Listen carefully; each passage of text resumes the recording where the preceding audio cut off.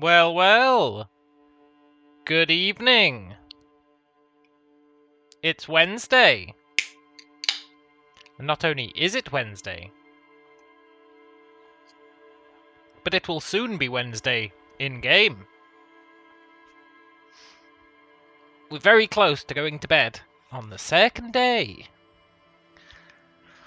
Let's jump in and try and remember what we were doing yesterday. We just had a talk with this lady about the pail. And I think I wanted to go and talk to the pail rider about it. We've just got our sweet boots as well. Which are okay. They're not the best. But they're alright. We had done a whole bunch of stuff actually. I want to equip our trash bag again. Nice. So we're just kind of making sure we've done everything we want to do before we go to bed. In our Kim isn't around time. We stole the drugs for Cuno. We stole the boots off the body. I think that's the only stuff we wanted to do, honestly. I would like to look around. I'm pretty sure we can talk to the pail driver lady. Like, it was like, look for someone else who can talk about the pail. And she's called the pail driver. We actually got a lot of intel about the pail. Talking to Joyce.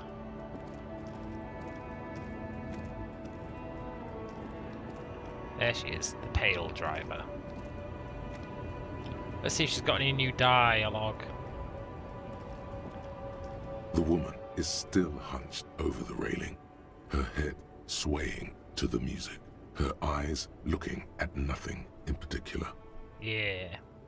Huh? What is it? What do you want? I think I know what's going on with you. You've been in the pail too long. And what is that? You're a pail driver. You transport goods through the pail. I mean, it seems pretty obvious she's a pail driver. Her name is Pail Driver. Oh meu Deus. The lawman solved the case. Yeah. And here I was, thinking you were an idiot. So, are you? An idiot, I mean? Republica, a filterless cigarette from Misk.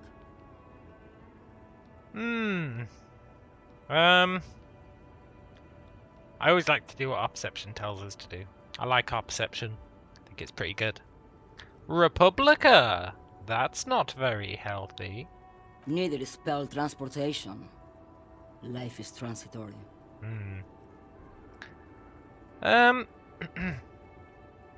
I lost all memory of the world. Like Gabriel Buenguerro in Pergunte a Poeira. You're the opposite of me, then. I remember everything. Even things I never knew. Really? How can you confirm such a thing? Things you never knew? The smell of liquor on Gabriel's lips after the shoot. In the motor park. The roses on the day of Franco Negro's coronation. On the grand stairs of Ryle. The smoke from the Fowling piece when Dolores Day was shot.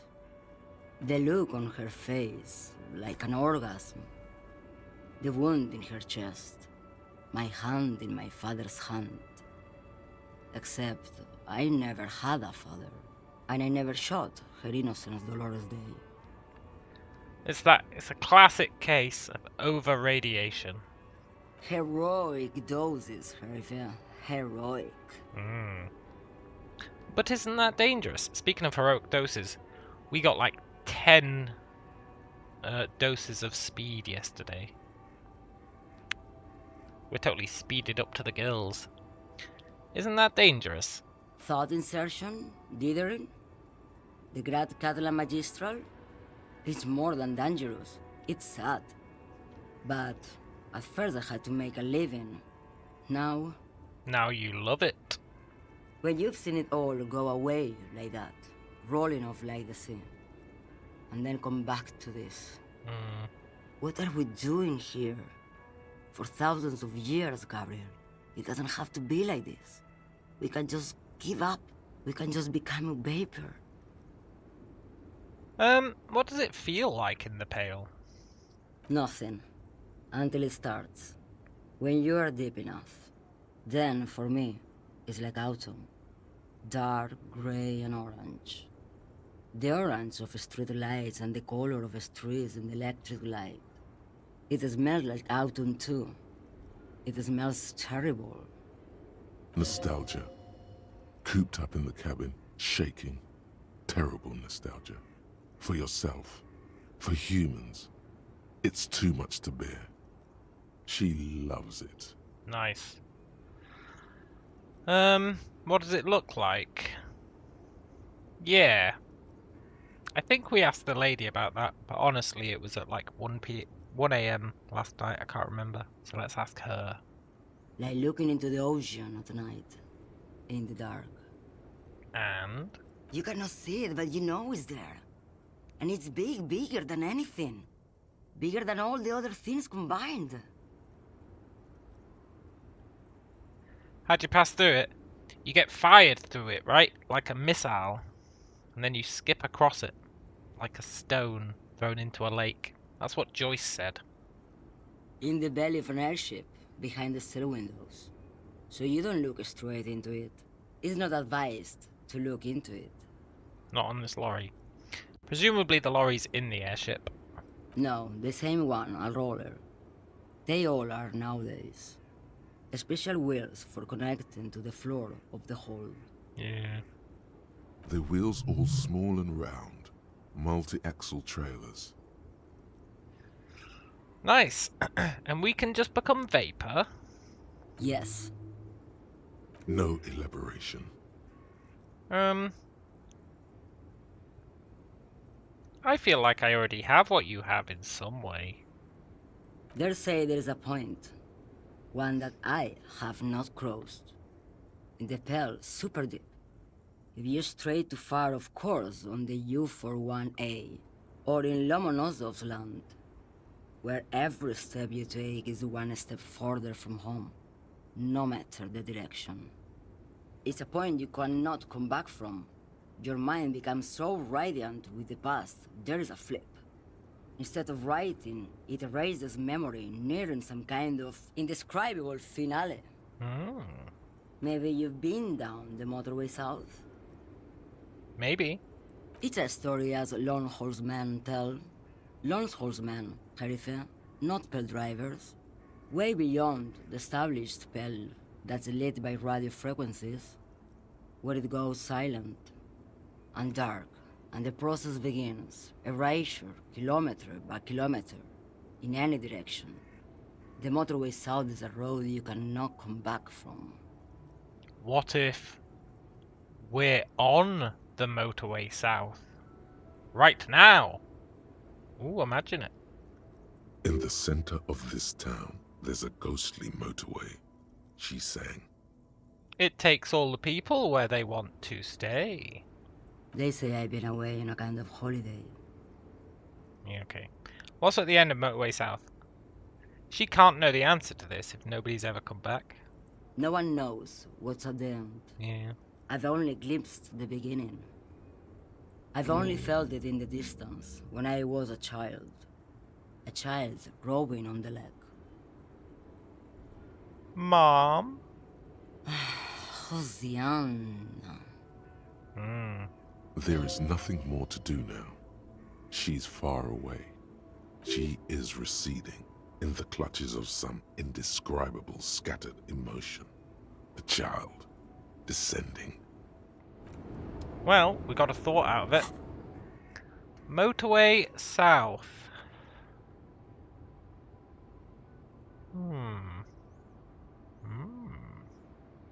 Oh, we've got a skill point to spend.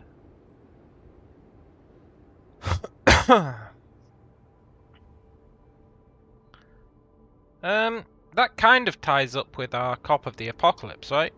Cop of the Apocalypse is kind of about the Pale.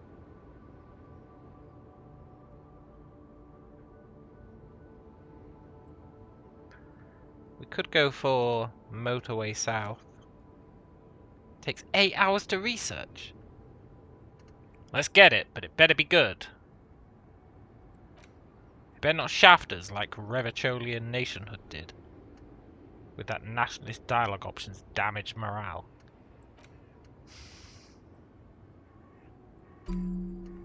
Which is such BS, by the way. Let's equip motorway south. Hey, Icarus! Icarus says, Cuno says Pigo needs a brain to have a thought. Yeah. This better be good. I'm gonna lose my shit. Oh, I should look at our tasks. We've got so many of them. Look at all these Monday tasks that I haven't done. We need to go see the smoker at the balcony. Need to figure out who made the call. Need to ask someone else about the tattoos. Need to find out who put the stuff in the trash.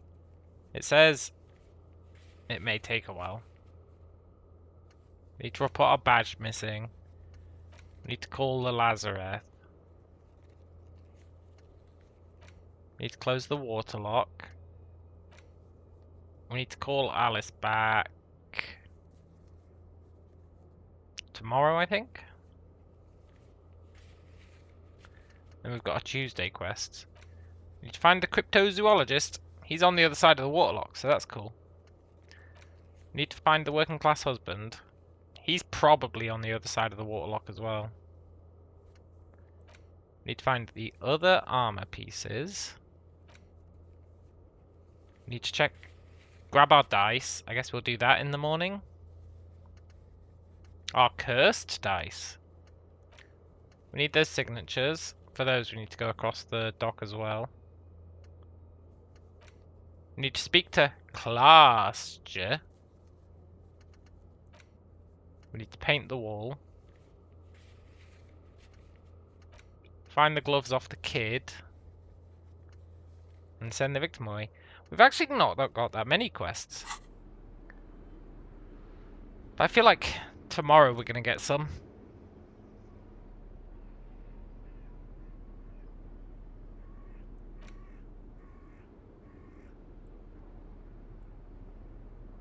I thought we might be able to equip the cup. Use it to like panhandle. We did the cockatoo quest. We've got these Maybells, I don't know what we do with them. We've got loads of stuff in our inventory. I'd quite like to read a case file. I was worried it was going to take forever, but we should do it before we go to bed because then time doesn't pass, right?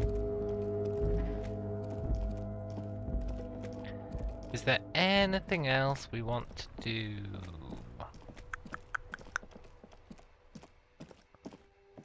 I honestly don't think so. I think we're done for the day. Let's do this for good measure. Fuck does Cuno care? Cuno doesn't fucking care. Okay, Cuno.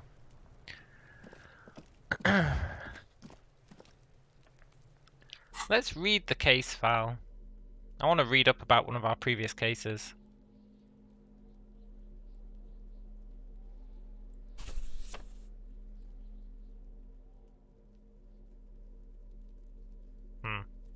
Thought it was going to let us equip that as shoes for a sec. It's the ledger you found in the trash. Oh, and the cool piece of toilet paper is stuck to the back. Yeah. It takes about half an hour to piece one together, using the system you've devised. Which one do you want?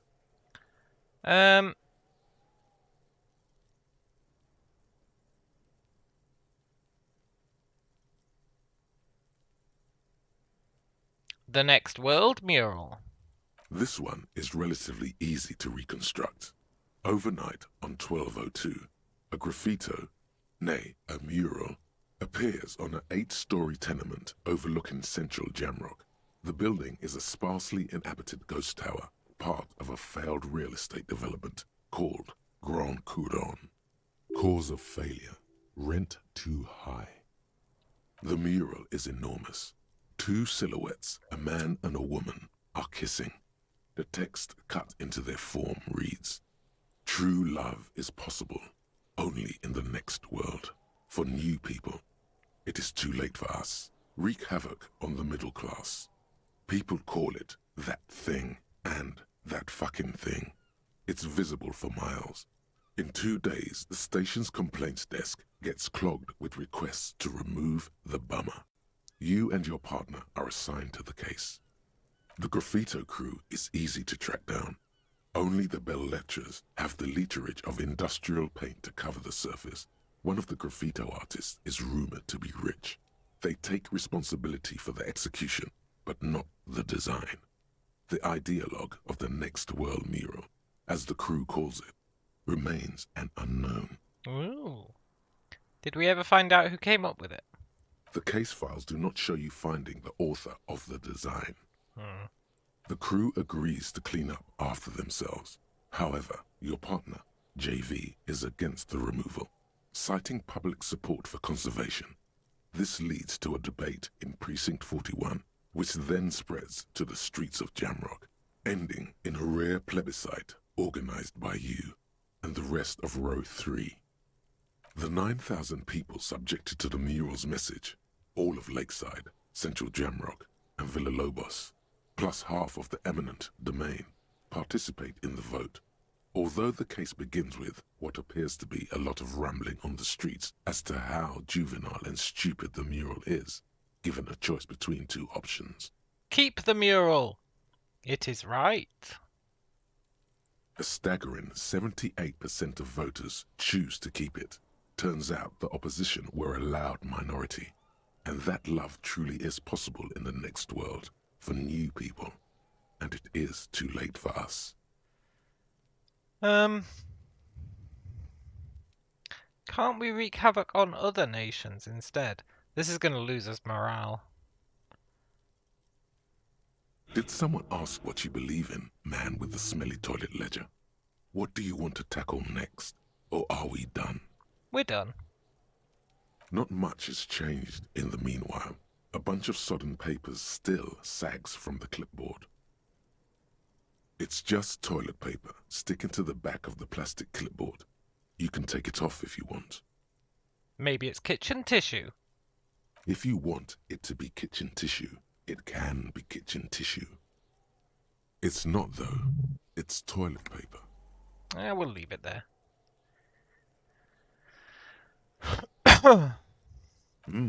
Cool toilet paper. I mean kitchen tissue. Nice. It says, "Everyone look at me and my kitchen tissue covered cop ledger. I don't care. My ledger is droopy and it smells like a urinal. This stinking tissue will show everyone what a bum you are.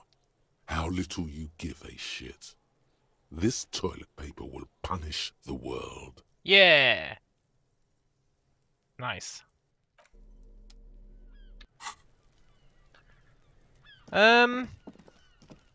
Yeah, I don't think we've got anything else to do today. Feels wrong going to bed before 2 AM. I honestly don't think we've got anything else to do. Do we have any checks? We can try the barbell again. Actually, I don't think we can.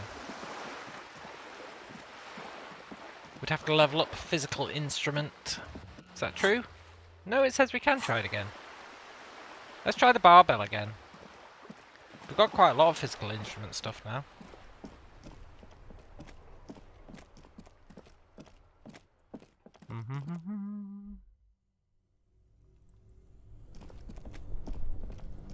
I'd like to open that, but we don't have the right tool.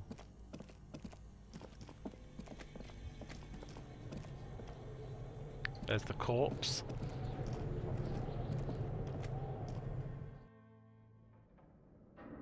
Ha! Kim's not here to tell us to turn the light on. The perfect crime. Okay, maybe we need to turn the light on. Damn it.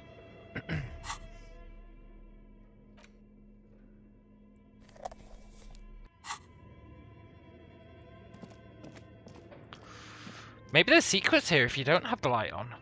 Ooh, I didn't even think of that. That's the kind of thing this game would do.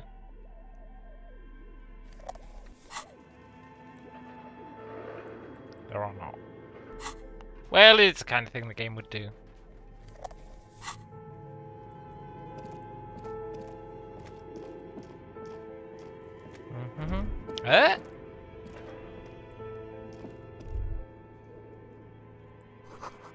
Poor animals, no rest for their bodies after death. Yeah. The barbell. Right.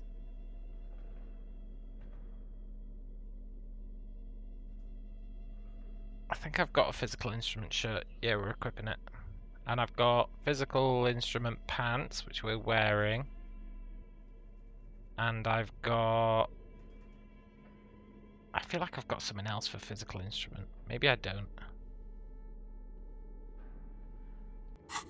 No. Let's see what our odds are. The barbell waits patiently on the floor. 58%. Like a dog for its master.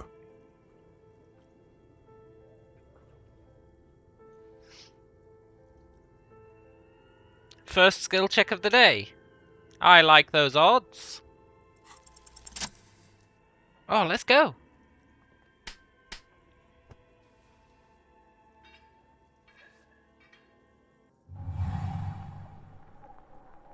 Conjuring up an inhuman amount of strength, you raise the barbell up in the air.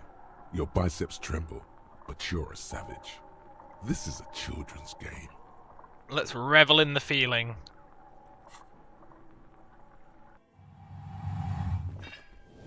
Yeah! A warm wave of accomplishment washes over your head as you drop the barbell to the floor. For a moment, it feels like you're strong enough to succeed at anything you ever set your mind to. Hey, but you're still in a ghost house. What if someone heard this? What if they know you're here? It's not a ghost house. I think we're beyond that now.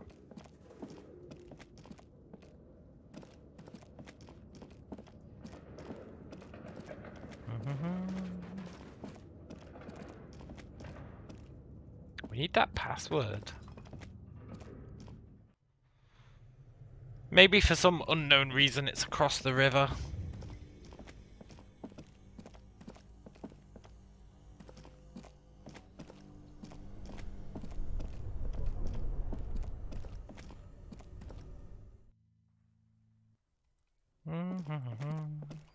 Right, I think we just go to bed.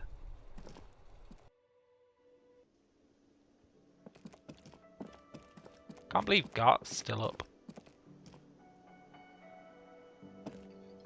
Can I help you? Another thing. Great. No. Yes? Bye. I don't think there's anything else to do here. Let's go to bed.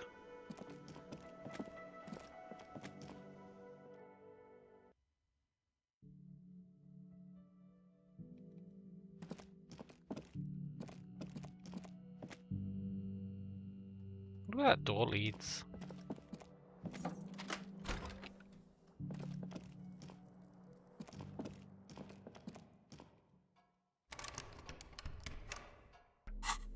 wonder if I can open it with the pry bar. I wonder if I can open it with the chain cutters.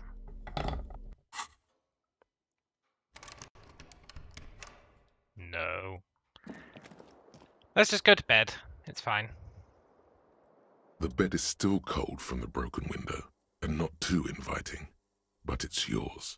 You've earned it. Yeah!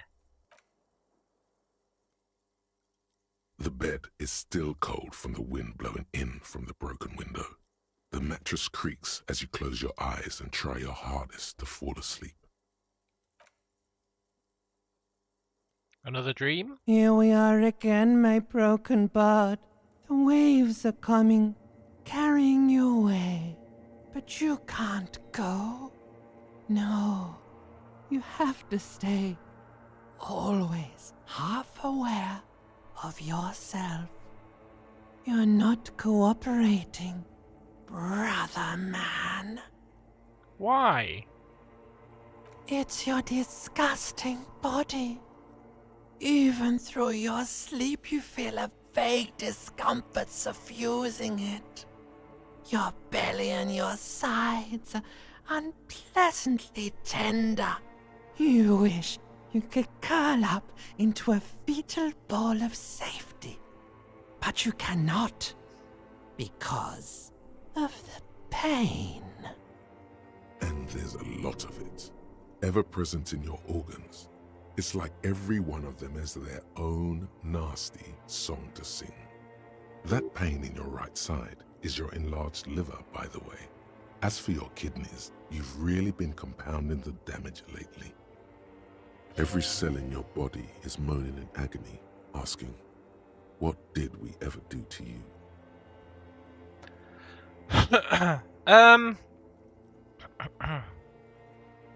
Look, it's all the system's fault.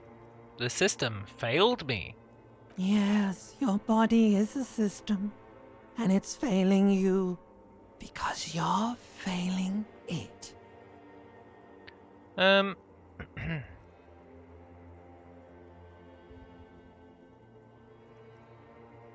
These are my just desserts. I will endure the pain with dignity. There's no dignity here. Only reflections of your body mass. Flashes of the day. You keep coming back to yourself in the mirror. But why? To admire all your accomplishments? You're just stuck here, in the half-world. Could try looking at other people. Really looking. But why would you want to start doing that? I'm looking at people all the time. I like them. Sure you do. They're all so friendly, aren't they? Yeah, especially that union leader guy. He's super friendly. At least they're interesting. Each one has a process just like yours, running in the space between their ears, full of secrets. People are beautiful, statuesque, parodies and tragedies of themselves. A great democracy of creatures. What do you think you're doing right now? Coming to some greater awareness? Look at all these lights, blinking in and out of existence. Thoughts! You're just pretending that you're asleep, even to yourself, while the world goes on without you. Let it. Let it. But it never seems to let you go, does it? Time to rise and wipe that shining sweat off as best you can. Gather your bearings. Rock and roll. Yeah. Now we need to find 20 quid to pay for tonight's sleep. Nice.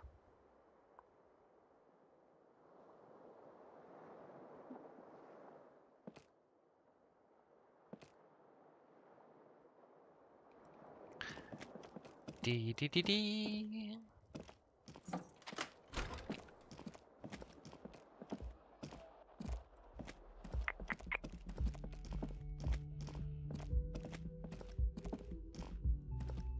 Oh, I'm looking forward to exploring across the canal. Duh, he saw us. Yes? I found out what the Pale is while you were gone. Wonderful. What is your takeaway?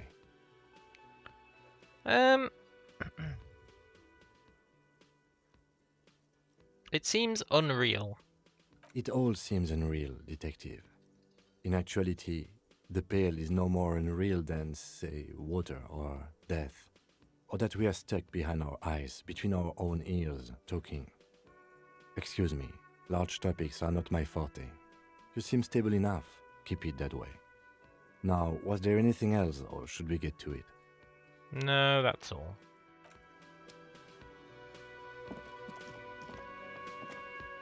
These guys are new. The woman in an RCM patrol officer's uniform winces as she notices you. I would really prefer not to talk to you right now. What? Why? A patrol officer is the lowest rank in the RCM, below lieutenant and sergeant. You're a patrol officer? Yes, I am. I'm a cop too. I know. Oh. Here's the real deal. Yeah! It's hard to tell whether he's sarcastic or sincere, but if you had to guess, you would say the lieutenant is being sarcastic. No, he's sincere. Are you the cavalry? I'm definitely not the cavalry. Okay. Well, why don't you want to talk to me? I don't know. I mean, why would I want to talk to you?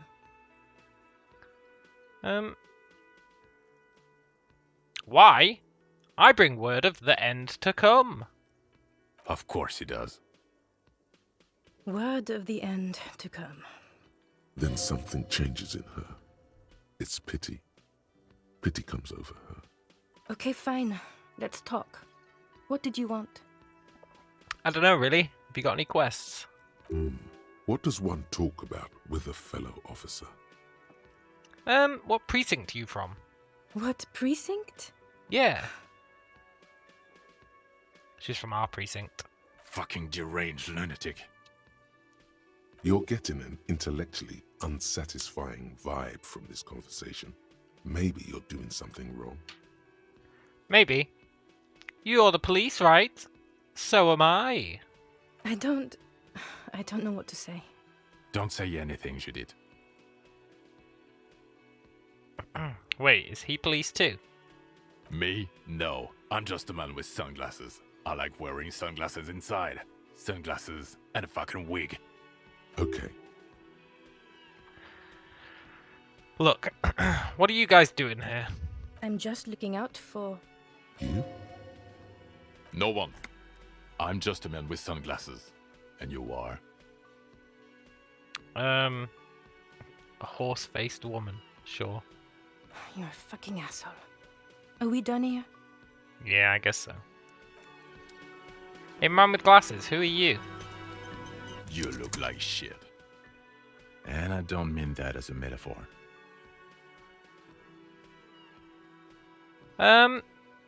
It's intentional.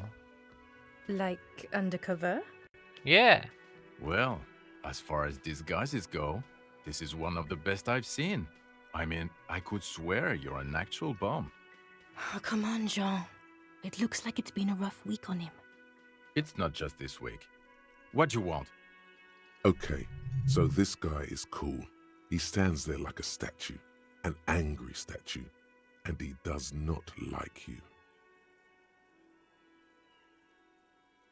Kim, who is this guy? I'm not getting involved in this. Damn it. Watch out for yourself, loser. Hey. I'm not a loser. I'll have you know I've got equipment that'll help me with that skill check, maybe.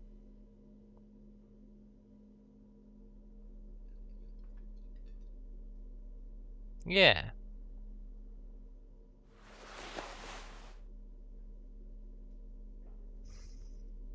He wouldn't be calling us a loser if he could see our sweet ass boots. Okay, it's only +1, but... Again? I can't believe this shit. 4.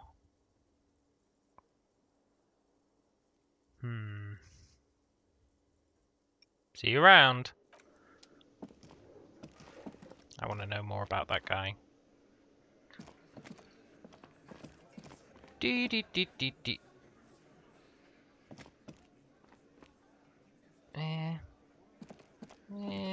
Let's talk to him. Maybe we can get some bonuses to it by talking to him. Again? I can't believe this shit. Got some questions for you. I'm a cop. About what? You don't look like a cop. You know what you look like? Like a prophet? Not the prophet shit again. He didn't answer your question. Look, will you answer some questions? No, Why not? 'cause it's not my job. Why don't you go and fucking do yours and solve this damn hanging? Well, if you don't want to answer questions, maybe you want to hear me say things, yeah. Actually, I don't want to hear you say things. Come on, Jean. Okay, say things. I want to hear you say things. Hear that? He wants you to say things. Say one. Suddenly, out of nowhere, case-related things start popping up in your head. Yeah! I'm doing an investigation. A man is hanged. So, do you know who hanged him? Not yet. Yeah, I can see that. Why am I telling you this? I don't know. Why are you? You know what? It must be because he's buff. He looks like he works out, like he's got the devil on his back. I resent wasting that morale buff. Oh my god, there's more. You want something more? What is it? I don't think there is more. Okay, why not? So, I don't know. Oh my god, there's more. I'm not trying that 28%. I've learnt my lesson.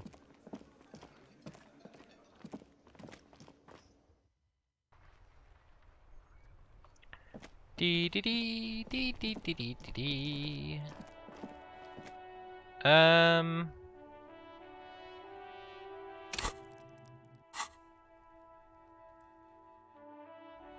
want to try that perception check on the body again. Now that Kim's here. Hope he doesn't mention the boots. The bear's eyes are still glowing red.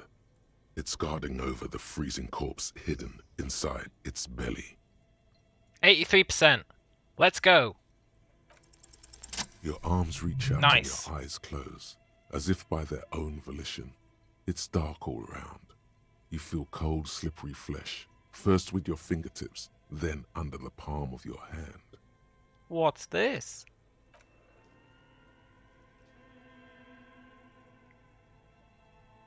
His face, his cheeks, his nose, his fat, swollen lips. Like a spider, your hand crawls over his features. Everything is silent.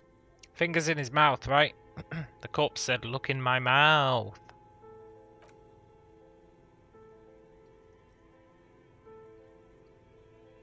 The oral cavity is cold and moist. A ball-like tongue attaches itself to the base of the mouth, lolling around like a scallop. You're on the right track. Yeah, let's play with it. This feels right. The tongue moves freely in the cavity. The mucus of the mouth is slippery, delicate to touch. From the soft meat, teeth are budding. Hard pearls of bone in the gums and in the back of the mouth. Uh-huh. Can you feel it? You're so close. Rip his jaws open now. Look in. A vision of black and dark red death, pried open by your naked hands and studded with teeth. Looks like he's laughing. Death fumes rising from the throat, and there, in the back of his mouth, above the bell of the uvula, right in the soft palate, you see a hole, barely visible to the human eye. It is swollen shut, almost vanished. No larger than 0.4 centimeters in radius, the edges appear darkened. F yeah! Mm-hmm. Keep going. Let's touch it. A black trickle of liquid runs into his throat from the wound. Let's put our finger in. Your index fits right in there. A tight tunnel of flesh opens up. Tissue damage. Wide enough for 2 fingers. As you push both in, you reach through his mouth, right into his brainstem. Brainstem? Yes, that's what this part is called. You've seen the drawings. You've studied them. Okay. Let's feel around. The basal ganglia feels clumpy. What entered here has torn apart his reptilian complex. This man will never sleep again. Never wake. Yeah, no shit. Let's push deeper. Your fingers slide into the remains of his limbic system. There is no resistance. It's gelatinous. The slug-like structures are damaged too. The tearing extends deep into both hemispheres. There's a cavity! Right between the hemispheres.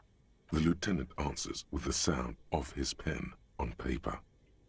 Your fingers are all the way in now, reaching toward the inside of his skull. The cavity goes further, but the entry wound isn't wide enough for the rest of your hand to follow. Someone shot him in the mouth. All the muscles in your body harden. Time to enter him. Punch a hole through his mouth. Let's punch a hole through his mouth. Why not? The cartilage gives in with a crack, like some fruit. Just like that, your hand is in his head. Strange fluid streams down your wrist, and then you feel it with the tip of your finger. Sharp, serrated material. The edges cut right into your skin. The pain is barely noticeable under the adrenaline rush. I feel a solid object right under the skull. Can you get to it? Let's inspect the skull. There's a tiny crack, a protrusion in the cranium, right in the back of his head. Your finger must be pointing straight at it, from the inside. The object that is in there stops just short of the skull, in the encephalus, knocking this tiny fracture into the cranium. We have the makings of a very small exit wound here. 97%. Let's go.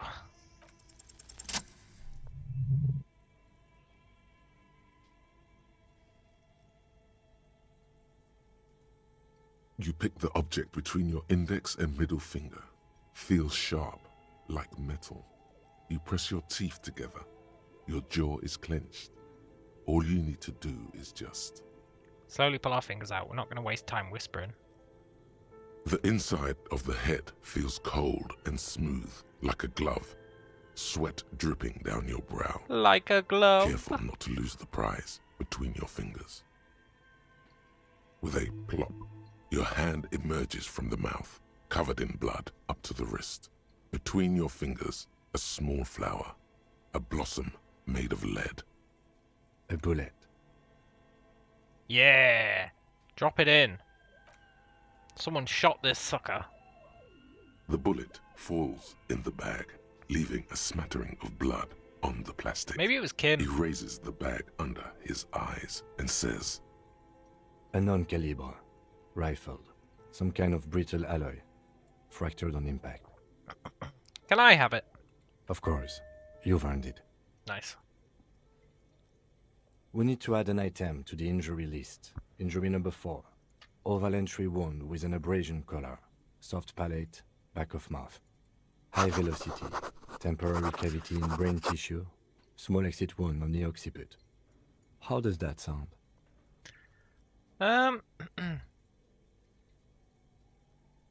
Say nothing, just nod. Opinion, fatal injury. I'm still not sure. We have extensive tissue destruction away from the wound track. We have a bullet. Yeah, but he could have been shot post-mortem. You know? Where does the trail end?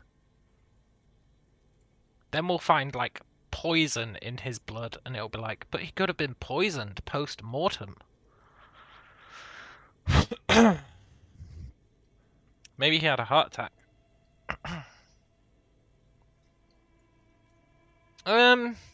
Agreed.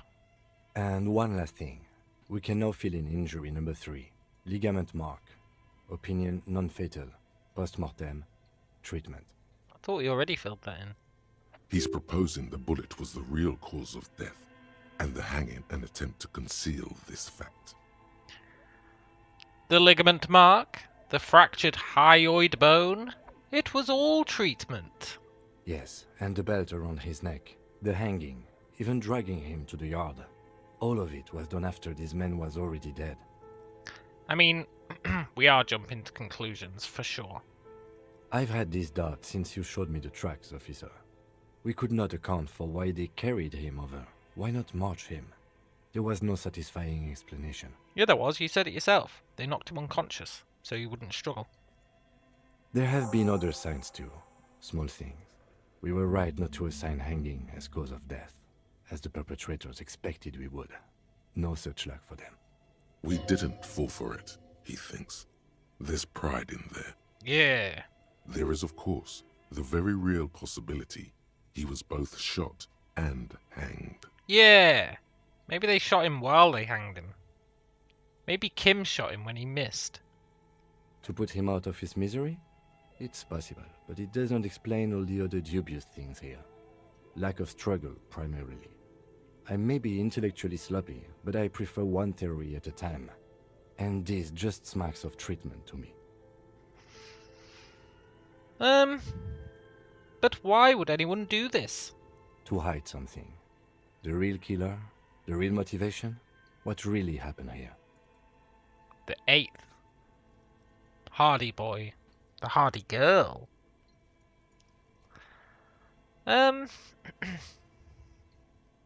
Who would do this? I mean, we're no closer to an answer on that than anything else. That's for us to find out. But this, it will make finding them just a little easier. Maybe the bullet holds more answers. We don't need to wash ourselves. Yes, we should take a closer look at it.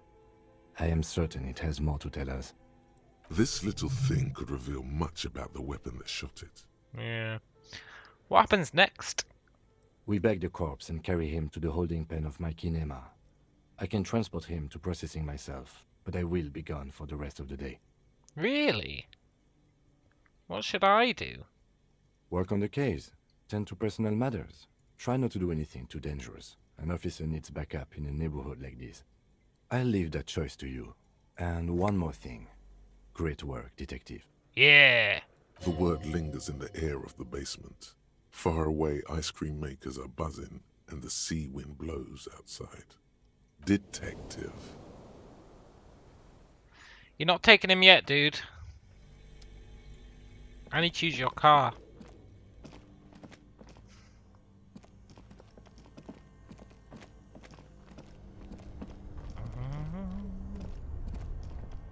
I want sweet XP for reporting our badge missing.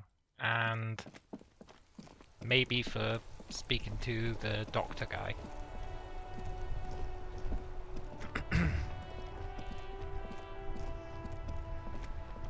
Inside, you see a set of steering levers, a radio microphone, a pull-out toolbox, and the soft glow of the fuel preheater gauge. Let's run our fingers over the steering levers. The white suede feels luxurious under the touch, and the metal clutch handle so very familiar in your palm. Your fingers waste no time closing around the handle. Clutch disengaged. Release the handle. Clutch drops. Right foot yearns for the familiar touch of the accelerator pedal. You have synced with the machine's mechanical circulation. Yeah. Maybe he was into some weird dark sexual shit. Yeah, maybe.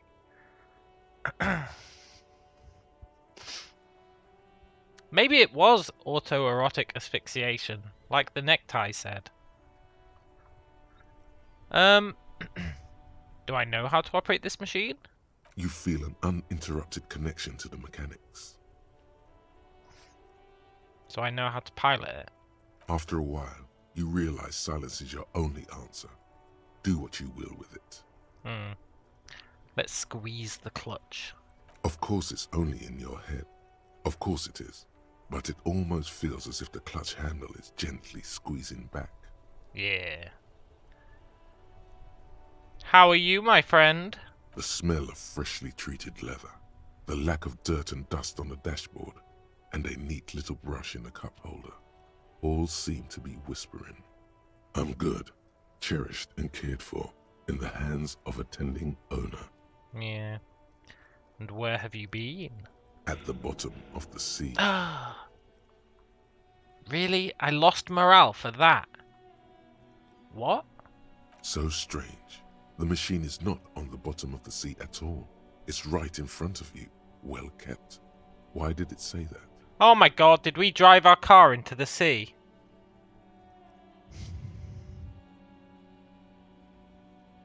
We did. We almost certainly drove our car into the sea. It's because of us that the canal was blocked. A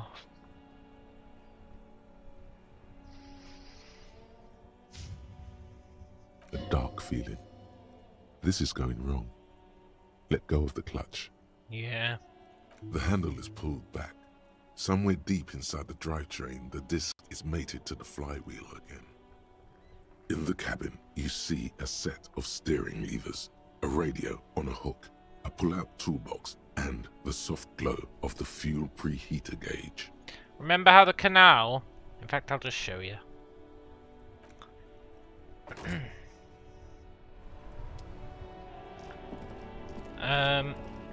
Down here...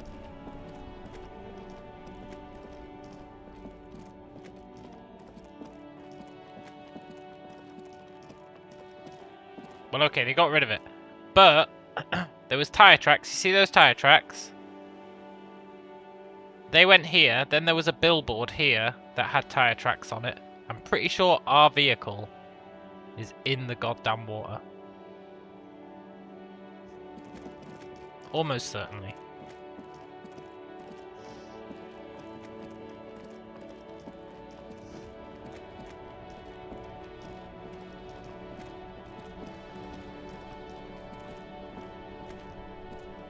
Inside, you see a set of steering levers, a radio microphone, a pull-out toolbox, and the soft... This is Precinct 57. How may I assist you?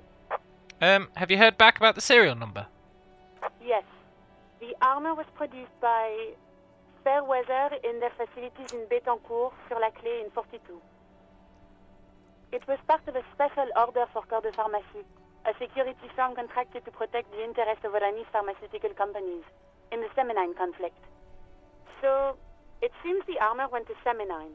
That's where the paper trail ends, though. Even the firm has proven difficult to track. Corps de Pharmacie has been renamed several times over in the years since the armor was issued. One of its names is Canal. Yes, that is the most recent name the ICP has been able to connect to the CVP. And the one before it was Downwell. I also have one called Sediment, but I think that might be a different contractor. Yeah, I think it is. No, they work called Sediment. Really? And Somatosensor, it seems. All that during the last 9 years. Huh. Armor like this isn't mass-produced. It would have probably been fitted.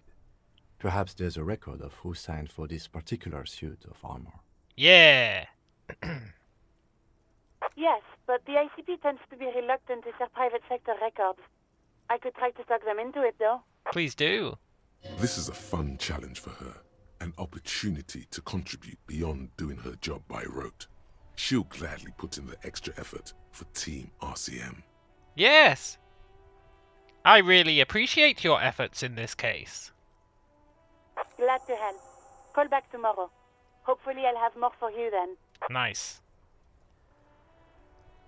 Reconnect me to the 41st. Let's take a morale hit when we tell them we lost our badge. Right. Please hold. 10-4, come in. Fireworker, over. Nice. We called ourselves Firewalker the first time we called. I need to report my badge missing. 10-9, repeat message, over. My badge! It's gone. 10-4, message received. This is a very serious situation. I need to 1022 the captain, over. 1022, the captain? This sounds bad. Bad and scary. Like being called to the headmaster's office in school. 1022 the captain? This sounds bad. 10-4, I hear you, officer. I'm just going to make a note here that you are in pursuit of your misplaced badge. Nice. What about your gun, officer? Do you still have your gun, sir? Over. This is how we'd learn we don't have our gun. Let's say nothing. 10-1, you're breaking up. 10-9, repeat, please. Over. Let's not say anything. 10-9, come in, officer. Over. Nope. Come in, officer. 10-9, repeat message, please. Did you misplace your firearm? Over. Just say you lost your gun. Anything else would only make the situation worse here. Sure. That's affirmative. Over. Affirmative. He didn't actually expect that answer.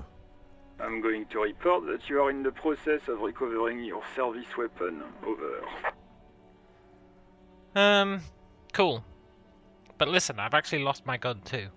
10-4, I know I already wrote it in a report, but it will stay on my desk for a few days. Over. Nice! This guy's got our back. Thanks, buddy. Roger that. 10-10, over and out. This is Precinct 57. How may I assist you? The Lazareth. This is the last thing we need to do. It will take just a moment, officer. Her voices fade out into the familiar radio static.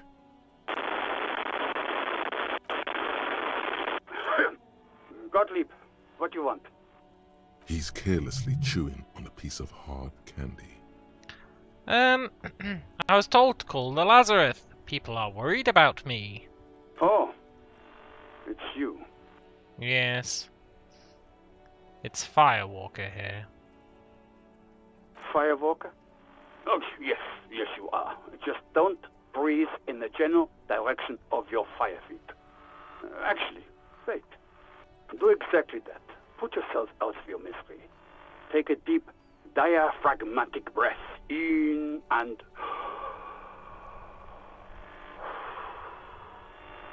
It would be an artistic statement of some kind or another. Cop sets fire to himself. That would be an interesting conceptual piece, don't you think? Sounds more like a newspaper headline that will surprise absolutely no one. Now, do you have any current, pressing medical problems? Yeah, a whole bunch of them, actually.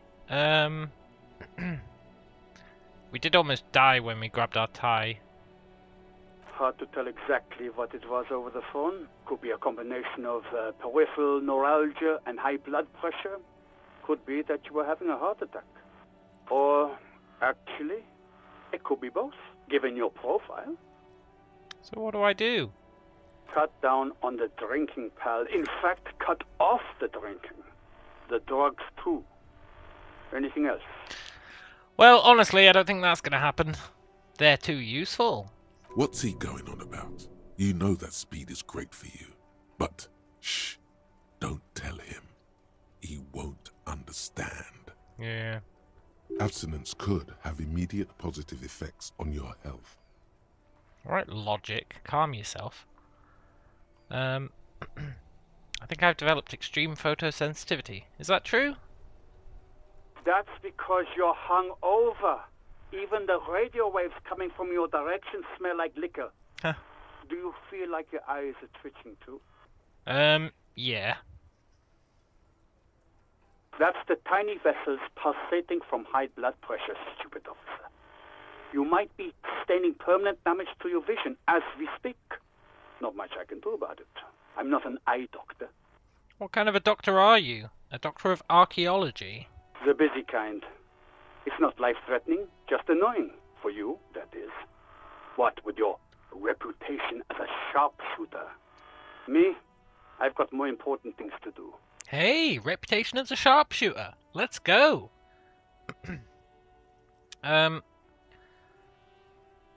lost my memory. With all the damage you've been dealing yourself with drugs and alcohol, I'm not surprised. There is no surprise in his voice, only careless superiority. Okay, but is there anything else? What else? I'm not a brain doctor. Look on the bright side, you've got a whole new life now. Use it wisely.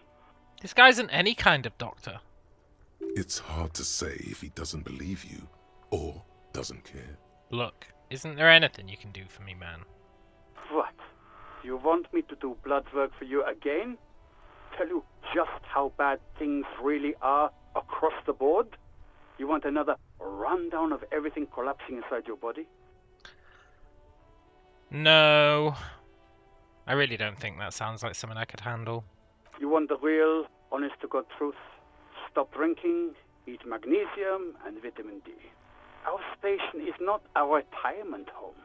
We don't have the funds to deal with rock stars past their prime. The money is probably going to some old, oily... And no, I don't want to hear a political commentary on the topic. In fact, I got work to do.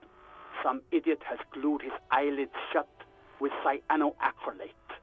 It looks like Mactorson. Ha, what an idiot.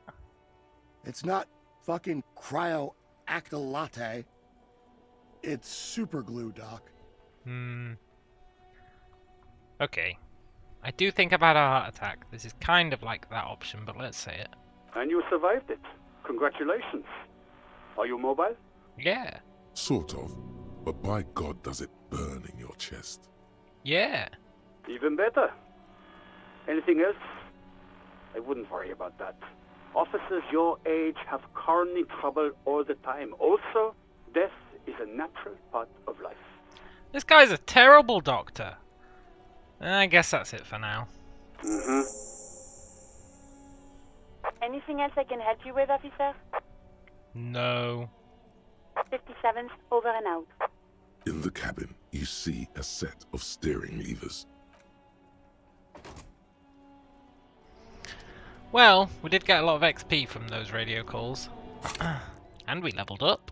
And we've almost leveled up again. Is there anything I wanted to put points into? Maybe esprit de corps?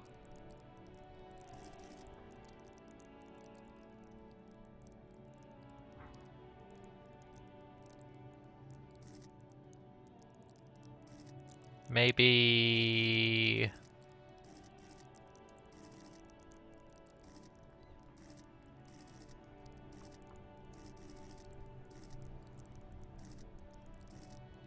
yeah, esprit de corps.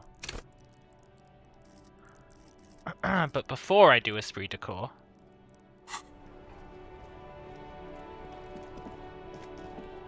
there's only one reason I'm doing it.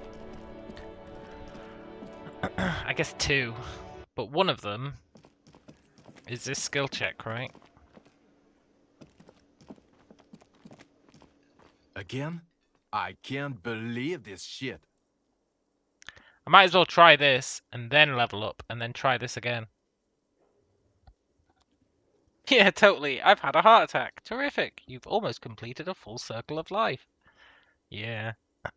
We might as well try this and then we get another try when we level it. Let's try and figure out what's strange about this guy. There's something that binds you to him. Some kind of an outfit, maybe.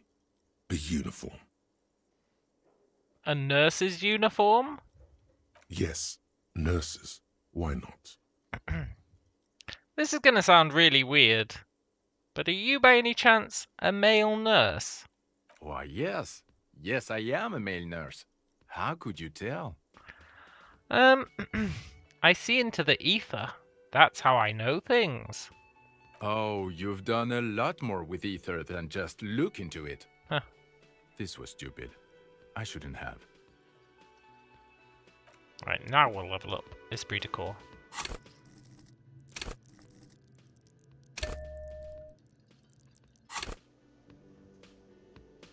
Again? I can't believe this shit. 58%. I want to believe. You know what it is. It's like the two of you know each other. Just ask him. Look, buddy, do you know me from somewhere? Oh, I definitely know you from somewhere. Uh-huh. Another life. From another life? Yes, from another life. A different life. Maybe the life of a police officer belonging to the ranks of the To what station do you think you would belong in this alternate and totally fictional reality? The 41st, obviously. Okay. That's plausible. That's entirely plausible. Now we're really getting somewhere. Somewhere good. Let's talk about the hypothetical Station 41. Okay.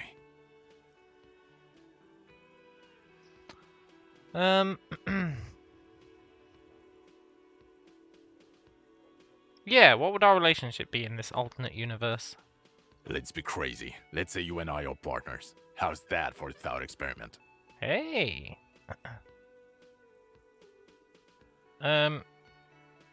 Kim's cooler than you are, man. In his own way. I'm sure he's fucking flattered, but Kim is not part of this thought experiment. In this one, we're partners. The lieutenant is silent. Yeah, you seem like a cool guy. Although I do think I could do better. None taken, my friend. None taken. Let's be honest. There's been some purely fictional talk in our imaginary station in regards of who'd even be worthy of your partnership. And the conclusion is that a man with your caliber should form his own one-man policing unit. Anyone else would just slow you down. Yeah, totally. Kim does slow me down. Do you have a crime to solve? Oh no. You see, I enjoy watching other better cops solve crimes. And let me tell you, it's been quite a privilege seeing you work. This isn't helping. Shit, man, is he here to, like, judge our progress? Who else is in our imaginary police station?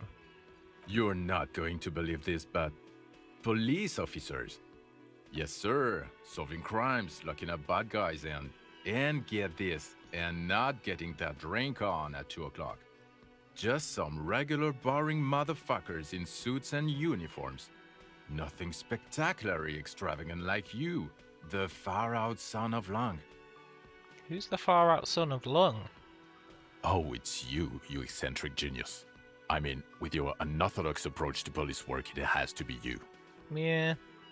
Tell me more. Not even a little bit. Oh. It's an urban myth about an officer who is so far undercover he can't remember who he is. As I said, just an urban myth. You are not the son of Lang. We kind of are. He's trying to protect you from further rough handling, dished out by this sunglassed man. Okay, yes, you get the joke. Leave it at that. Yeah. I can't imagine that station anymore, man. I've moved on. Neither can I, partner. Neither can I. It's a mere second, but it feels like you saw something. A gram of compassion in that sadness. Yes. I'll take a gram of compassion. Hey. Okay, the man with the sunglasses and his hypothetical Station 41. Weird, right? Yeah, it was kinda weird. There's something missing here. Something you can't put our finger on. You know what? Just ask him. I know it sounds crazy, and you'll probably get laughed at. But still. I mean, we should just ask him if we're from the same station. Yes, just cross it off the list. It's probably not true, though. Sure. Again? I can't believe this shit. Look, are we from the same station? I'm going to say no. Just to see what you'll say to that. What'd you say? I mean, I really don't remember you from anywhere, man. God fucking shit. None of this is great news for him. Okay, I was clearly wrong. He is a firefighter, male nurse, animal control agent, something of that kind. Not a cop. Go on with your cop work. Don't let me stop you again. Okay, bye. What a waste of time. But we did get some XP. Dee. Oh, I can speak to Titus probably and say, what about this bullet? Actually, I'm supposed to investigate the bullet, aren't I? Supposed to investigate it. The bullet is safely sealed away in a plastic bag bearing the RCM stamp. Kim has filled out the label on the bag with the item number, case number, and date and location the bullet was found. Yeah. Beside his orderly handwriting, the bullet looks especially sad, like a tiny, shriveled head of cauliflower. What can I do with you, Bullet? What? I said, what do I do with you, Bullet? Well, if I was the bullet, which I'm not, I would say find the weapon that shot me. Yeah, that is a good idea. If we find who owns it, we will have likely found who used it, possibly to kill our victim. In conclusion, the more we know about this bullet of yours, the better. Let's feel it. The squashed bullet has some sharp edges where the jacket has split open. It feels cold, even through the bag. Putting it in the freezer probably didn't help. Let's inspect it closer. The jacket of the bullet is made of a yellowish metal. It has blossomed out to reveal a dark grey core. The base of the bullet is close to 5 millimeters in diameter. The jacket? You can just about make out a few striations near the base of the bullet. Little hairlines, linear. It feels standard. And the core? It's quite destroyed. Some of the fragments are still lodged in the wound. What can you say about the bullet so far? Well, it's a jacketed bullet, close to 5 millimeters in diameter. A jacketed bullet. Okay. It would have been shot from a military-grade breech-loading rifle, not from a muzzleloader like those typically found on the streets of Martinez. We were right. This came from a serious weapon. Even the RCM uses ordinary unjacketed conical bullets. This is strange. Very strange. I like this, officer. Strange means unique. Unique means incriminating. We need to find the gun that shot it. Something tells you that won't be any time soon. This'll have to be one of those epic tasks that's open for a while. I don't know, I mean, I do have a similar rifle on hand. That's that gun that we found earlier. But I think I do have some hand-eye coordination gear. Although that might not be true. Yeah, I do.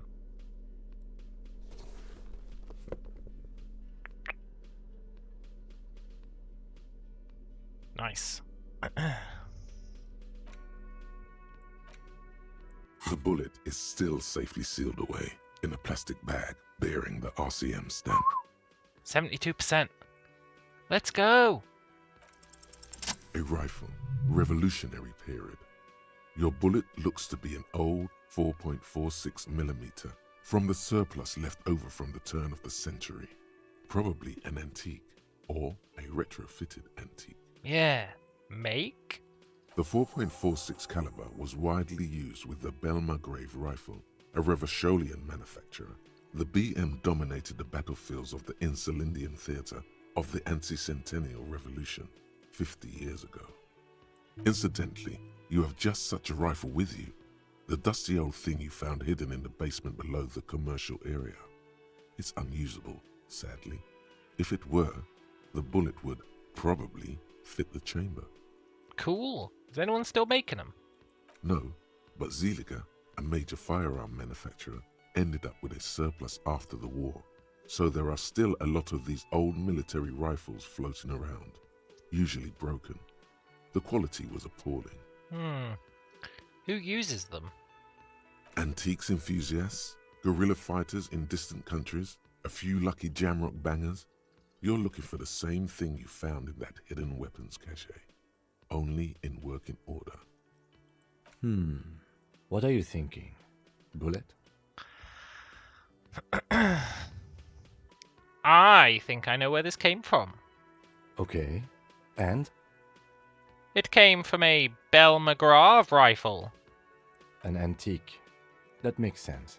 There can't be many breech-loading rifles floating around in Martinez, or anywhere in Ravachol, really. Why? Sure, there's some arms trafficking, But the laws prohibiting the use of breech loaders we inherited from the monarchy have been effective, from what I've seen.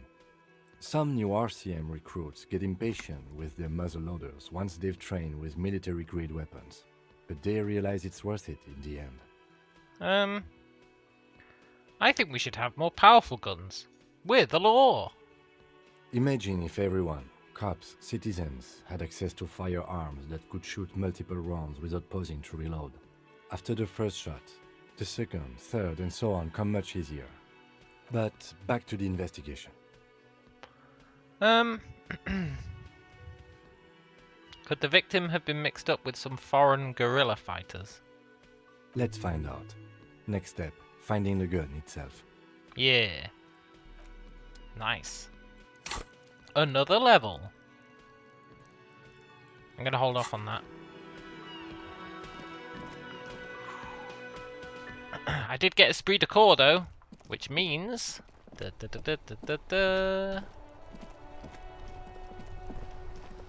I can talk to that lady, Joyce.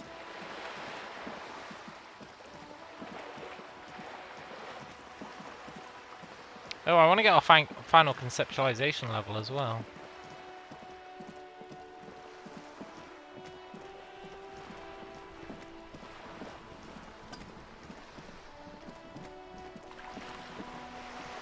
Oh, Joyce?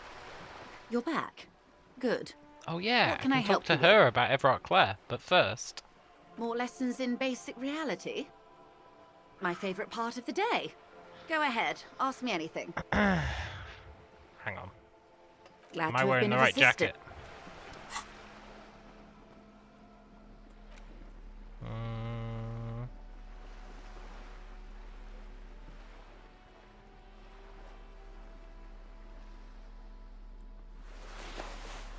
I'm sure I had a third jacket.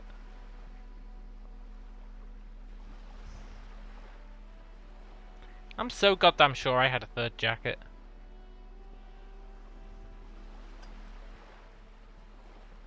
Oh. I've got another row.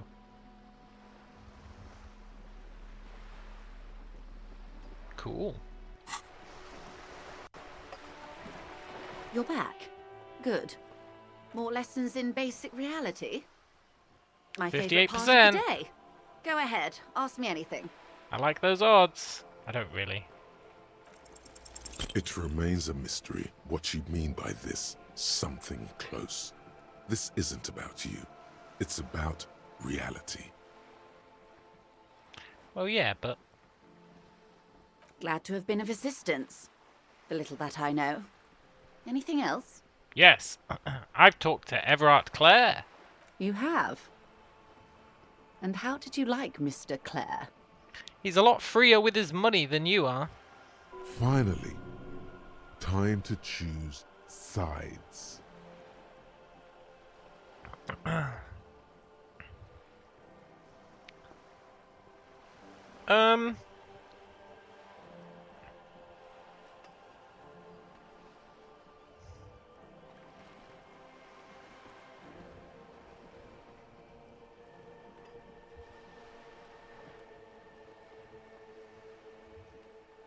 It's not important.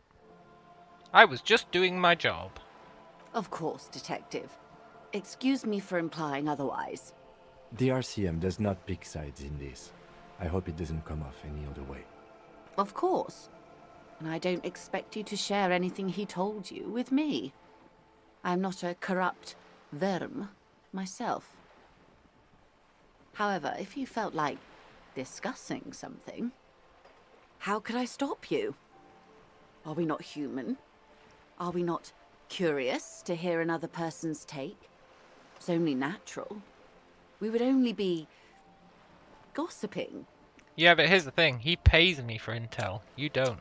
So... Intellectually speaking, it would be quite interesting to hear what she has to say about these things. Oh, that is true. Tell her she'll like you for it. No, she won't. Yes, your disgusting necktie agrees completely. Let's gossip.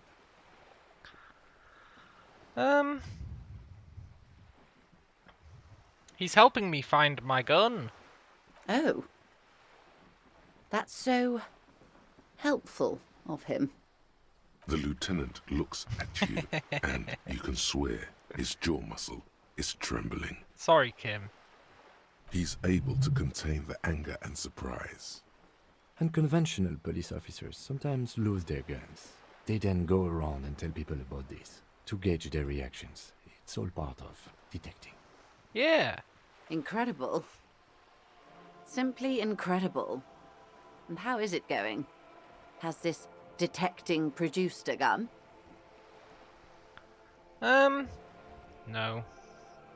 Well, maybe he's not as helpful as you thought then. Is there anything else?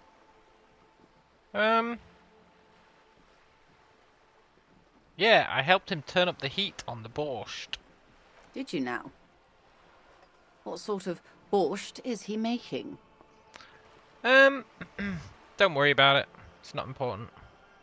You're right, detective.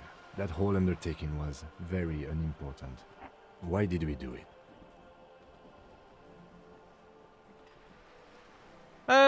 I thought it'd make it taste better. Very curious. A very curious thing to do. Truly. But that's how he operates. He just does things, man. And then talks about them, even if it's inappropriate. A strange equanimity has overtaken the lieutenant. He's just going with the flow now. Easier that way. Yeah. What else?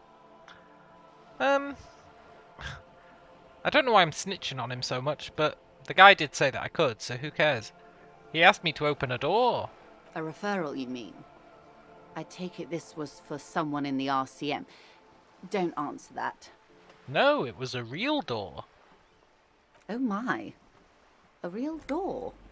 The lieutenant does not say anything, but you hear the nylon of his jacket rustle as he looks at you.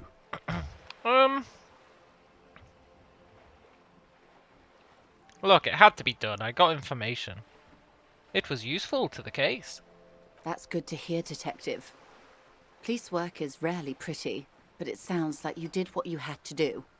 Her bartering mind cannot fathom that you didn't ask anything in return. Frankly, what was done was not pretty at all, but neither was it illegal, and it was not for nothing. This seems serious. I advise you to be very selective with what information you choose to share. This may have consequences beyond our line of sight.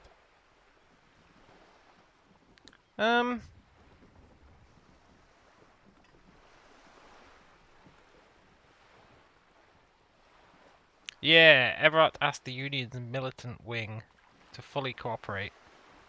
How benevolent. Hopefully they'll help you sort this whole business out, if they haven't already. While we appreciate your assistance, ma'am, I'm afraid we can't discuss the specifics of an ongoing investigation with you. That is only fair.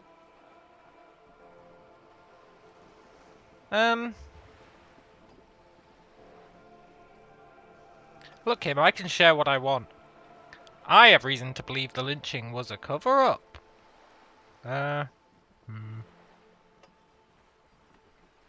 Yeah. Oh my. Very interesting. So the militant wing is protecting one of their own? Her mind races to the conclusion that most benefits her interests. That doesn't mean she's wrong, though. It looks like you may untie this knot yet. There's something in you that really likes the way she's looking at you just now.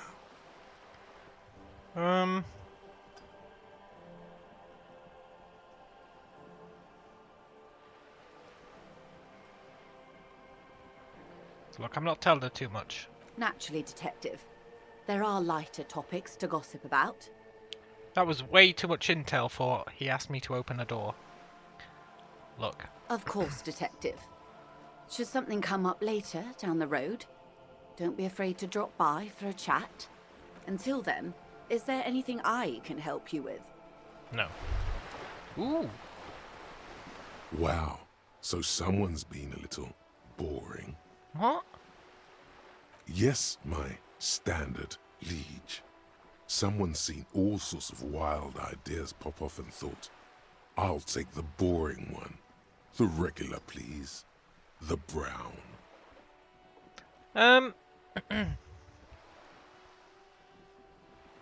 Kim, am I boring? You? I wouldn't worry about that. See? You're so regular and vinyl brown.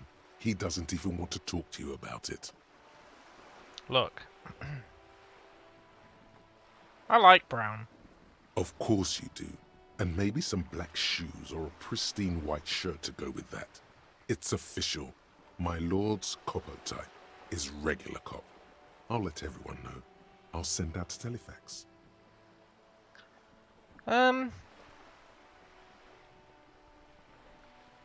Yeah, go on then. I don't care. Done and done. No actual communiques will be sent, of course. That would be too dramatic. We're not a regular cop. I'm never equipping that thought.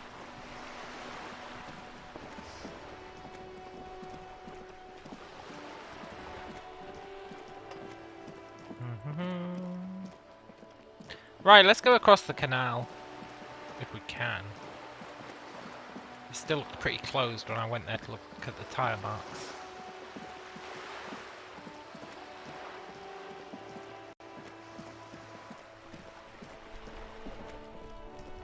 Also, visual calculus, tyre marks.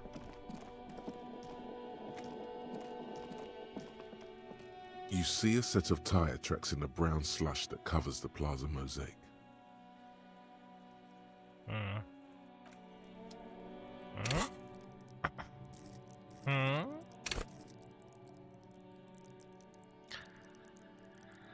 -1 from thoughts.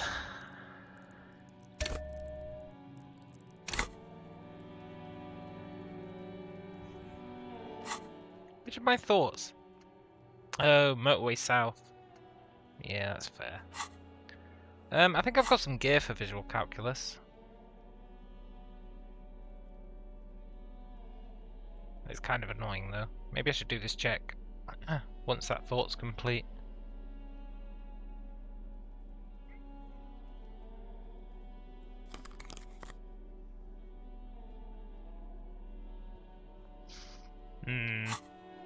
Let's see what percentage it is.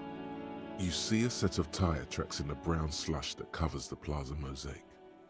I'm gonna wait until the thought's complete.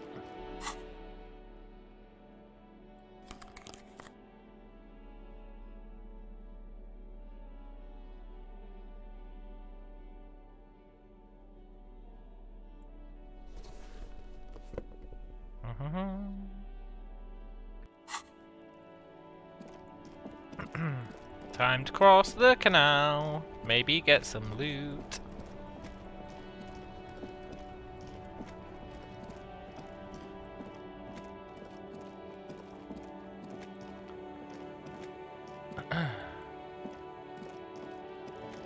Is that the shop? I think it is the shop. Yeah.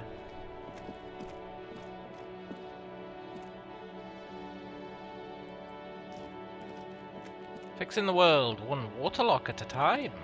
Yeah. A rusting control panel with loose wires dangling out from the hole where an indicator light used to be. You grab the handle and pull the lever up. As soon as the metal connects against the contact pins, you hear a loud clunk. Then, the waterlock starts moving. Nice.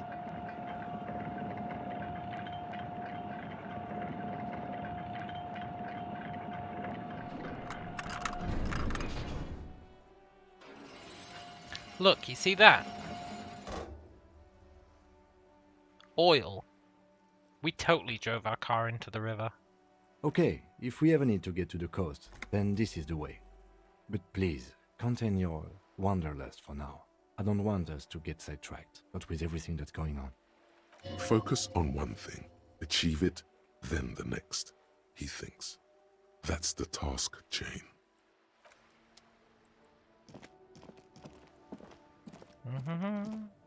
Our car is down there, almost certainly.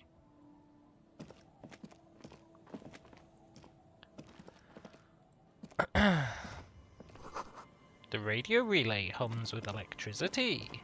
Ooh, money. This has already been profitable. More money means more medicine.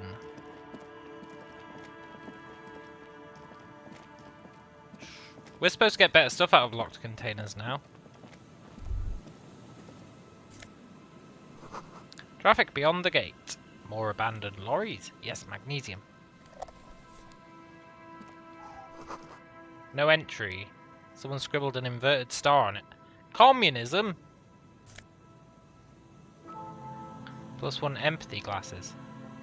They would have come in handy for Cuno. But they might come in handy for other stuff. Hey look, it's more car tracks.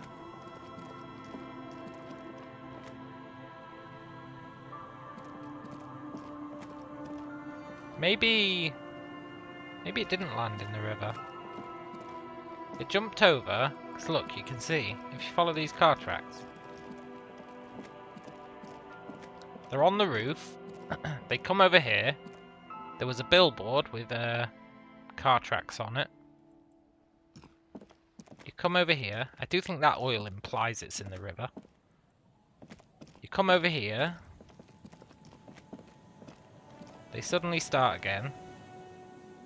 Someone jumped the river.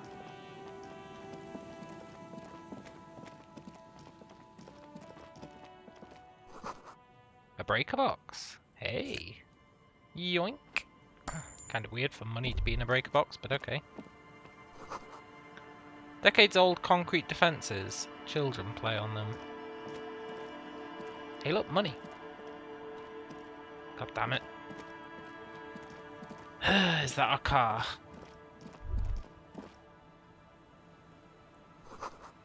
Creaking ahead, a broken axle grinding. Yeah, that's our car, alright.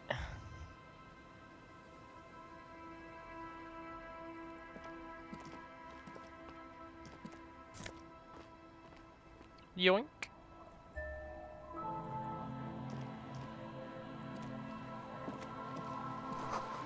Bottle of booze.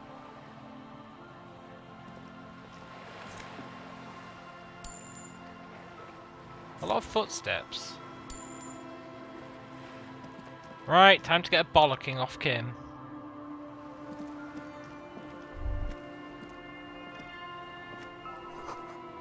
The ice just off the coast crackles, shifting. A banged-up motor carriage lies half submerged in the icy water, slowly sinking into the Insulindian Ocean. Only the cabin top, rear wheels, and the engine remain visible. It must be cold and lonely down there, in the icy water. The seawater has already started to corrode the metalworks. Remember the tire tracks in Martinez? This is where they were leading. Yeah, this is where the tracks on the plaza went. It appears to be so. Let's investigate. I agree. We should definitely investigate. You get a sudden, sinking feeling. Stomach acid comes up as you look at the motor carriage in the deep, dark, cold water. Why the doom and gloom? It's just a sunken motor carriage. Some motor carriages are bound to end up in the sea. Let's run our hand over the metal. The motor carriage is properly stuck in the ice. Getting it out would require a team of specialists. A single day in the salty seawater would ruin most vehicles, but this one looks worn even in places the salt water hasn't touched it. What's the making of it? Can I see a logo? The logo is too deep in the murky water. You can't make it out, but you do see a monkfish float by. How long's it been here? Like 7 days? The ice hasn't closed around the vehicle yet. My guess is it's been here since last Saturday or Sunday. The estimate is correct. The incident probably occurred on Sunday evening. What should we do? Let's wait for the low tide and see what's inside. Great idea. Then we can get the things inside. The joyrider must have left something good inside. Guns, papers, maybe a cool jacket. A joyrider jacket. A joyrider jacket? You feel a strange connection to this joyrider. Maybe he's from some kind of joyriders district and likes blue and white racing livery, like a cop would. Yeah, maybe. When's the low tide come in? I don't know. An hour or two, tops? I don't want to sit on the swing and wait. I could get shit done in 2 hours. Damn it. As you sit down in the old, rusty playground, the world around you becomes very silent. The hinges creak under your weight, dangerously so. Nothing but the sound of seagulls high above in the sky, echoing like distant laughter. Ice cracks around the blue motor carriage in the sea. Let's whistle a tune. Spit flies from your mouth to your moustache, your chest, the ground before you. No sound though. Raining heavily here, Chief. Mind keeping it down a bit? Sorry, Necktie. The lieutenant must think it's rather funny.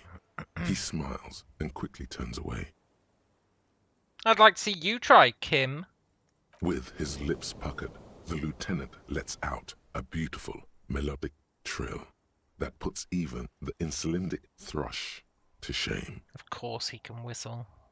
You hear the sound echo on the large body of water.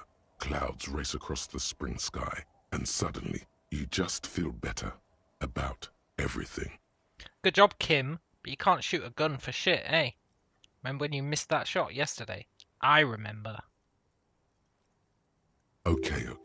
That's way better than what you did. The clouds pass in the sky, and the shadow of the swing moves like the hour hand on a timepiece. 30 minutes have passed. Looks like this might take a while. Time to present a good topic for discussion. So was your dad also, you know... I'm pretty sure I told you already, didn't I? My dad and mom are both half Seolite. Oh, yeah. Oh, right. Clouds on the horizon grow darker, and the shadow of the swing set keeps climbing. You hear the distant rumble of the city. 30 minutes pass. All I'm saying is I'm surprised people's skin color varies so drastically. Once again, differences in skin color are the result of melanin production, liver functions, regional adaptation, and various other factors.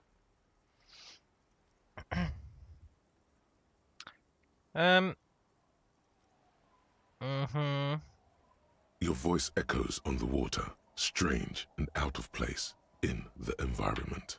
30 more minutes pass. Can you make out the mark now? Detective, I've been able to make out the mark ever since we arrived. I find it odd that you haven't. It's a Coupris, Model 40. Damn it. Yes. Why haven't you? I don't know. I probably failed a passive perception check. It is a simple and rugged machine, favored by working men, government offices, firefighters, animal control people, you know, those kinds of people. Police officers? Is that a number on the side? Yes, 41. What do you think it stands for? I don't know, man. What could 41 stand for? It could stand for anything.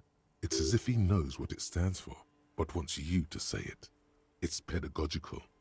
Does he know something about the driver of this vehicle?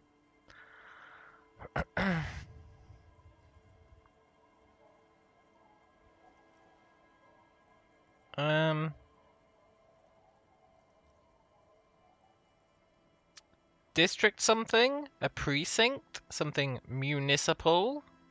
A precinct, yes. A police precinct. Precinct 41, your precinct. A massive pit opens up in your stomach, and the most terrible feeling comes over you. You feel like you're about to faint and fall off the swing. Your hands get clammy, and the air tastes sour to breathe. Oh God, Harry. Oh God, Harry. What did you do? No. Just nope. Say no to this, Harry. No. No. Yes, your car is in the sea. Face it, so we can start dealing with this. Oh my god, it's mine! I drove my car into the sea! I'm afraid so, yes. It looks like you drove your police motor carriage into the sea, after you jumped across the canal. I knew we jumped across the canal. Maybe I was in pursuit of someone. Of whom? I don't think so. If anything, you were probably drunk. Probably. Tried definitely. The badge, the gun, and now this. The lieutenant adjusts his glasses and doesn't say anything.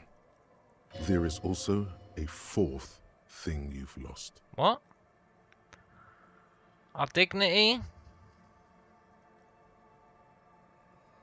A fourth thing? More precious than the gun, the badge, and the motor carriage combined. Lost forever into the deepest of seas. I can still fix it. That is very unlikely. All the electrics are toast. That goes for the electromagnetic steering and brake systems as well. You'd be lucky to find one undamaged component in there. In a few months, there will be nothing but rust left of this vehicle. It'll be cheaper to buy a new one. Well, not cheaper. This motor carriage costs 40,000 real. But in the long run, it still makes more sense to buy a new machine than try to refurbish this. I couldn't even pay a hostel bill. Let's face it, this is a substantial loss to your district's budget. I mean, my station only has 4 other vehicles in addition to my kinema. This was 20% of the station's vehicular budget. Look, Kim, you're not helping. Well, at least I can see what's in there now. Our badge? Yes. Let's go take a look.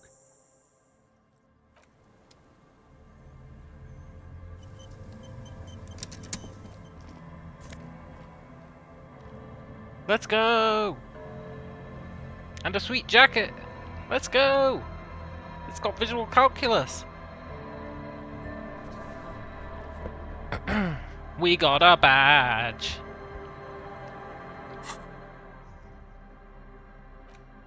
Can we interact with it? A police badge on which you see the photo of a man. You. Some seaweed is stuck to the back. I found my badge! At least something good came out of all this. Yeah, let's study it. Encased between 2 durable plastic sheets is a bluish card with lines of information and a watermark in the shape of the street grid of Revachol West. Icarus says, with your new artistic skills and paint, you can change the number on his car to 41. Yeah, totally. You see a photo, a name, a rank, a document number, the date of issue, and, in the lower right corner, your precinct. Oh, I hope we're a higher rank than Kim. Let's look at the photo. The man keeps winking at you with his green-grey eyes. The photo is old, no doubt about that. But the badge is new. You used an old photo for a new badge. How old? 8, maybe 10 years. The guy in the picture is rather good-looking. He's got a nice haircut and is distinctly lacking in massive sideburns. Why is he winking? What do you think? His face is already contorted by the expression, although it looks less grotesque on him than it does on you now. It looks like you had quite the charming face way back then. Your hair is brown and slightly curly. Your eyes seem more clear somehow. The lack of alcohol swelling is a bonus, though there's a pinch of that in your cheeks already. The badge in your hand shines as you rotate it, catching light. You see lines of information on it, and a shining watermark. Name? Harrier Dubois. I thought we were Harry. I guess that's a nomenclature. Harrier? That's long It's for a Harry. whatever. So you are Harry. Yeah. Everard was half right. Probably not a lot of people know your full name. Whoever told him you're Harry Dubois didn't. I don't want to be Harrier Dubois.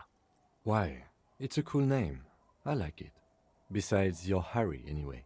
No one's ever called Harrier. He's not going to call you Harrier. He'll keep calling you officer when he's angry with you, and detective when he's not. The badge in your hands shines as you rotate it, catching light. You see lines of information. Right, rank. Are we a higher rank than Kim? Lieutenant W. Freighter. What's a Lieutenant W. Freighter? The lieutenant is a rank above sergeant and below captain. It's the highest rank in the RCM that still does field work. I am a lieutenant. And a W. Freighter? The title of Freighter is added to your rank when you decline a promotion to a higher rank. In your case, captain. You have declined twice, thus you're W. Freighter. Declined a promotion, huh? There are many reasons one would do this. The rank above you in your precinct's decomptage might be taken, or sometimes promoted officers do not want to replace their superiors, out of respect.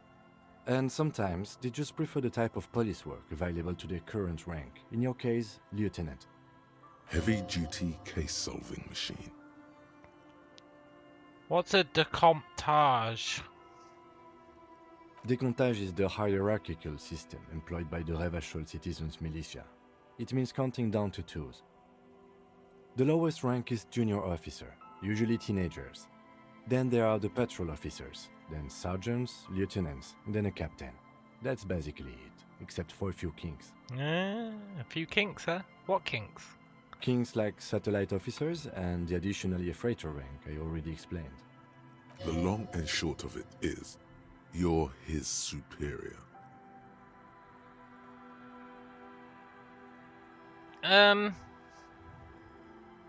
So you've been putting up with me because we're the same rank. I'm not going to say superior. No, I've been putting up with you because despite an unconventional approach, you are doing good police work. It matters more than driving your motor carriage into the sea. And now we've even found your badge.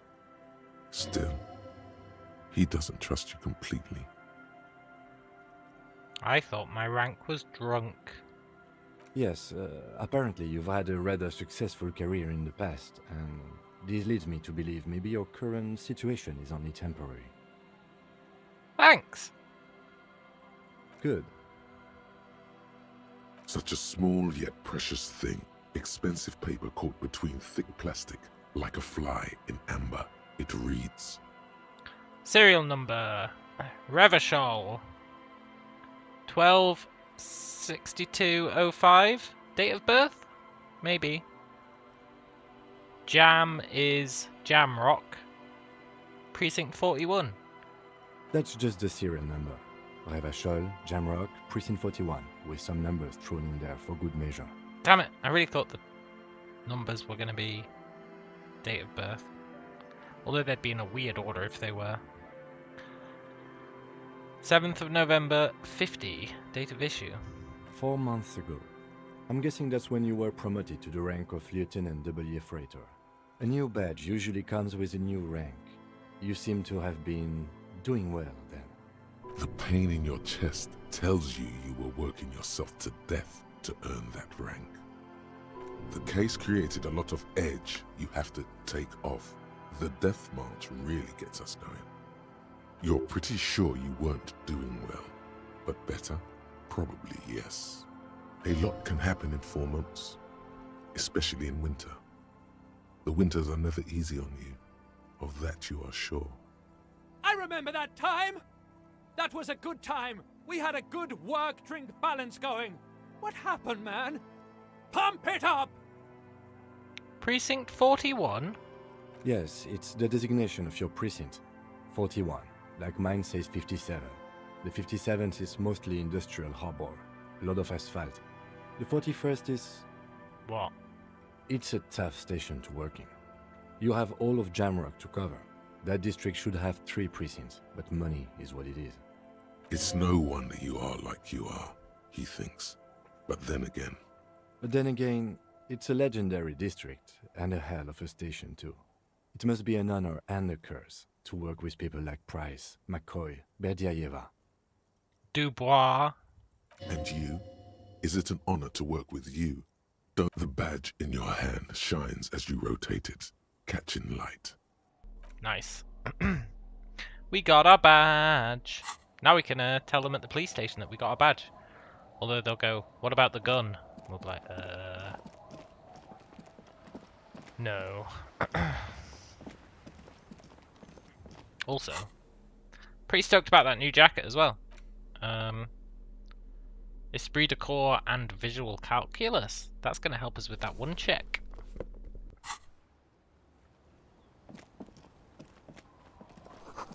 Footprints in the snow. They lead away. Hey, where do they go?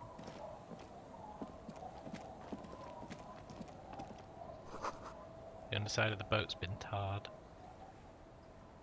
Whoa, we got a lot of stuff to look at here, probably. A boat. Under the tarpaulin.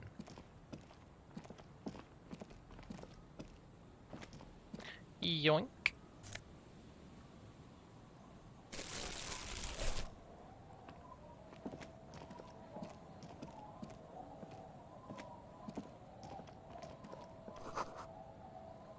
Dusty shelves and a forgotten chair.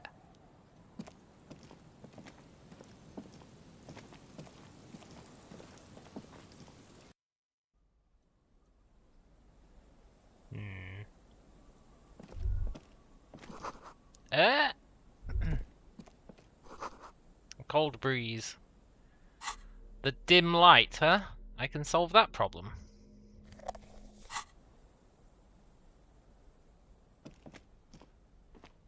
No.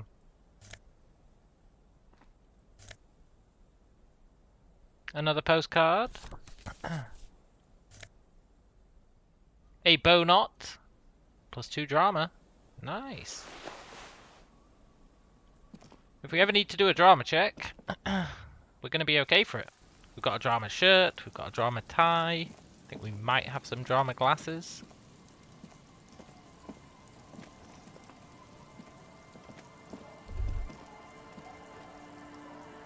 Sounds of life in the north. Yeah. Money. And some people. Cowboy boots under a fish. These didn't say that, but somewhere here there's cowboy boots under a fish. Remember when we had that shivers check? And it was like, there's cowboy boots hidden under a fish. I want them.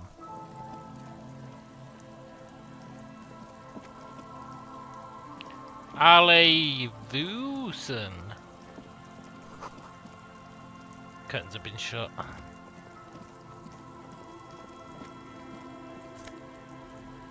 Some pants, +1 to Kingdom of Conscience. What?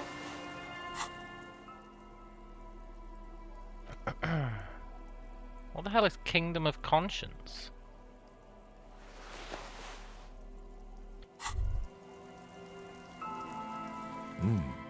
These are some wonderfully regular pants. Not too tight, not too loose, moderate in every sense. You'll blend right in at some pleasant dinner party. I like regular normal things. I'm not discarding the pants. I know you do. These inter-Isolari pants are like wearing a perfect compromise in your nether regions. No one will call the moral intern on you like this, that's for sure. You're a little more moralist now, buddy. A little more normal, even if you didn't want to be. Makes sense? This is what wearing boring office trousers does to you. I don't really know what that means, but I'm putting our good pants back on. Kingdom of Conscience.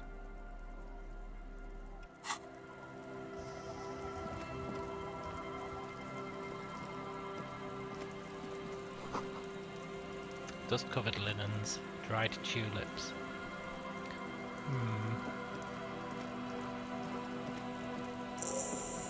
Hey, quick travel unlocked. What? A wetting stone.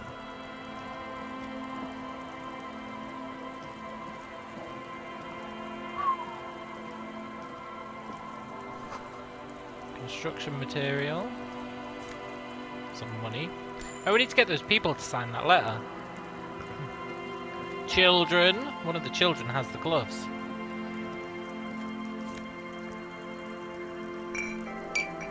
Doctors are idiots. Our doctor's an idiot. You stop mid-step and put your hand on the garish necktie. That bottle, Bratan! Just look at that bottle! Where? What bottle? The one I just picked up? In this drunk's hand, on the pipe there. Glowing blue, a mysterious, otherworldly blue, filled to the brim with holy mysteries. It's hard to know what exactly your vivid interior is speaking of here, but I'm guessing it's got a lot of alcohol in it. Nice! What do I do next? Oh, I think this is about so much more than cool. Please go talk to him. See what it's about. I'm drawn to it. Okay, necktie. I will. After I've looted stuff.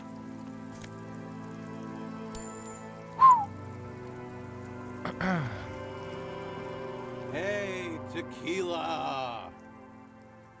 Good to see you. How's business? How's the whole reality situation treating you? I'll shake his hand. So what's happening?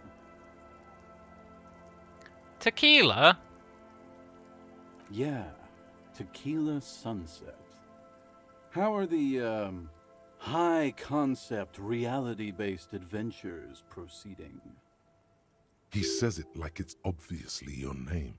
Like you call someone Billy Brunel or leader of the 4th Street Gang. Good. These people know your true name. Looks like it has preceded you, Mr. Sunset. More on that later. I like this guy. You should too. He respects you by calling you your true name.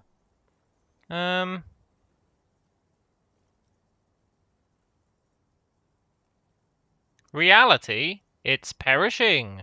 Soon only glowing embers will remain of the atoms. Of human faces, only echoes. Not this again. I was hoping that we were done with it. Sorry, Kim. Afraid not.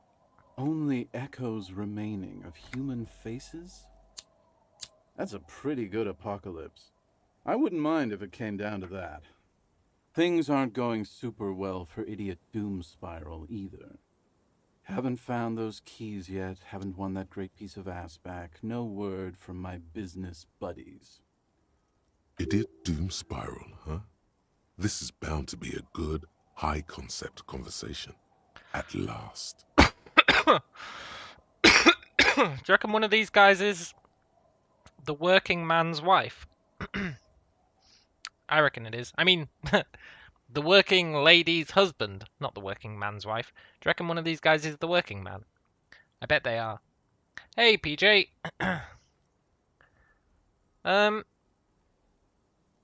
What do you guys do around here? We are saving the world. Please. Please don't go. Don't Abigail? go. Aha, is Abigail... That's totally... yeah. Okay, we're drinking. We're drinking alcohol. That's what we're doing. I tried to save the world once, a long time ago, with enterprise, creativity, and willpower. But that didn't work out. So now, it's a pirate's life for me. Nice. What's a tequila sunset? It's you. You're Tequila Sunset. How do you know? We've met before. Don't you remember? No. Aha. Do you want to know how Tequila Sunset came to be? Tequila. Tequila Sunset. Something ominous there. Maybe I shouldn't learn what it means. You think you feel bad now. Wait till you've heard the story. No. You need the wisdom. Yeah, go ahead, man. I've got morale meds out the wazoo. Let me take a sip to moisten up my cords. Tequila Sunset rolled into Martinez last Friday, and by Tequila Sunset, I mean you. The man, the myth. Was I alone? Hey, let's not jump ahead of ourselves. This is your story. Stop interrupting. You got here on Friday to solve a case, hoping to be the early bird who gets the worm. And by the worm, I mean the buzz. Because as far as I know, all you did was get piss drunk. Word on the street is you went around the local hostel telling people that you're a police officer, and that it would be really fucked up if you shot yourself in the head right in front of them. That's pretty high concept, if you ask me. It is. Does that sound like something you'd do? Yeah, probably. The lieutenant's brow is furrowed. He's listening as casually as he can. What happened then? It was a late Saturday night when we, the Union of Moribund Alcoholics, were getting our drink on. Nothing remarkable about this, we get our drink on 24/7. Makes everything warm and glowy. I trust you know the feeling. Oh, yes you do, Bratushka! The only thing better than that is putting the pedal to the metal after you kiss the tie. And off we go! One moment we hear the sound of a motor carriage revving up somewhere on the plaza, followed by a series of dings and bangs. Do you remember the sound of wood cracking? The billboard? Naturally, loud noises pique the interest of anybody owning a pair of ears. That's just the reality we're in. Naturally. Anyway, there was a brief silence. A gasp of silence, if you will. Followed by a real commotion. We heard the carriage careening towards the coast at top speed. Sounded like someone jumped the canal. We grabbed our brewskis and rushed to the jetty. Never underestimate the speed of an alcoholic. What we saw was a sight to behold. A beat-up police carriage containing you. Right there on the beach. You revved the engine and screamed at the top of your lungs. The time hath come! That does sound like us. So, naturally, being the curious cat I am, I asked what time hath come. To which you replied, the time hath come for Tequila Sunset, the end of all things. Yeah, every word was true. Tequila Sunset will break the looms of reality. Yeah, looms. Why not? Then you jammed the pedal and plowed right off the jetty and through the ice. Your hands cramp on the steering levers. We ran towards the ice whilst you crawled your way out, miraculously unhurt, covered in seaweed and shit, like some kind of sea monster. When we finally got there, you were sitting on the beach crying. You said that your badge and uniform were in the car. It was too late to get in there, though. The carriage had sunk too deep. Recognizing a brother in need, we offered our condolences and invited you to party with us, which you naturally agreed to. We asked about the whole Tequila Sunset thing, and you told us it was your name now and insisted that we all call you that from then on. Yeah, I can live with Tequila Sunset. Yeah, I agree. How long did we party for? Like 5 days? Hours. It was an all-night drink-a-thon. Then, at some point, I think it was Sunday morning, you got belligerent and wanted to talk about Revacholian women. That also sounds like something we'd do. How they're beautiful and also whores and so on. How one of them fucked you real bad. After a short while, you crossed the event horizon, looked sullen, got up, and left without saying anything. Wow, that's quite a story. Yeah, I bet Tequila's a fucking legend around the precinct. You must be proud to work with him. If you only knew.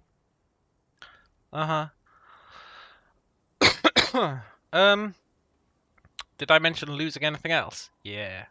Beside your gun and your badge? You said something about your hope or heart or something. To be honest, the details are a little hazy. In retrospect, I guess you lost your motor carriage too? That's a big one. Yeah. Did I say anything about my colleagues? You told us that they were a bunch of fucking losers whose main interest was cramping your style. It's more like you were cramping theirs. No specifics, though. It was more about you that night. You were the star of the show. Yeah. Did I say anything about the case? We didn't know anything about the case, presumably. Yeah, you said it was no biggie and that you'd solve it in no time. Oh. And that you didn't need anyone to do it. You're doing it solo now. That does sound like me. A lot of cops go solo and hermit once they reach that level of alcoholism. It's not meant as a joke. He's sorry for the hermit cop. Did we talk about politics? Yeah, you seemed really mad about immigrants for some reason. I'd rather not get into the details. It was pretty low concept. Look. They took our jobs!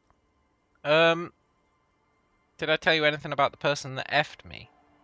You were pretty vague about it, but you kept saying you got fucked real hard, and that we've all been fucked too. Please, don't open that door. Damaged health? No one's fucked me. I do the fucking around here. Look, Rosemary, you're no Cuno. Don't even try it. Abigail! It seemed pretty painful, to be honest with you. If I had to guess, I'd say you're still working through some shit. Yeah. Did you get a read on what kind of cop I was? You kept telling us that in your work you've seen a lot of blood, but that it's nothing compared to the great bloodletting to come. I believe you mentioned something about the ground cracking open to swallow cities and dreams alike. Yeah, I remember that simile, or whatever the fuck they are.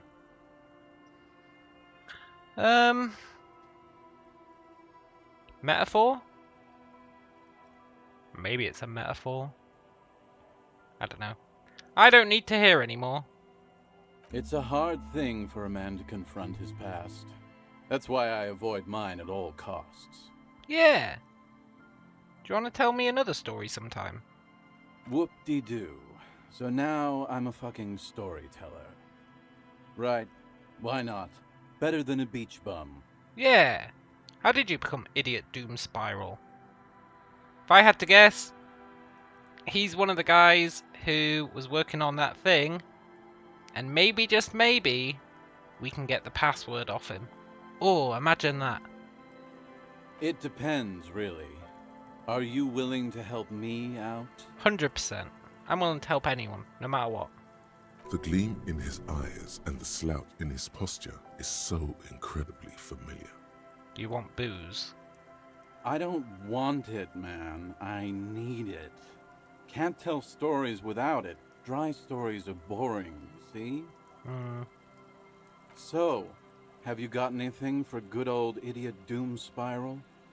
A bottle for a story. Seems fair to me. Yeah, I've got my Union Brew. Interesting. Ah, this is what they use to keep the working men going. Yeah, but it's the new improved flavor. Hey, Spiral Boy, you gonna share that? Don't call Abigail! Shut up, guys. I'm telling a story here. Something happened to you. Something happened to me, too. My actual name is George, but around here, you already know. I was once a reasonably high net worth individual, a founder / junior partner at a high concept creative services agency. When my story begins, I had just landed a major contract with an insurance firm. Go on. I used the profits from my agency to finance what I called a cultural incubator. Abstract value generation, value per person, high concept stuff. Damn it, I feel like he isn't. I developed the paradigm, worked within the paradigm, but the burden of leadership weighed heavily on me. So I went jogging every so often to keep myself sane. How many people did you have working for you? 22 full-time employees. Nice. An all-star team. A potentially historical set of individuals. Worrying about them often kept me up well into the morning hours. And did the jogging help? It did. With my trusty Sansariq tracksuit, I felt like I could conquer the world. Can I have that tracksuit? But now dreams are worn thin, much like my tracksuit.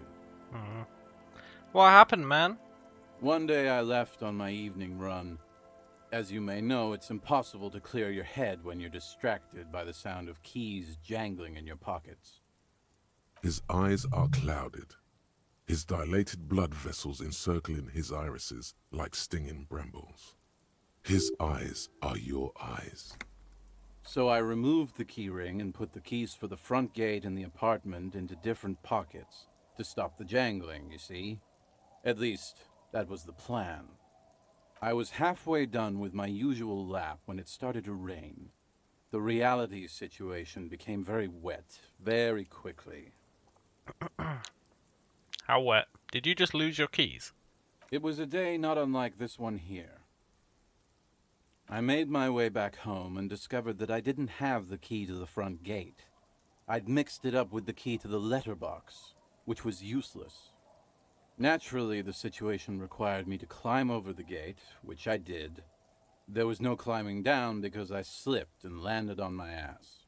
I would have landed on my feet. I've got feline reflexes. No, you don't. I do. I just got a bad roll. Whatever. The point is, reality was looking rather grim just then. Me lying on my ass in a mud pit in the middle of a heavy shower. But when life knocked me down, I always got up. So I made my way across the yard. Standing in front of my apartment door, fumbling with my pockets, I realized that I'd also forgotten my apartment key. You've got to be shitting me. I wish I were, Tequila. I wish I were. Instead of my apartment key, I'd taken the key to the office. Okay. This seems like a very small problem. What happened next? I rang my neighbor's buzzers. It was late, and most of them didn't even answer. Those who did assumed I was trying to sell them something and hung up before I could even explain the situation. People are naturally wary of ad men, you see. One moment someone chats you up, 5 minutes later you've bought a box of edible lingerie and a strap-on. I don't begrudge them, especially since I was known to be one of the best. Heavy is the head that wears the crown. True that. Just then, I experienced a moment of clarity. I still had the key to my office. I could wait out the storm there. That does seem like the natural conclusion, yeah. But when I reached my office, I remembered that I'd asked one of my producers to change the locks that day. And since I hired only the best, he'd already done it, and I couldn't get in. Anyway, long story short, life spiraled out of control. I haven't gotten into my apartment for years, and my girlfriend left me because she didn't want to date a homeless man. The company, well, you see where I'm going with this. Not really, man. This seems like a very small problem. I guess that's why you're called Idiot Doom Spiral. Suddenly it all makes sense. These all seem like fixable problems, like very easily. So, now you've heard my tragic tale. What do you think? Like nothing you've ever heard, huh?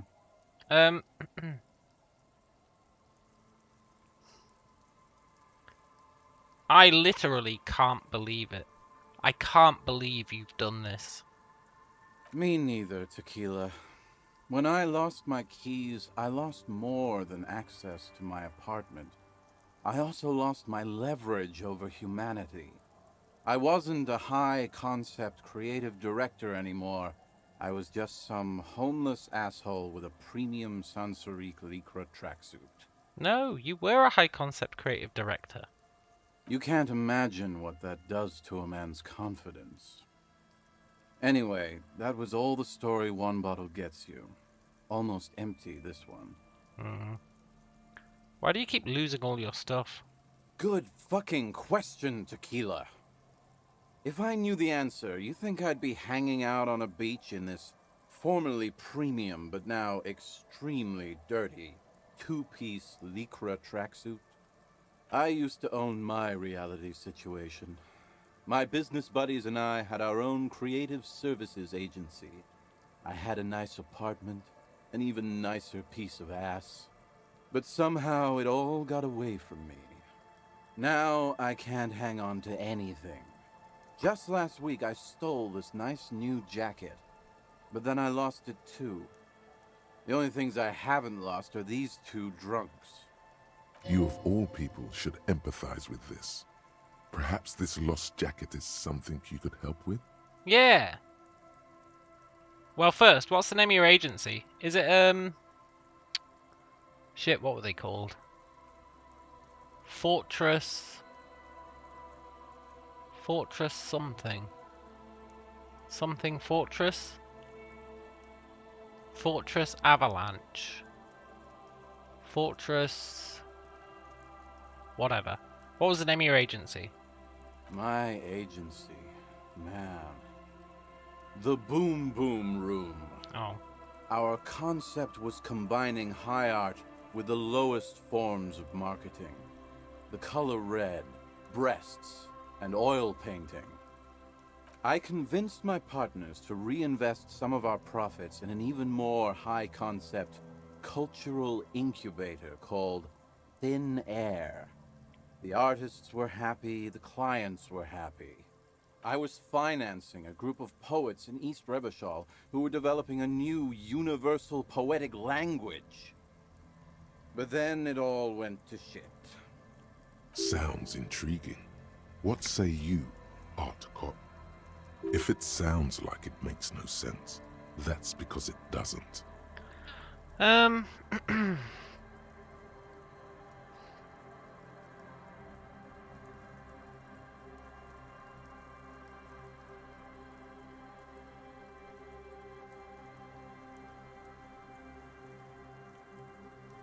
Mixing high and low. Commodifying culture. That's extremely my shit. Yeah. I know. It was fucking awesome. Too bad I went on a jog, unleashing a cascade of doom that washed it all away. Yeah, maybe. What's this about a lost jacket? Tequila, it's a verifiable tragedy. It was practically brand new. Sure, it didn't really go with my Lycra threads, but it did itch a lot less. Say, you're a detective, right? Maybe you can help old Doom Spiral out. Solve the case of the missing jacket. What do you say, Tequila? Sure. Where'd you lose it? If I knew where I lost it, don't you think I'd have it? I mean, maybe I was up by the boardwalk, or walking along the beach, or checking out the abandoned fish market. Fish market? Fish? Cowboy boots underneath a pile of fish? That's a lot of places. Somewhere north of here, that's for sure. You could ask around, see if anyone's seen it. What? Have you seen a jacket?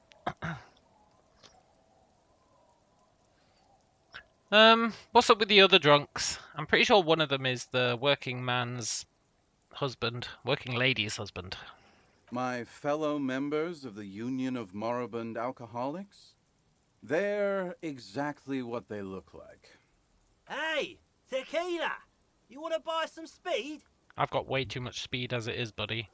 Shut the fuck up, Rosemary. He's a cop, remember? I thought he was a cool cop. Don't call Abigail. I will call Abigail. And this is Abs. So yeah, that's basically us. We drink together. Cool. I'm all ears, Tequila. Bye. You too, Tequila Sunset. You.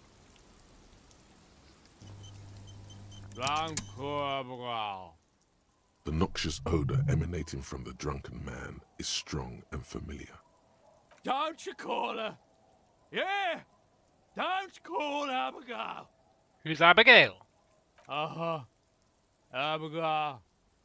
Don't you fucking call Abigail. You're not going to get anything out of this guy. He's too drunk. Never thought you'd see such a thing in your life. But this guy's a little too drunk. Yeah. Why shouldn't I call Abigail? He snorts and beckons you to lean in closer. He's just gonna yell, "Don't call Abigail" in our face, but let's lean in. Don't call Abigail. Don't call Abigail. Look, who are you? Don't call Abigail. Where am I? The man hiccups, then mumbles something unintelligible. Look, I demand you answer my questions. There's no use in yelling at drunks. He's barely holding it together. The drunk man starts coughing a really disgusting, hacking cough. Whatever. Don't call Abigail. Look. I came here because the necktie asked me to. Good to see you, friend. Do I have deals set up for you, buddy boy? Good to see you too, friend. So what do you want? I got smokes. They're cheap. Very cheap. I got Pilsner. Great deal. You won't get a better deal on that piss. Spirits I can let go for 300 real. I also have speed. And by speed, I mean amphetamine. 300 real. See? There it is, Bratushka! The spirit! Let's buy the spirit! 300 real is a lot, but this has to be done! I don't think it's even possible to get 300 real. It's our end game! Yeah, okay. Exactly! This is no ordinary drink! It's what our relationship has been building towards all these years! This is the climax, the mystery, the virginal sigh! That drink is special! You have to buy it from him! Get it off him! Kill him if you have to! Our ultimate fate depends on it! And the fate of many worlds! The lieutenant looks at you, looking at the bottle of spirits, then at Rosemary, suspiciously.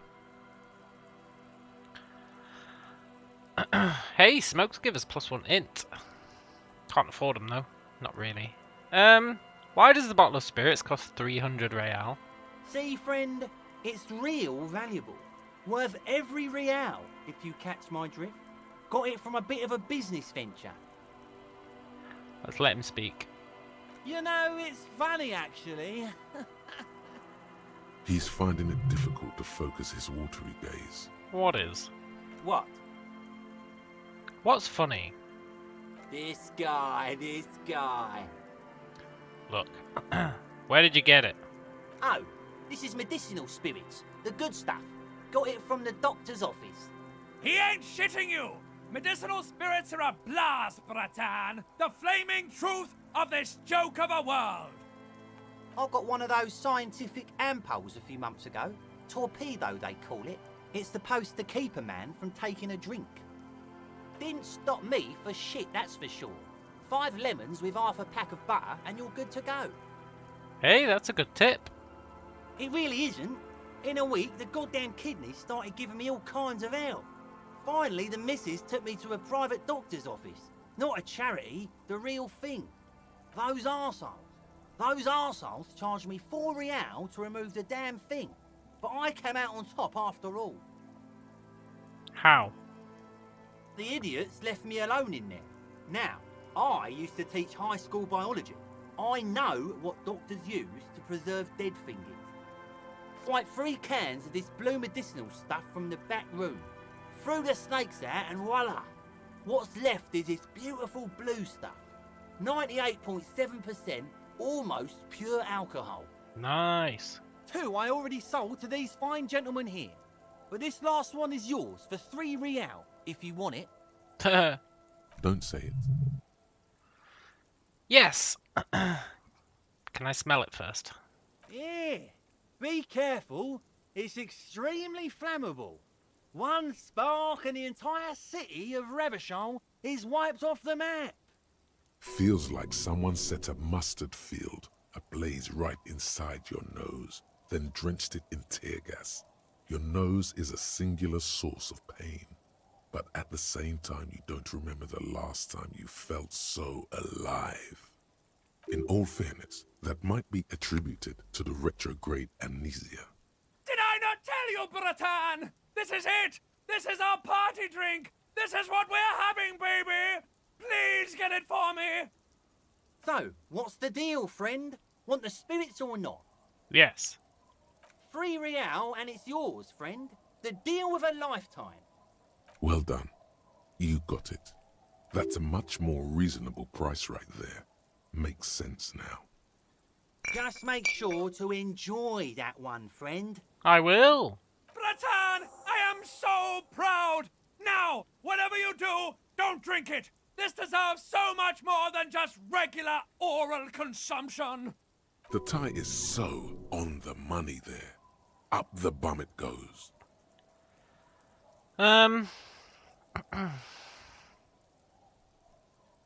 Okay. We'll shove it up our arse. Who said anything about putting it up there? No! We're gonna put it into a way more special place! So special! Just hang on to it! Keep it safe! Wait for my sign! Soon. The time will come soon. Have patience, brave one. I'm getting a really dark vibe from this. This won't be pretty. Phew. We didn't pour pure alcohol up our arse. Okay. In the civilized world, it's a custom to tip the shopkeep, friend. But come back anyway. Sod off, Rosemary.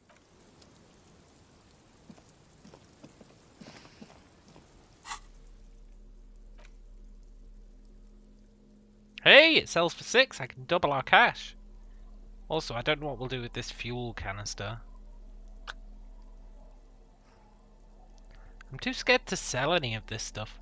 Like, I'm glad I didn't sell the rifle, because it made that one check easier. But I don't know what I'm going to do with any of this other crap.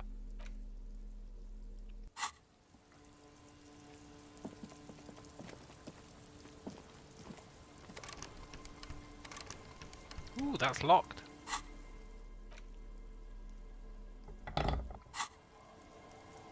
Nice. Magnesium and money.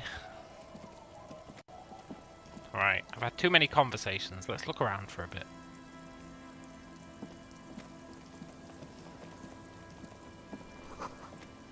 Street sign is illegible.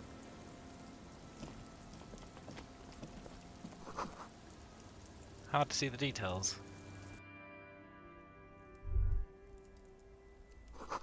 Feels safe in here. A crow.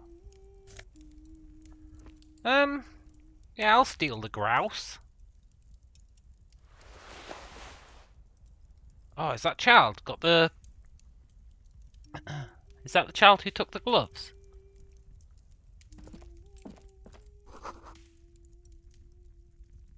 She's humming the music from the game. Hello, mister. Hello! She clutches a small stuffed animal. Occasionally, she twirls it around. I heard there was a girl here who has armored gloves. Is that you? Oh, I had gloves. Very big ones. Heavy, too. Where did you get these gloves? Found them when Lemmy and I were playing hide and seek. In an empty house. Where no one lives. I think someone hid them there. She doesn't want you to think she stole them. Where are they now? I hid them. The twins were going to take them. They're stupid. We're going to need those gloves. It's for important police business. Oh. They're in my sandcastle. Behind our house. Under the sand. you can break the castle. It's not very good. Thanks, kid. Bye. Bye! I'll be back. Sandcastle. Not very good. Behind the house. It's all coming together.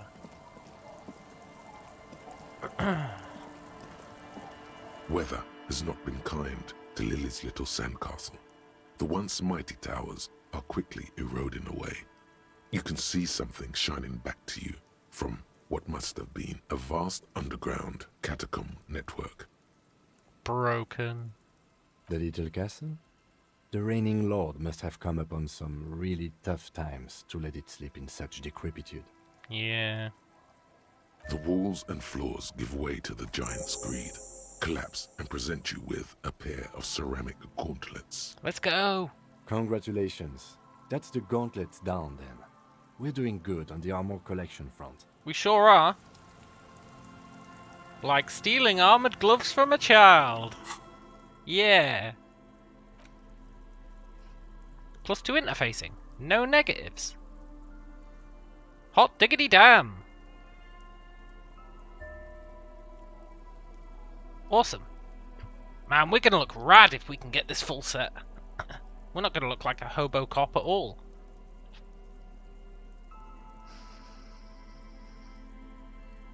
I would wear those boots, but I don't like -1 composure.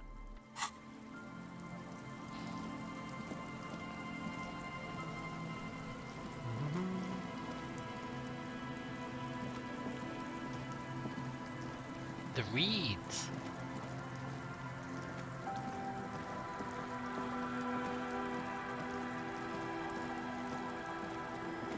I guess these aren't reeds.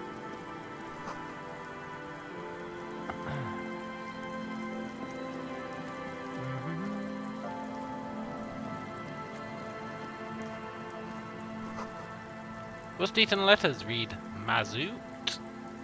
Nice.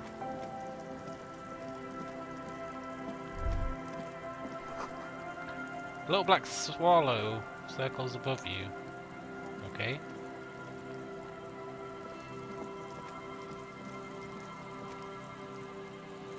Oh, we got so much stuff to explore. This is nice. What? The water runs from the west. The source is upstream. A broken pipe? Yes! More healing items.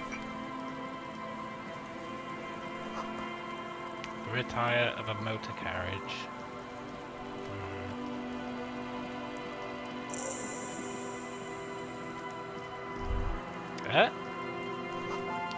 A kick drum pulse.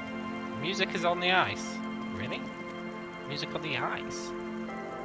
Is that... What is that? It looks like clothing. Did I fail a perception check or something? A school of fish. Nice.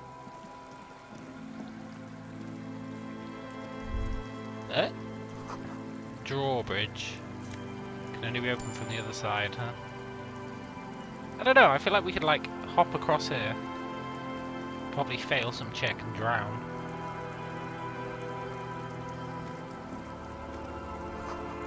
Full of holes. Could the posts hide treasure inside? Maybe. They do! Let's go! Oh, this is loot heaven!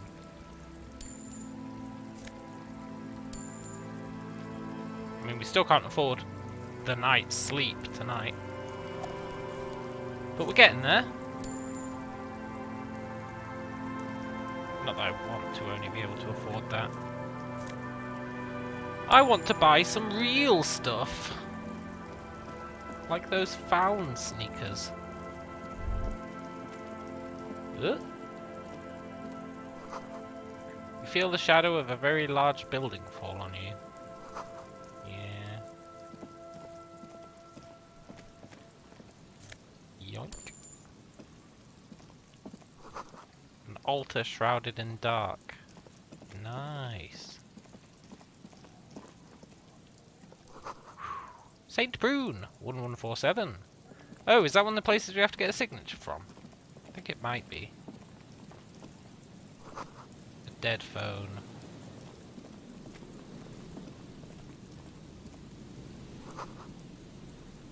A smashed dome. A metal payphone under a yellow plastic dome. You could use it to call someone, unless you're out of change. But who would we call? You hear the tone. The machine is inoperable.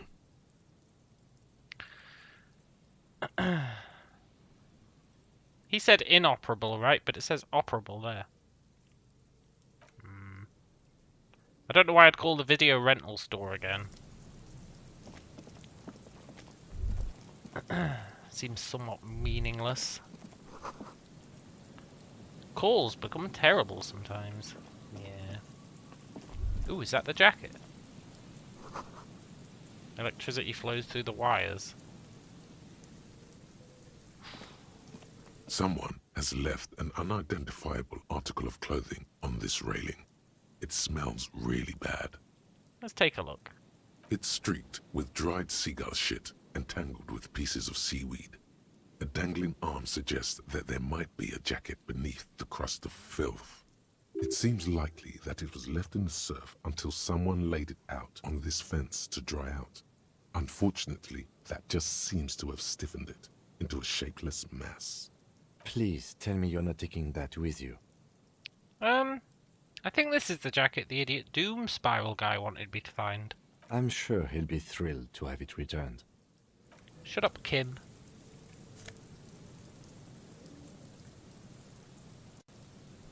Maybe I can clean it like I cleaned the gloves.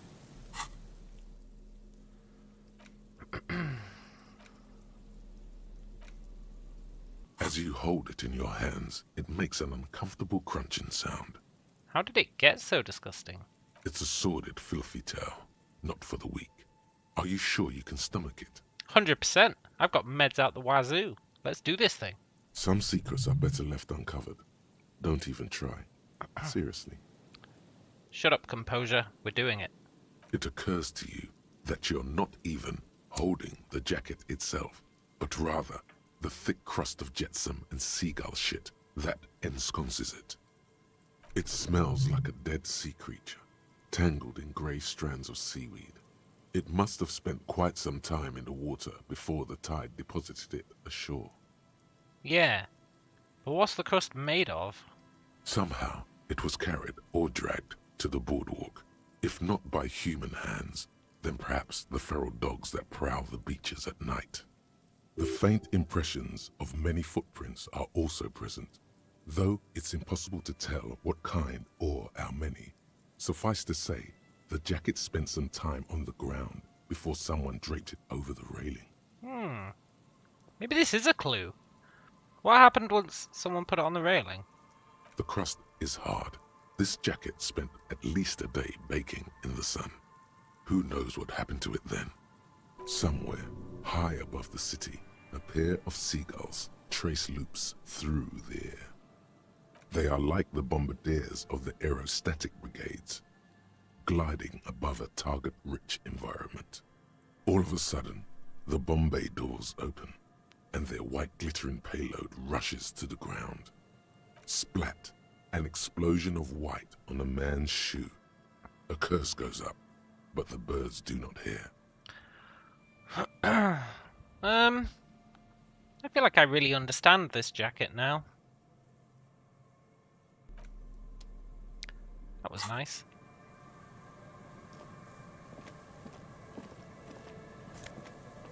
Yoink.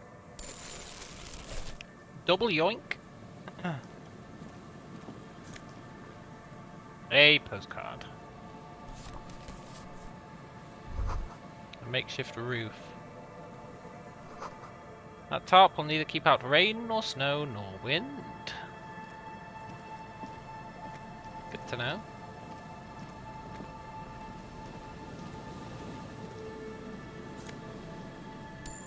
Yoink.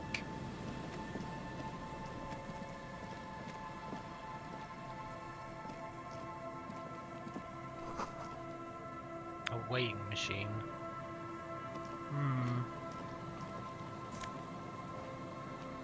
Some encyclopedia glasses. I don't think we've run across a single encyclopedia check yet, but I'll take them. Vagrants painted the top red. Commie red?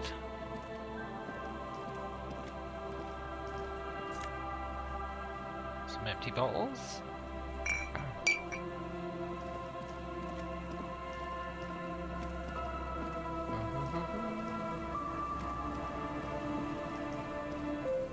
So much loot. Oh, this is really my dream. Never-ending streams of loot.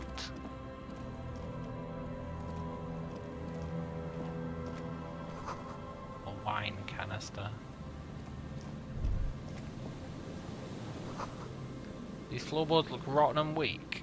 The smell. It's awful and familiar. That is awful. It doesn't help. You can still smell it. What is it? Don't you recognize it? That hideous pungency. That faintly cloying sweetness. Only death smells like that. Something cold wakes in the pit of your stomach. Fear. It is death. It must be. Heads up, Lieutenant. Something's not right here.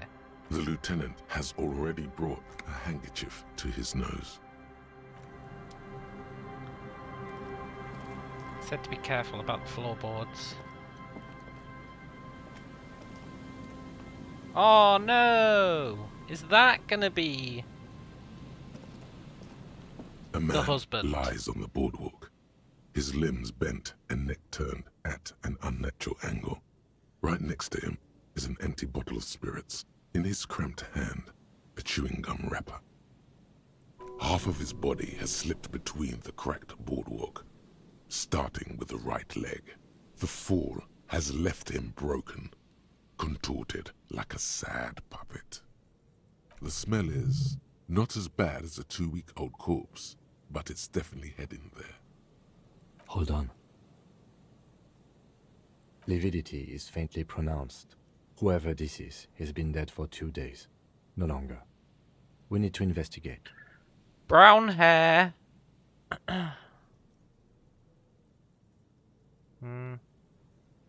Brown hair and a jacket, she said. It was like super vague, her description. Another dead body. This is your job. Steel yourself. Calm now. Carefully. Just another day. Just another dead body. Breathe. I will.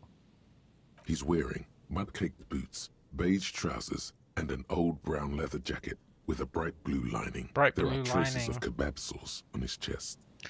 It is him. It's the husband. The leather jacket suits him well. It must be custom made. It is custom made. A cool leather jacket with a bolt of blue? Oh no. This sounds terribly familiar. We'll search his pockets. You find some sunflower seeds and a rain-soaked library card folded into two. His jacket feels sodden and heavy under your hand. Hey, Wombles! Good. We should take a look at that library card after this is done. Yeah, I mean, you could probably glance at it now. It'd only take a sec, but sure. Let's study the man. The man has fallen through a crack in the boardwalk and hit his head against the metal bench. Coagulated blood covers his black hair. One of his feet is still dangling through the hole. You have to be quite inebriated to fall that bad. Well over a liter of pure ethanol. 3 bottles of wine, or 1.5 of spirits. Or maybe it was just dark. No, it wasn't just dark logic. His expression is dull, like the sea behind him. Drops of water shining on his moustache. His eyes, empty and wide, look frightening in their frozen gaze.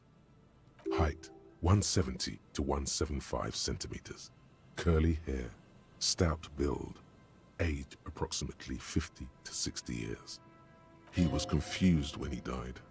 Confused and alone, most likely. Overcome with the awful surprise of it all. Yeah.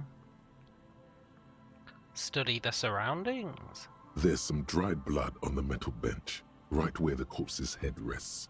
The floorboards are rotten and slippery wet around the hole. An empty bottle lies nearby. A chewing gum wrapper is clutched in his fist. Be very, very careful where you step here. Okay. Let's examine the chewing gum wrapper. Grabowski spearmint chewing gum. Green leaves on the cover. The man's mouth is half agape from the terror of the fall. I'll look in. The blackness of death. Stench. You think you see white chewing gum too. So his death was immediate. Confirmed. Nearly the whole pack is there. Solidified on his lower rear teeth. He ate the whole pack, right? It's to cover the smell of alcohol before going home. The worst thing is, I've seen it before. Almost the same scenario. Even the chewing gum. It's always the same. Let's examine the bottle. A .75 liter Tallulah vodka with its cap missing. There's hardly anything left inside. It's mid-market spirits with a slight touch of menthol. The man meant to enjoy himself, have a good time. Tear all around us. I'd prefer if you didn't collect them this time. It's not proper. I mean, you can prefer whatever you want, Kim. True. It feels disrespectful. Look, Inland Empire, whose side are you on? Let's examine his head. A dried chunk of blood covers the hair at the back of his head. An open wound. It's sticky and cold to your touch. I don't see any other major wounds, do you? It's hard to say, really. Maybe he was shot. Seems like the head wound was fatal. It's exactly the shape of the bench. Maybe the head wound is to cover up the actual killing, you know? We shouldn't step on the floorboards. It's going to hurt us.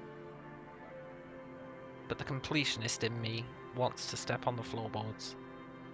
They screech under your feet ominously. It's hard to say whether the dead man's weight was the cause of the boardwalk to break. It definitely looks fragile. You see waves churning below. Something cracks beneath your feet. He could have easily disappeared into the sea through that hole, and you would have never found him. Yeah. The entire boardwalk creaks in the wind as you take a step back. Classic Kim the Spoil Sport. Yeah, I know, right? He really is. Who is this man? We know who this man is. Looks like one of the locals. He'd have to know this spot to come here. You don't just walk over here. Look, Kim, are you mental? You realise we're not locals, and we just walked over here. What you're saying makes no sense.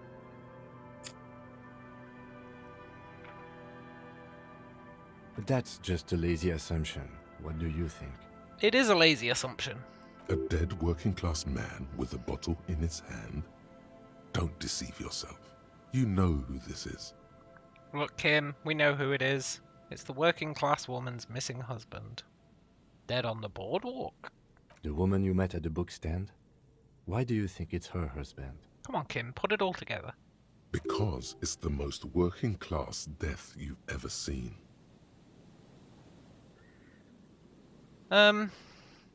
Yeah, sure.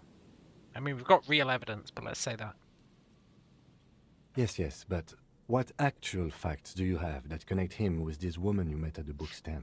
Alright, Kim. The jacket. It matches her description perfectly. The bright blue lining? Well, he's definitely someone's husband. Yeah. What do you think happened here? I mean, it's pretty obvious. Death by misadventure. He slipped and fell through the boardwalk. A truly unfortunate accident. If it wouldn't have been for that bench, he'd be alive.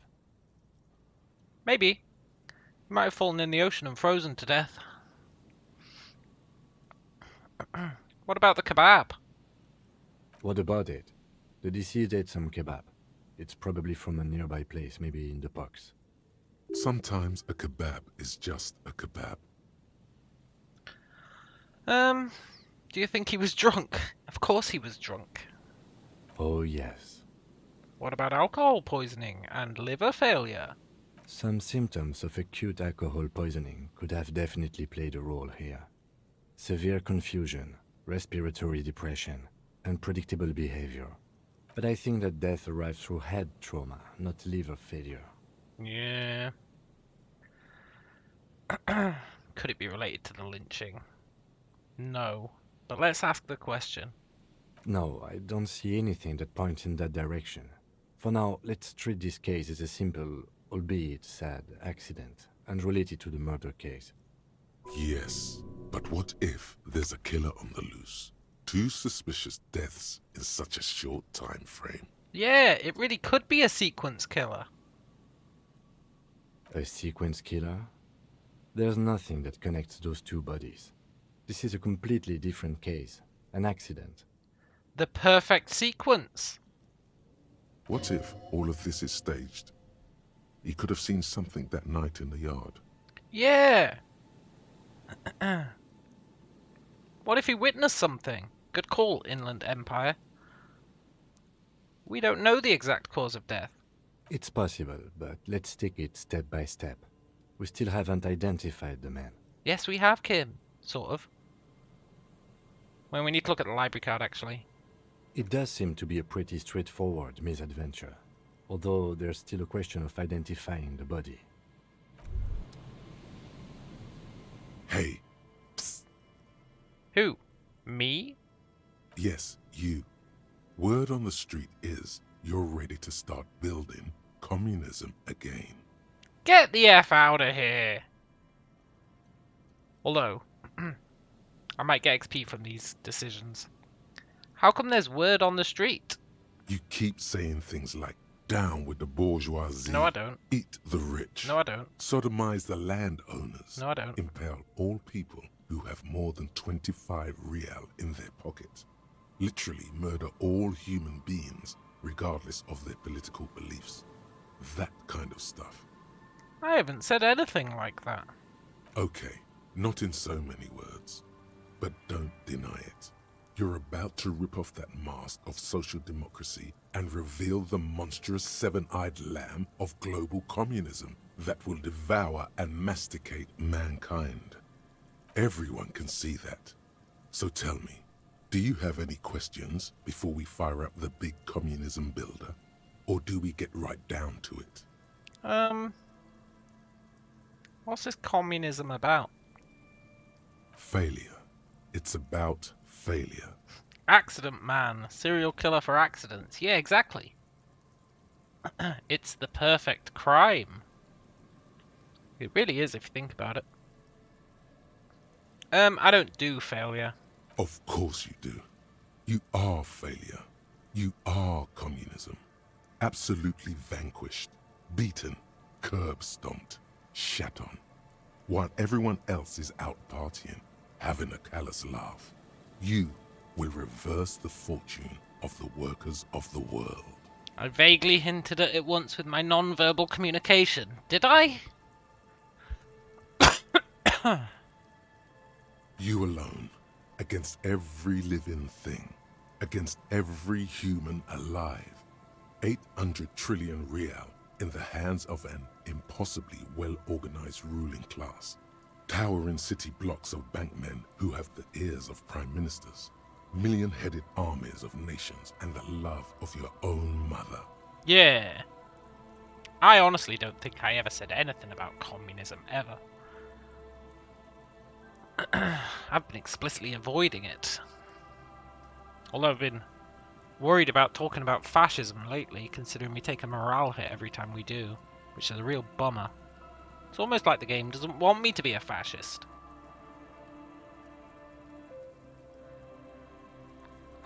You against the atom, the charm and the spin, where the whole world failed. Matter failed to bend to human will. Human will failed to get out of bed and tie its laces. You alone, single-handedly, will rebuild the dreams of the working class. You are the last communist. Now get to work, comrade. Well, you make a compelling case. I wonder if I can be a communist fascist.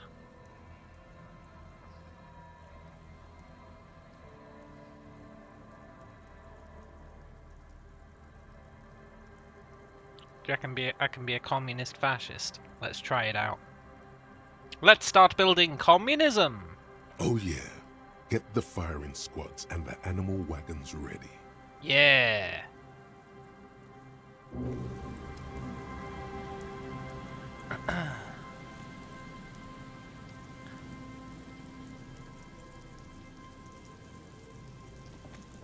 There's some tear, an empty cigarette package, and a crumpled kebab wrapper in the trash bin. Let's examine the tear. 2 empty bottles of Tallulah vodka and a can of black potent porter is all you find. No, there's more in there. Livis strawberry liquor, plus some Pilsner bottles too. Better not pick them up. They seem unhygienic. A tragedy. He shakes his head with genuine sadness. But I want the tear. Let's examine the cigarettes.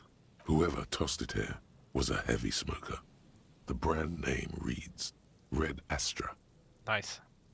And the kebab, the all-important kebab? He wasn't eating potatoes, so he's a good guy. You see traces of mayonnaise and ketchup on it, as well as a tomato wedge. The wrapper reads Shish Kebab Revachol. It's no older than a day or two. No mold yet. It's hard to concentrate in the smell. The sea air brings some relief. Nice.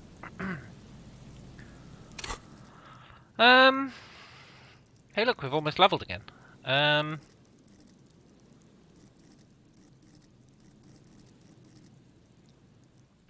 Should I get another thought? I'm actually almost filled up on thoughts.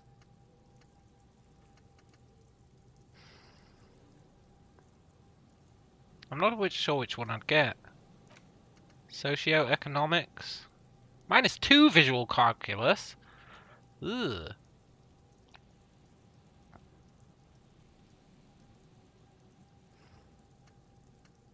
Regular law official. -2 Inland Empire. Ugh.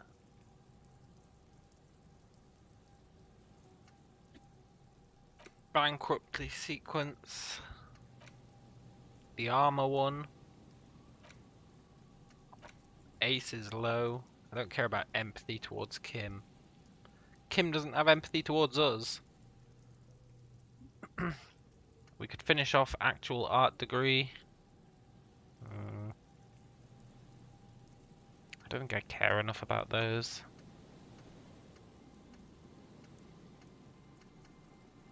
God, there's so many.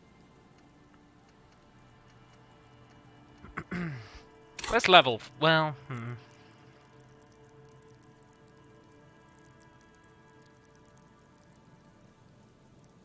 let's not level yet. We don't need to. Let's look at the library card. The library card is folded into 2 and still slightly wet to the touch. The front side reads Central Jamrock Public Library Card, issued to Billy Mejean, expires July 53. Billy Mejean, huh? Billy is a unisex name. Could be the deceased, or his family member. Let's look at the back side. If lost, please return the card to the library. Dial 005 02 55211 or visit us at Moreau Street, 78, Jamrock. Business hours, 900 to 1800. Oh, maybe we can call them. We should first decide what to do with the body before taking any other actions. Let's take another look at the body and talk things through. Shut up, Kim. Let's look inside. Whoever owns this card is an avid reader. You find a list of books written in blue pencil. Radio thriller. Stand a little less between me and the sun. The last one in the list is The Glinton Curve by M. Theobald. A library stamp indicates that the book has been returned. No man from Helmdal? Most of these titles seem to be in the sci-fi genre. Some thrillers too.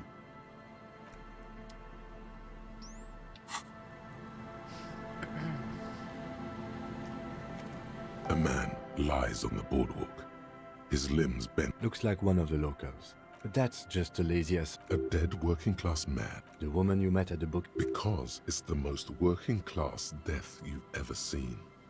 The library card. He was supposed to return a book. I can't see a book. So he took the book to the library, then came back and thought, I'll have one.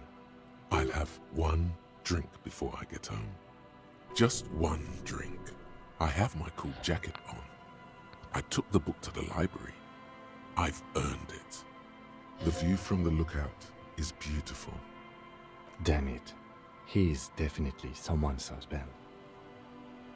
Yeah. What should we do with him? From where I stand, I can see two options. We either take the case and follow the leads to identify the body on our own, or we report back to the station and leave this for our colleagues to handle. What about the field autopsy? A field autopsy isn't necessary if the cause of death doesn't appear to be criminal, and this looks like a simple accident to me. I'd say we should just write down head trauma in the autopsy report and leave it at that. It would save us at least 2 hours of unnecessary work. Isn't that kind of sloppy, Kim? Maybe, but we don't really have much time or resources to spare. The guys at processing will take care of the rest. Well, we found him, we should finish it. Alright, we've already examined the library card. Let's call the Jamrock Library from my kinema, see if we can learn anything about this Billy Méjean. And while we're there, we should also call the station. Let them know that we are taking the case. Oh nice, I was going to use the payphone. That would have cost us 1/10 of a real.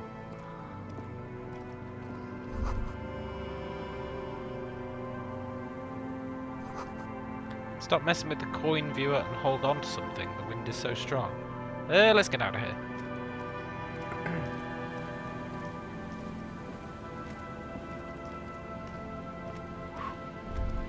Oh? Moonshine. Yeah. Whew.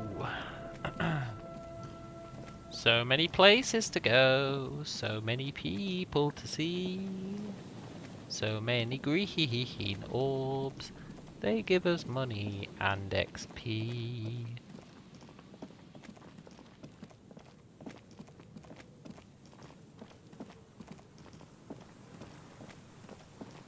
Ooh, a rock. Yoink. Well, we can afford a night's sleep. Though I somewhat resent paying for it. The barrel's been discarded. It smells of fuel oil.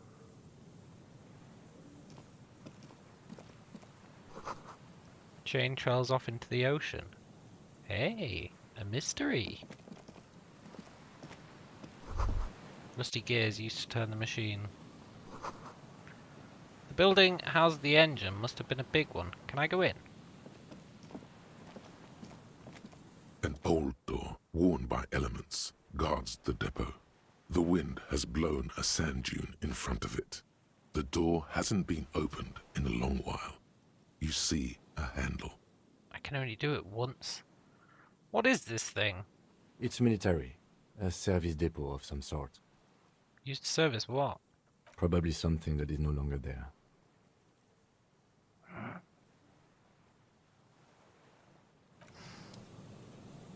Well, that's not going to happen.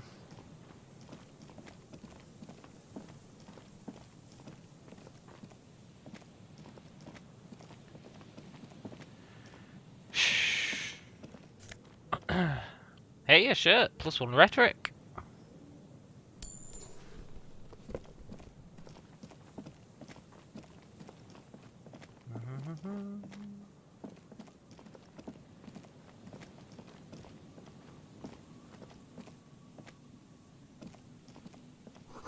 Cigarette butts. Okay. Someone made a campfire. Okay. A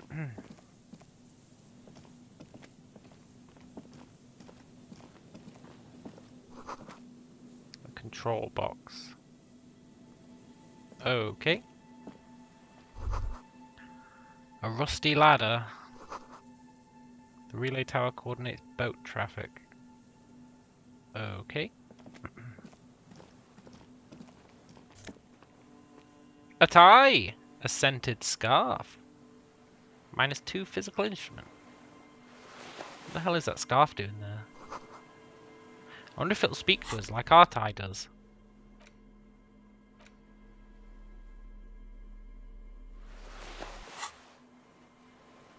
No. That would have been cool.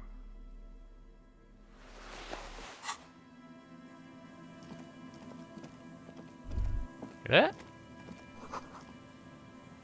You make a mental note. Teomotiri seems important. Does it? Teomotiri.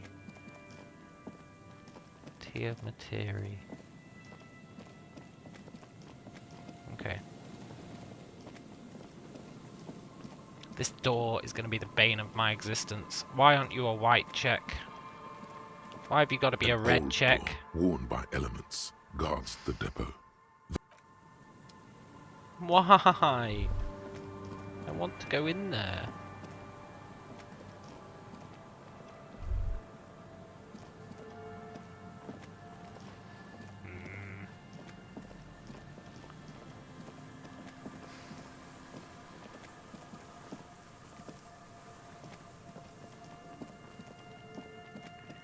Dee dee dee dee dee dee. We could check out the church. We could... Oh, we can go up here.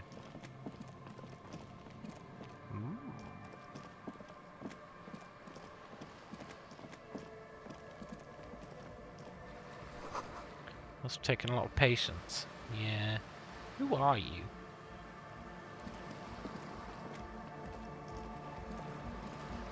A shaggy-looking girl in her late teens or early 20s kneels on the ice with an electronic contraption in her hand. Hearing you approach, she looks up. Oh. Hello there. Hello. It's cold out here, but she's not wearing a hat. She must be freezing. Everyone knows drugs make you invulnerable to cold. You bet this one likes to party. Oh, child, where's your hat? Huh? Maybe she didn't hear you. A little louder. I said you should have a hat on. So should you. Touché. You don't have to do anything. Where would I get a hat around here? I don't know, some kind of a store? Maybe a general store? Look, man, fuck the hat. Yeah. Your pulse rises. What did she just say? That's not how a civilian is supposed to address an officer of the law. Regain authority in her eyes. 8%. Let's do it. Lots of feeling. Feel it up. Way up. Oh my god! F the hat! Is that what you just said to me? I can't believe you told me to F the hat. You're saying it really loud, but it's not coming out right. Maybe add more indignation. So I should just get a hat and F it, right? Engage in sexual intercourse with a hat right here in front of you because you told me so on the sea ice. More.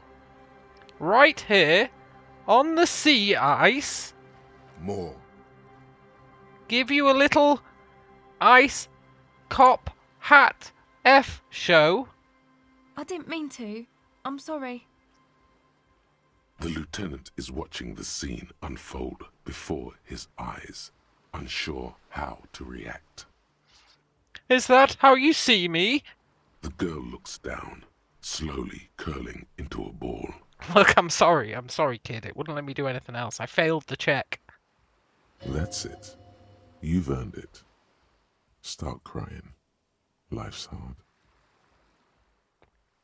Let's start crying. I believe in empathy. The young woman has kept her eyes trained on her wires, waiting for the sorry spectacle to end. But it's gone awful quiet up there. Then, the sound of sobbing. Looking up, she sees a grown man on the wrong side of 40, his face bloated from alcohol, and God knows what else. Not so quietly, crying. This isn't really about the hat, is it?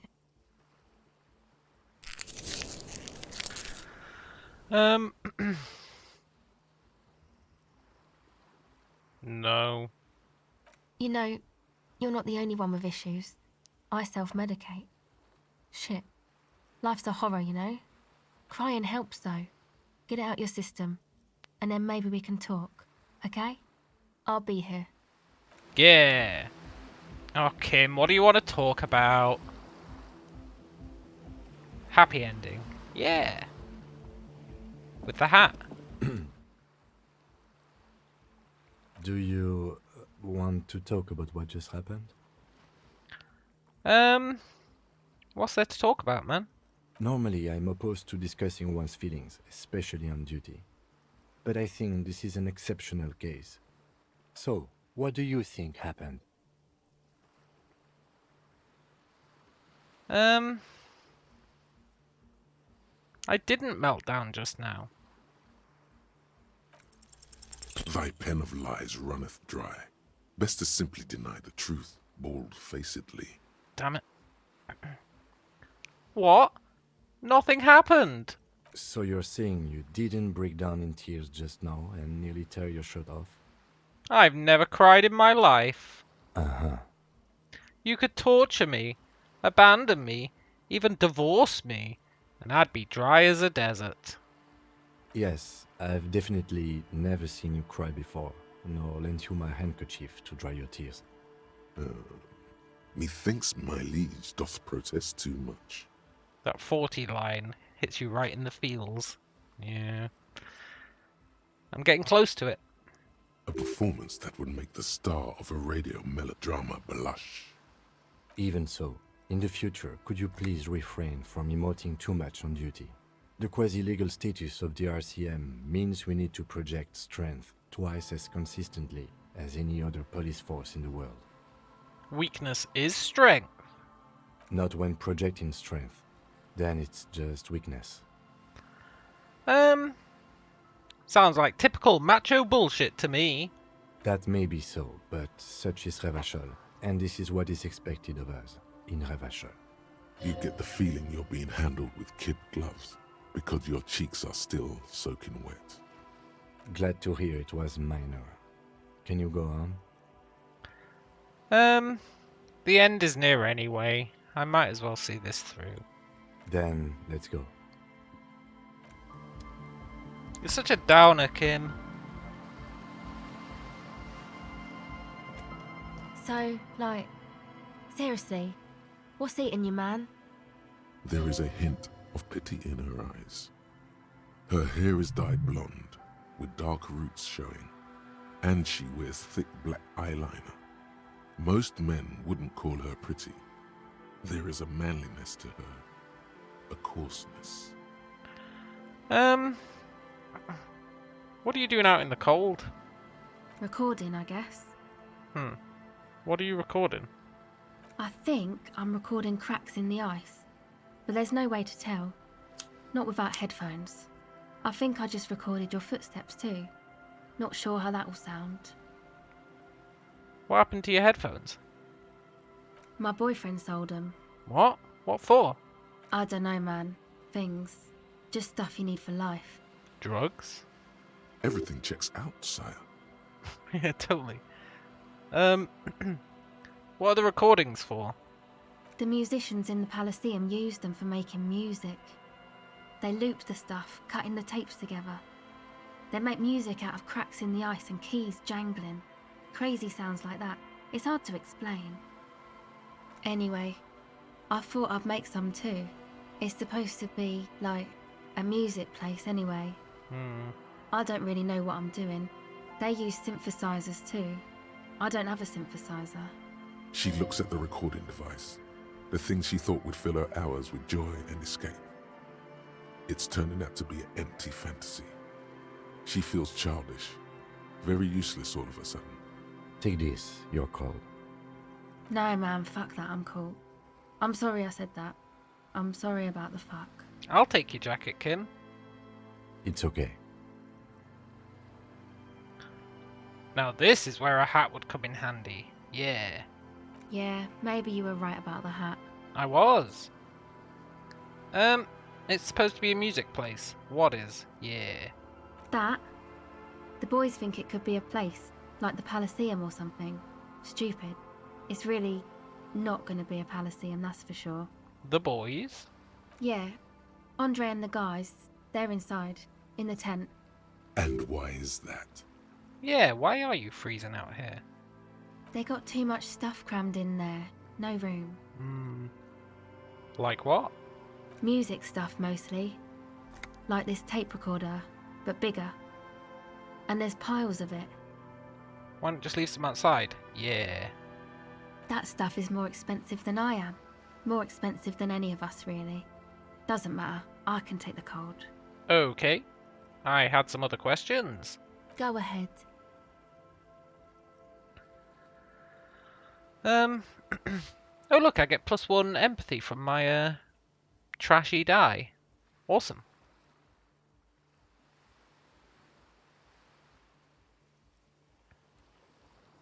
I've got glasses that give me empathy as well. What's the device? This is a portable recording device. It's for field recording. Low quality, but still. And the wires? Actually, just one wire. I picked on it till the braiding came loose. The wire leads to a contact microphone. What's a contact microphone? A contact mic records sounds from inside things, like this ice. Nice. You could maybe bug someone with it. Wiretapping. How's it work? The mic? I don't exactly know. Somehow it doesn't pick up vibrations from the air. The book said it only picks up structure-borne sound, if you like technobabble. Where'd you get it? Same place I got the recorder from, the Elysium. What's the Elysium? Oh man. You haven't been to the Elysium? No. It's the coolest place in this whole drug-addled shithole.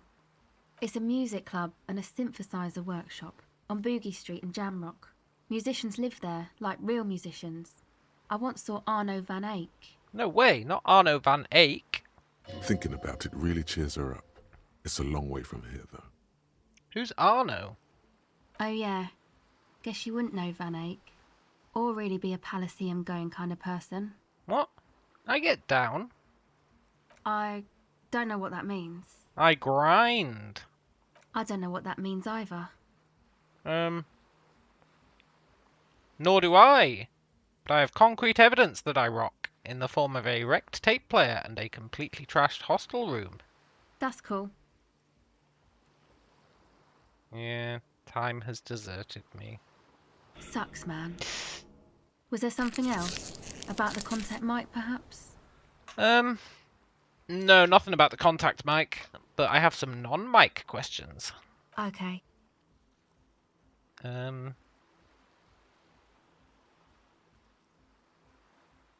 Okay, bye. No, not bye.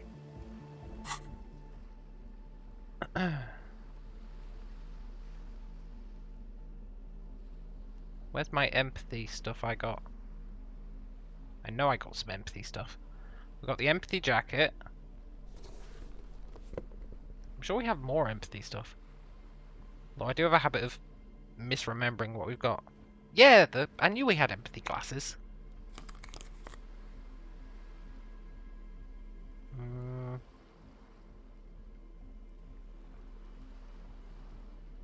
Nothing else. Hello again. 58%. I vaguely like those odds. I'll talk to her a bit more first. Can we talk for a minute? I was wondering when you would come around. What's up? I don't know.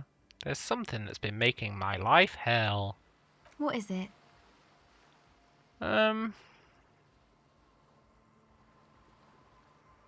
This is gonna cost me some morale, but I'm doing it out of principle.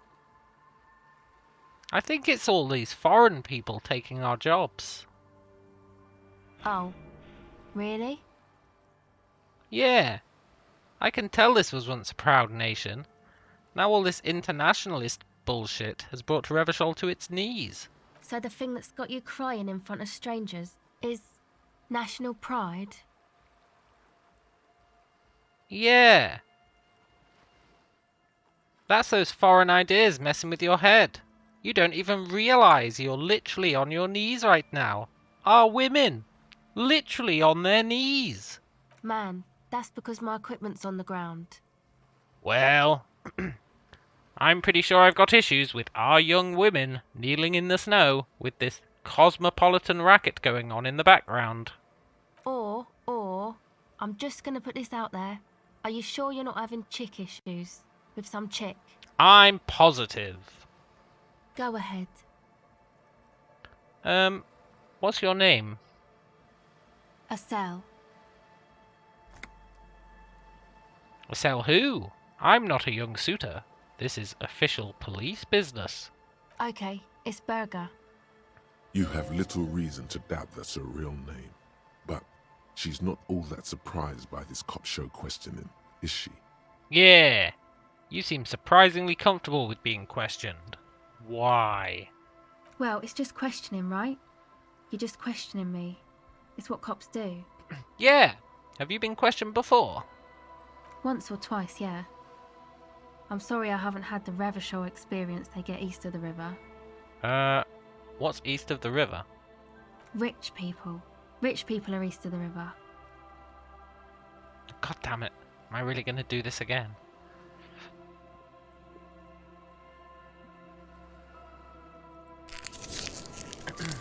I won't let this game stop me being a fascist. Let me guess. These rich people are not from around here. Aren't they? I thought they were as fashionaire as any of us, just way richer. No. They're foreign bodies. Agents of international capital. You only need to look close enough. Maybe you're right. Most of them do speak 3 languages. Exactly. So, what trouble have you gotten into with the police? The usual. I had a shitty run as a teenager. What's the usual? You know, drinking, getting into fights. The ugly stuff that happens when you move out your parents' place at 13. In Forberg. Interesting term. Time to glean some knowledge. Yeah, what's in Forberg? Is this a rhetorical question? No, I literally can't remember the most basic terms. Forberg, not in Forberg, is a massive banlieue south of Jamrock Quarter. It is the largest ghetto in Revachol, possibly the world. Well, I know what Jamrock is, but let's say I didn't. I think I do by now, but... We are Jamrock. XP. Of. Martinez is called North Jamrock sometimes. Jamrock is also a ghetto, only smaller than Forberg. Nice. So why did you have to move out when you were so young? My dad was a drunk. Plus, I guess, I just wanted to drink too, you know. Get my party on.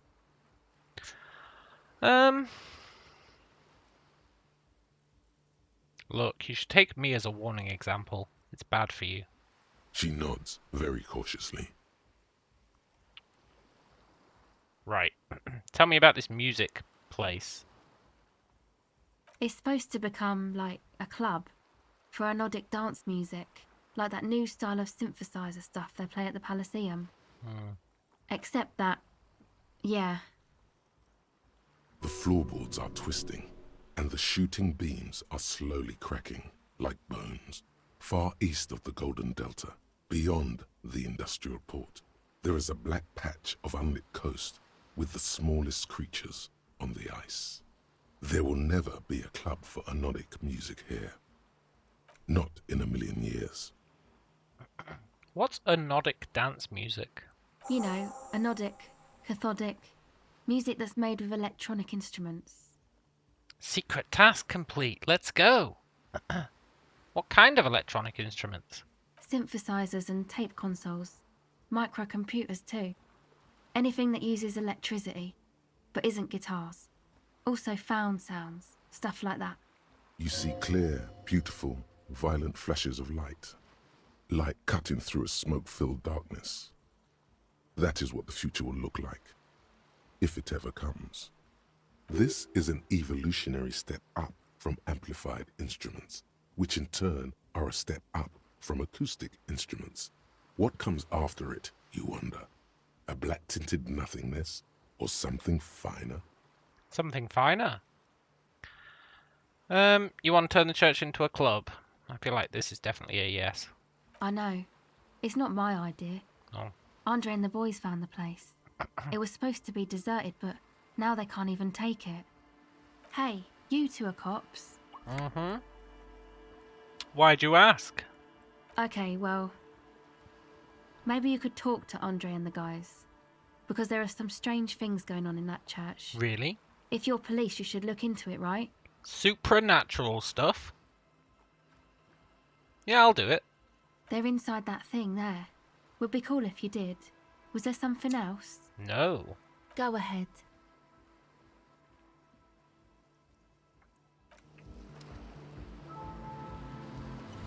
Yes. Hello again. The device is still warm Nice. from her touch and heavy as a brick from the batteries inside. The company logo, Omicron, adorns its yellow plastic cover. Inside, the tape is rolling. The girl looks at the device in your hands. Oh, device. I'm sorry you have to sit here on the ice feeling miserable. At your age, or at any age in this weather, waiting for it to get dark. Wait, we talking to her or the device? Yeah, whatever. She looks you in the eye, her pupils wide, surrounded by a ridiculous amount of makeup. The people who built this world intended it to be better for you, but they failed. It is easier to live in their failure with this by your side. Oh, we are talking to her. I thought we were like empathizing with the video, with the recorder. The wind howls. She remains silent. It's real. Tell her. It's not a childish fantasy. It can be a real weapon against what's coming for you now. What is? The dark.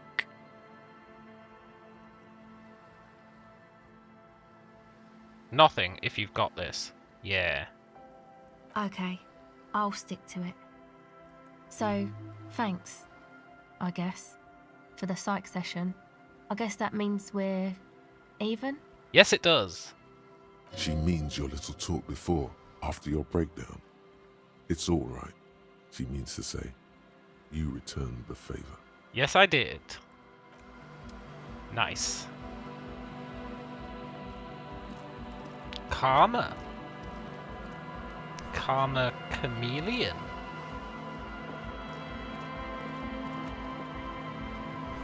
Trash. A pole. Tribal markings. A pane of Eternite has been planted into the snow. 2 poles are holding it up. Barely holding it up. It could fall over any minute. A stronger gust of wind might be enough. What is this? It's a drawbridge. It looks like a makeshift bridge. Could be convenient. Absolutely.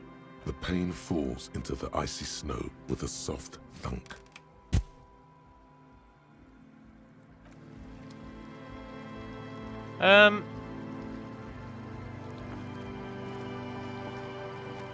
You know what I want to do? It's a bit far away, but I want to call the library before they close.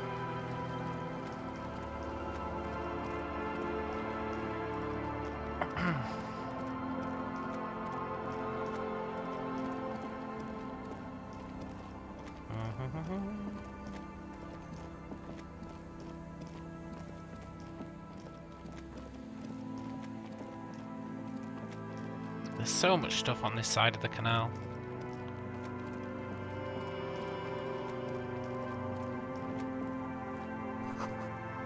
Someone's broken down the fence.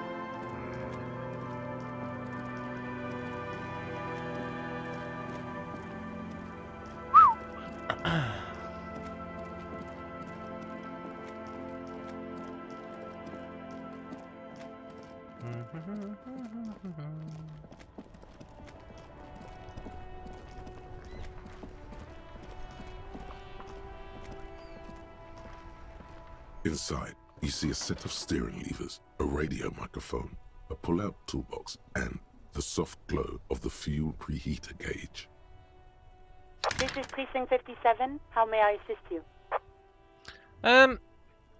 Connect me to Jamrock Public Library. Hold on, officer.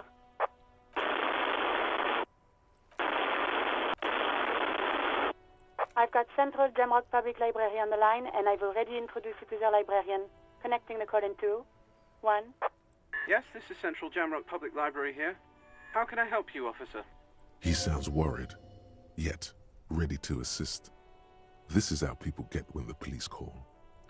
I'm looking for any information on Billy Magine. Billy Majon, you said. Give me a moment, I'll have to check our database.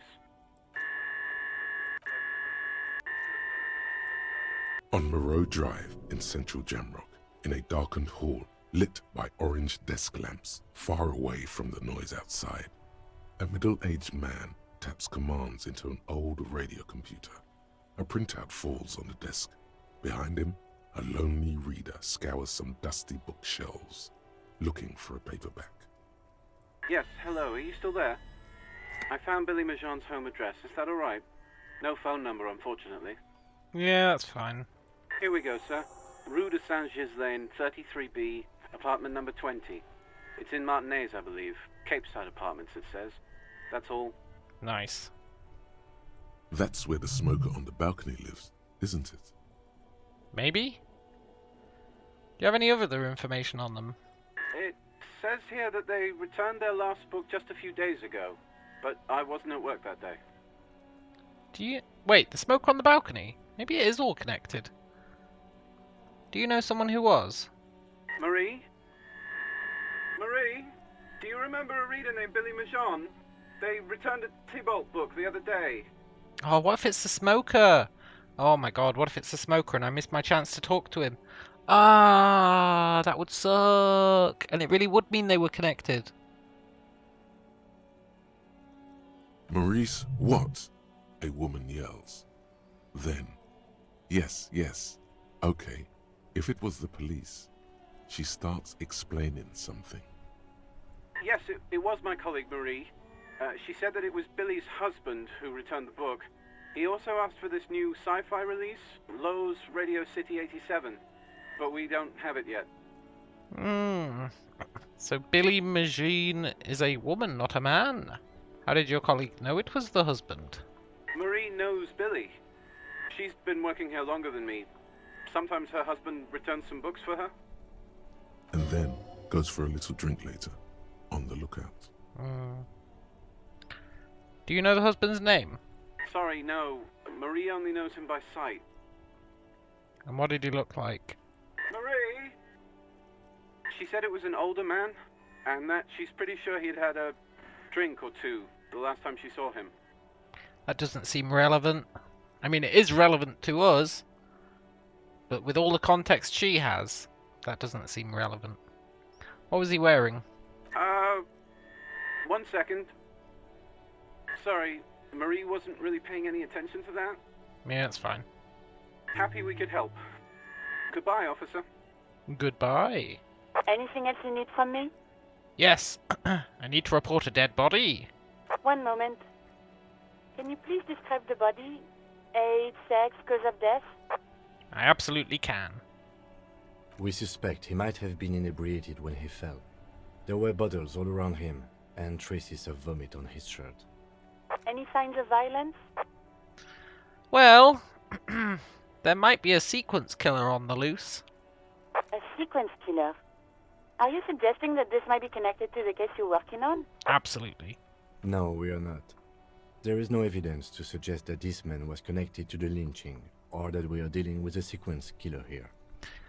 Kim, I'm going to stop you right there. There is evidence. The smoker guy hinted that he wanted to tell us something, and that maybe he'd seen something on the balcony. We've just learnt that this address for the dead guy is that guy's house. How is that no evidence? It looked like a simple accident to me, Alice. No field autopsy necessary. It was Kim. Oh, that'd be so groundbreaking.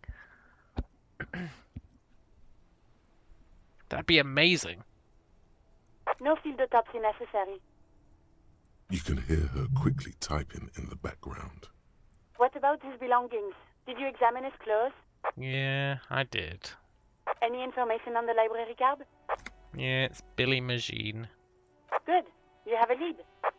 Do you and Lieutenant Kitsuragi want to take the case, or should I assign it to someone else? We're taking it. I have assigned the case to Lieutenant Kim Kitsuragi. Please follow up on this library lead to identify the man. We'll send someone to take the body to the morgue. Oh, I see. You've assigned it to him, huh? That's how it is. No, that's cool. That's cool. That's totally fine. I mean, it's not like Kim explicitly did not want to take the case, or anything like that, but sure. Just give him the case. Why not? That's all for now. Thank you for reporting in. Is there anything else I can do for you? You know what? Connect me to Sylvie while we're here. Just a second, officer. Sylvie Malaika on the line for you, officer. Yes, hello? Oh, Sylvie! It's the police again. Oh, great. What else do you need, detective? Have you seen my gun? Please, no. Not this again. Everyone saw your cool gun, detective. When did that happen? You were trying to impress some people with it. Everyone was eating and... Sounds like it's going to be bad. Do you really want to know? I absolutely do. What did I do? You were waving it around in everyone's face, begging them to describe it. You said it calms you, and then you started making suicide jokes. It got pretty graphic. I remember this. You were screaming things like, "My brains are all over the wall, painting them red. I won't be seeing it, 'cause these are my brains. I can't see without my brains." Very nice visuals there. Some poor sod was trying to eat his pudding while you were screaming, spit flying, imitating the mercy shot right next to him. Spat some in his food. I don't think he touched it after. People tried to back away from you or even slip out of the door, but you screamed, "I am the goddamned law, and you have to listen to me. You are all suspects in a murder investigation." I don't know what to say. Me neither. Why would I threaten to kill myself? I love this world. There is silence on the other end of the line. Okay, I should have killed myself. No, please, no more suicide threats. Thank God you don't have that stupid gun anymore. There are way more inventive ways than a gun to leave this world. Yeah. Look, what happened to my gun? No idea. All I know is next you were waving around money instead, saying things like big bucks cannot lie and guns can't buy money, but money can always buy guns. It almost looked like you pawned it. But believe me, I did not ask. Hey, thanks. You hear the call breaking up on the other end of the radio, and then the already familiar voice. Anything else I can help you with, officer? No. 57's over and out. In the cabin, you see a set of... We pawned it, huh? Motorway south. Please be good. The lone vector stretches in your mind's eye into the wild pale yonder, for an unimaginable distance, forgetting, until you can no longer remember anything. No cities, no mountains, no oceans, and finally, no vector. Nothing remains. A blank space with no point of reference, where only one type of motion is possible. The motion of a human throat. Swallow in, and then it comes to you. To reach the end of the motorway south is to be unborn. You've had this thought before, while aimlessly wandering the streets of Jamrock. A lost piece of the man you were. A dark hope. Please be good, please be good, please be good. All intellect white checks unlocked. +1 Inland Empire. Oh, that's nice. All intellect white checks unlocked. Did we even have any locked intellect checks? Probably not, knowing my luck.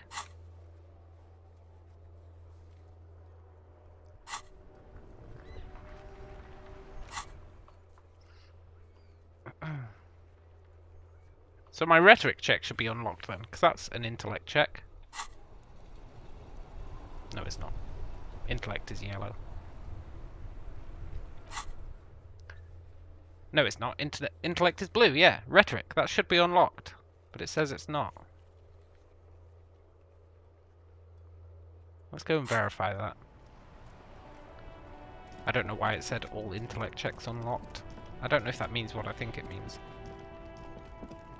But it implies that all intellect checks have been unlocked, right? Everything's still cool here, officer.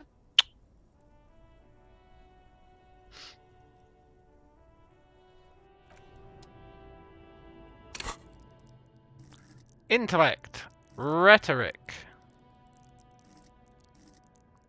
Hey, I've got 2 skill points. What the hell? Everything's still cool here, officer.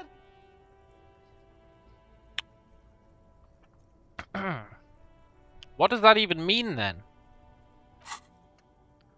What does it mean, all intellect white checks unlocked? I honestly don't know what that means. Because it's clearly not true.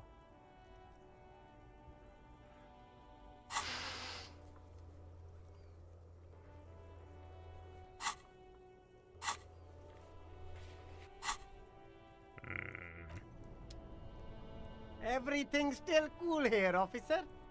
Everything's still cool here, officer. Let's do that visual calculus check. We should be able to do it now. We probably, now that we know it was us, right? You see a set of tire tracks in the brown slush that covers the plaza mosaic. Where's my visual calculus glasses? And my visual calculus jacket?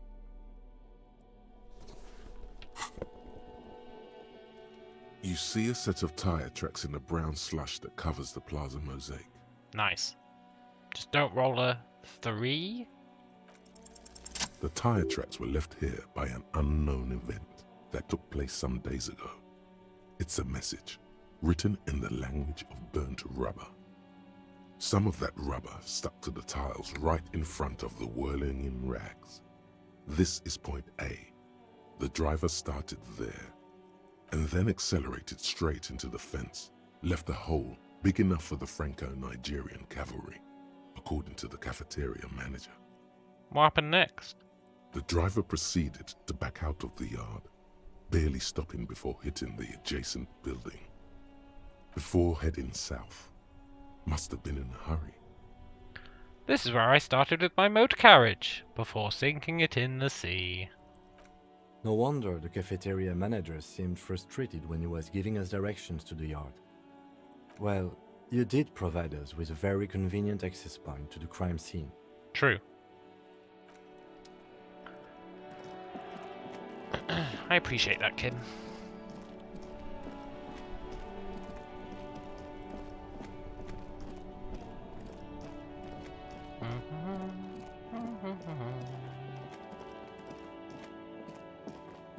Ooh, pawn shop. Our gun. Oh, he's not going to ask me to pay for it, is he? Hello, hello. Let me know if I can help you with anything. Do you have a gun? Like the ones carried by the police? Someone else came here earlier today asking the same question. I promptly sold her the gun you pawned a couple days back. Was it Joyce? What? Sold? This is a pawn shop, and it did feel as if you've met before. Oh God. The lieutenant shifts from one foot to another. Alert. Was the bar a policeman? She didn't seem like a policeman, although she kept referring to herself as a pig, which was odd. Oh my God. I found her interest in the gun a bit obsessive, but I was just happy to get rid of it, and of her. Is it Cuno's friend? He wouldn't sell it to a kid. Truth be told, she was terrifying. He might have sold it to a kid. Right, so let me get this right. You sold your sidearm, issued by the citizens' militia, and now a civilian is running around the streets of Martinez with it? Not only that, an insane civilian. Miraculously, his face does not reveal what's happening inside. What if she intends to commit a crime and blame it on the citizens' militia? You're right that she could cast aspersions on the force. We have to find her. Any idea where I can find them? My apologies, officer, but I have no idea where she was coming from or where she went. A needle in a haystack. There is nothing you can do about it right now. You'll just have to hope Everard wasn't lying, and the Union can track her down in time. It's Cuno S.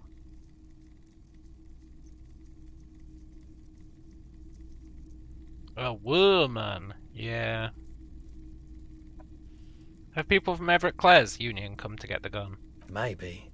Shady-looking guys came in here yesterday, looking like they'd just taken off their Wild Pines overalls. They asked if I have a police weapon to sell. I told them I already sold it. They went their way. It was a trip, but you know, all sorts of people come here, asking for all sorts of things. Maybe Claire really is tracking down your gun. Yeah. Of course. I'm pretty sure it's Cuno S. She's the only insane, scary person who would call us pigs that we've met. Although I don't believe he would sell it to a kid, but he did say she was terrifying.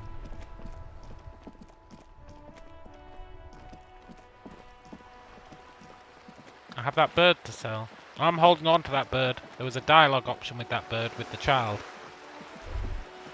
Whoa. What have we here? A bridge? A bridge with loose nails and rot-infested wood that creaks in the wind. A construction code violation if there ever was one. Kim! Looks like we've got a construction code violation. True. They never cleaned up the war damage. The rest of Revachol looks better, though. But Lieutenant! Think about the splinters! The bridge is fine enough. Locals use it all the time, after all. It's nothing to worry about. Shall we? Damn it, Kim. I want to start handing out fines.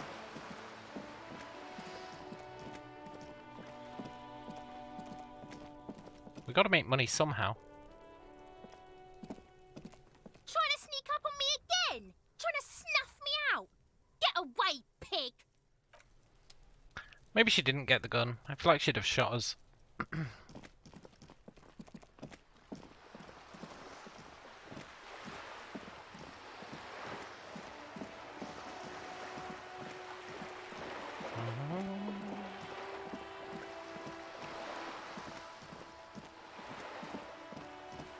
Ooh, I can go get my dice. Remember the dice we ordered?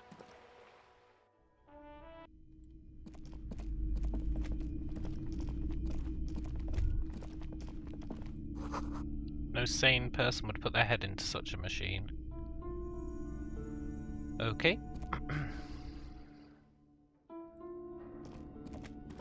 Oh, in case you guys missed it at the start of the stream, I lifted this weight. Kim, are you just going to talk about the dark? Because honestly, I'm not having it. You've got me well trained.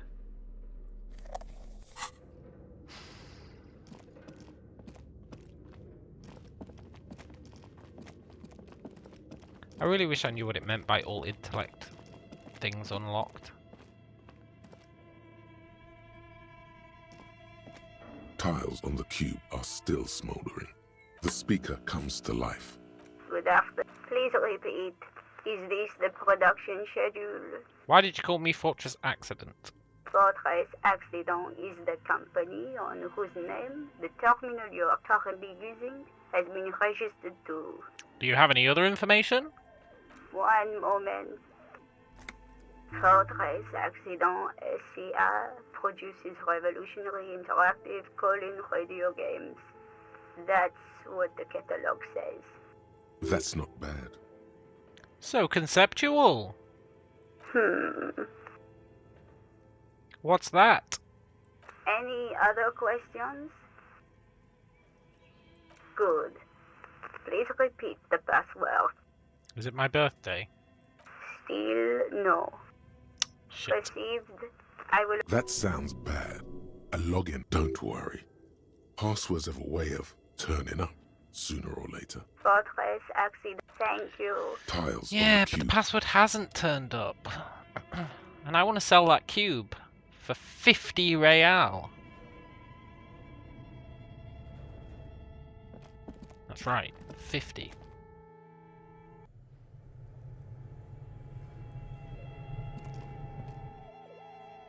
I might tell Kim he can take the body. Why is it doing that? As if there should be an interaction check here. See, I thought maybe it'd be like something we could find Your on here. flashlight slides. Some of the writing has faded with it. The handwriting is the full text outside. A cold wind wraps the building. This is a month. It looks a bit like an academic calendar, only much more. Your eyes glide over 4 sections. The photo color, entire you see, albeit a pinned postcard reads, these light translucent. Who are all those? One of the Welkins. Your eyes glide over 4 sections of the imposing. Ah, we'll never find the password.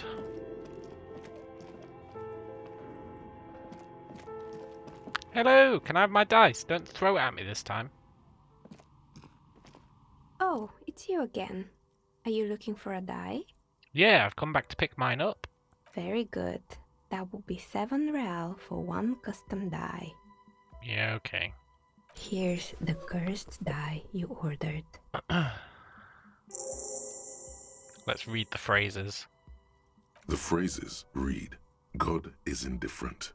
Take all. Lose all. 50-50. Nothing happens. And pale. What is this? It's a die. Try rolling it. Yeah, okay. You throw the ball on the floor, and it ends with one of the phrases facing upwards. God is indifferent. Good. Now roll again, detective. Okay.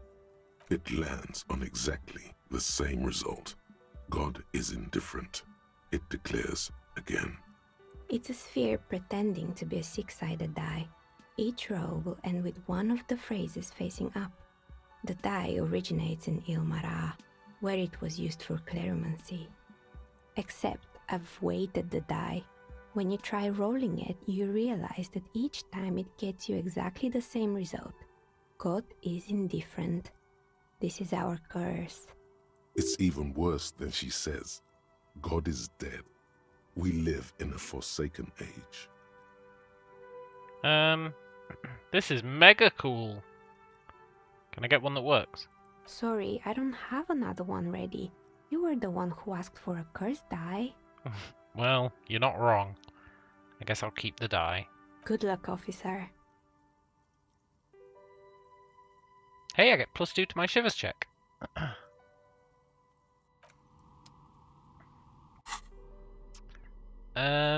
Shivers. I think I have some shivers stuff now. The scarf.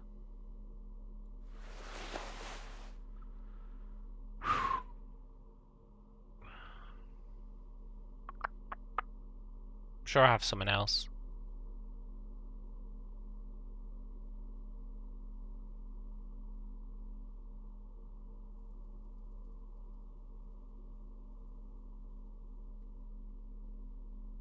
The man from Hjelmdal shirt. And I guess that's it. Oh, it's you again. Are you looking for a die? 58%. Don't say you're looking for a die, because you're not going to give me one. I'm sorry. I'm a bit overloaded just now, so I can only produce one die per customer. Yeah. 58%, 58%, 58%. I want to believe. Aside from getting naked, you're not sure what else to do. The building holds no more answers for you. Look, game, don't tell me that it doesn't hold answers. I'm going to level up Shivers.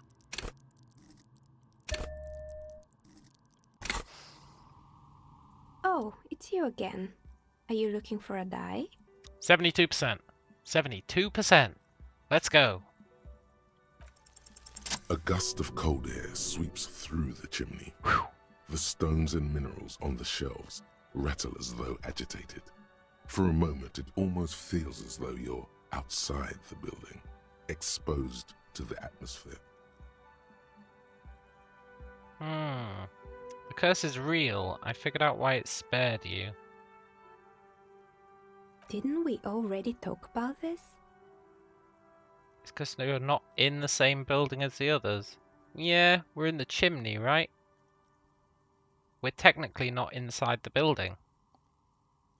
If we're in the chimney, the building is like wrapping around us. Yeah, this isn't technically the doomed commercial area. What are you talking about? My address is exactly the same. Rue de Saint-Guilain 10. No, the old coal plant that used to be here was subsumed into the new venture. Oh. Its ruins swallowed up. Yet it has a different address in the heart of the city. Whatever, my explanation works as well. We're in the chimney of another building, sure. This doesn't make any sense. Are you saying my business was spared because of a technicality? Where is this coming from? It has a different address in the heart of the city. And what? Does it mean that I'm safe from failure? Don't let her become complacent. She still needs to ward her soul against the evil forces. It's only your workshop that's protected. You should do something to defend your person. She starts laughing, her fingers trying to rub away the exhaustion from her face. What? Do you know what this is? Your lucky charm? Some kind of award? It's a mourning ring. I made this when my first company failed.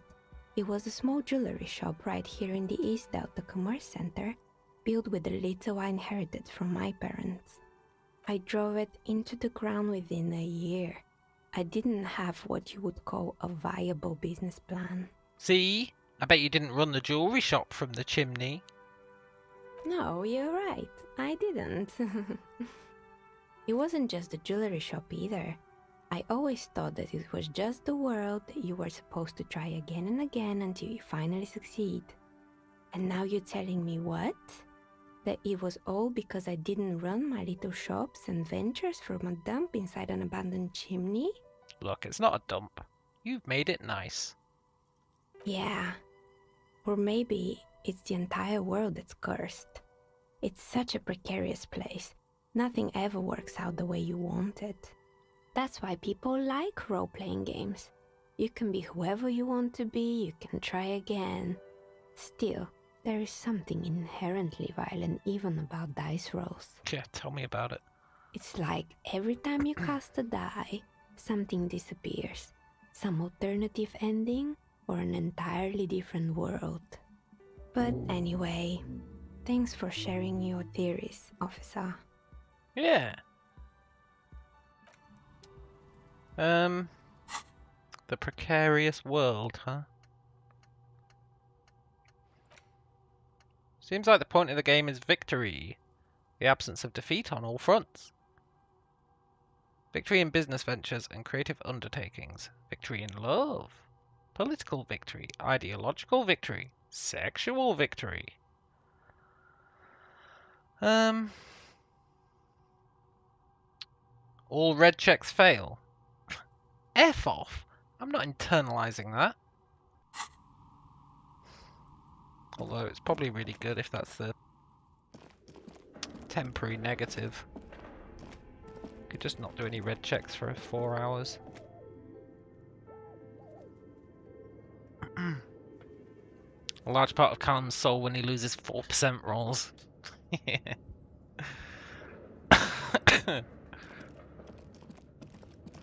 Look.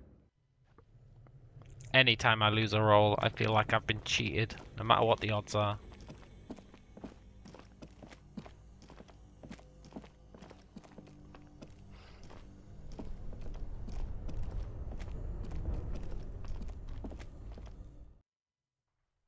Maybe I should send Kim away with the body.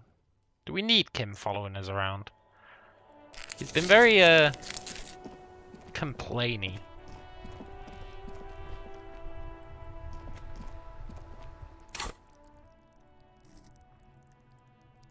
Is it composure I needed for that kid?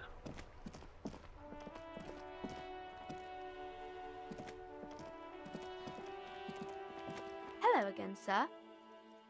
Yeah. I don't know why I'm going to put a skill point in here just to try and impress a child. But it's as good a justification as any. Hear that? Magnesium. That's what you're lacking. The lack of magnesium has you slouched. The magnesium levels in your blood are dangerously low. It's about the low magnesium levels and not the high alcohol levels. I knew it wasn't the alcohol. Yeah, the other things. Long live the other things. Made you strong as an ox, they have. There's a lack of magnesium in me. I don't know about that. We've been chugging magnesium. Yes, and it's critical. Look at yourself. You're practically devolving into a fish due to the lack of magnesium in your bloodstream. I need to mag it up. You need to get so magged up. You've probably had 2 heart attacks and a minor stroke already. And the only prescription is insane amounts of magnesium. I need to become a magnesium-based life form? Yes. If you want to live, you need to evolve. You need to transcend the carbon barrier. Go to the apothecary and buy insane amounts of magnesium. It will reverse the damage to your circulatory system. Just remember, it's not the alcohol. Buy more of that too. Alcohol is not the problem. And it's certainly not the dextroamphetamine, nor porolidon, that sweet, sweet psychoactive radiation drug, nor smoking for 40 years. It's the lack of magnesium and excess of coffee. You should stop drinking coffee. It wreaks havoc on your gastrointestinal system. Yeah. Totally. Magnesium-based life form, huh? -1 shivers. I could live with that.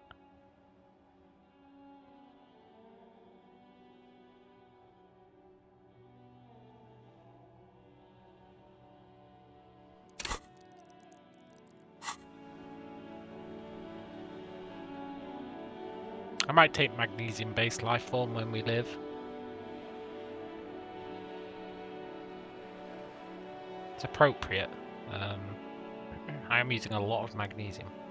Anyway. Hello again, sir. 72%. Hang on. I don't think I have any composure equipment. But it's always worth checking. Ah, I do. The shoes.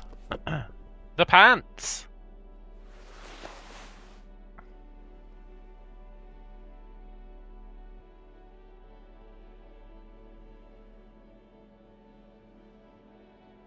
Nice. I should organise our inventory at some point. Hello again, sir. 92%! Oh, let's go. Don't F it up, don't F it up, don't F it up, don't F it up. I've worked so hard on this. I've been trying to solve this since, like, day one. The girl keeps her hands folded, hidden. Why is that? Yeah, why do you keep your hands folded? What do you mean, sir? Maybe this is connected to the crime. She knows where this is going. Look, you don't need to be worried. I'm here to help. She looks around anxiously. Her hands remain folded in front of her. She doesn't want to show them. The lieutenant stands by, looking at the two of you with little interest. A facade of true professionalism. He is far more intrigued by the situation than his poise reveals. Look, it's okay.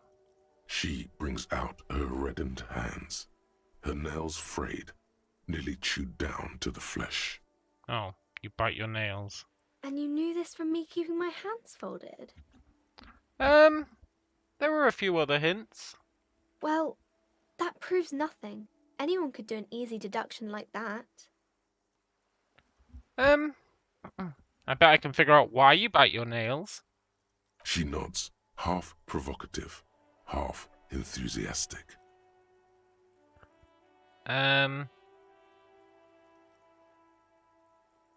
It's because of your mother and the pressure she's putting on you. Maybe so, sir. Okay, I know it's a bad habit, and I shouldn't. Either way, another ace deduction by the #1 detective in town. It was okay, sir. There's more that can be achieved here. Ask her to do the same. Yeah.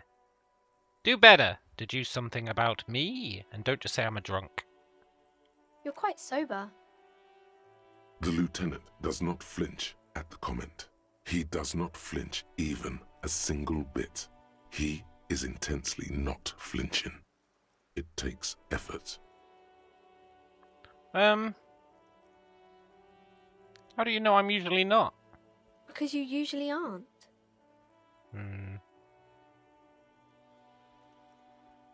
I'm also sad, and my head hurts.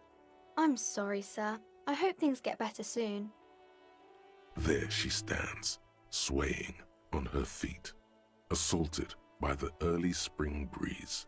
She smiles at you. The whole situation suddenly feels familiar, somehow. There's something you're missing. What am I missing? Suggestion? Shit, man. Now I need to go down the suggestion route. Ah, there is no god. Isn't our hat plus suggestion? No. Something is. Our naval coat. I don't think I've got anything else suggestion-wise.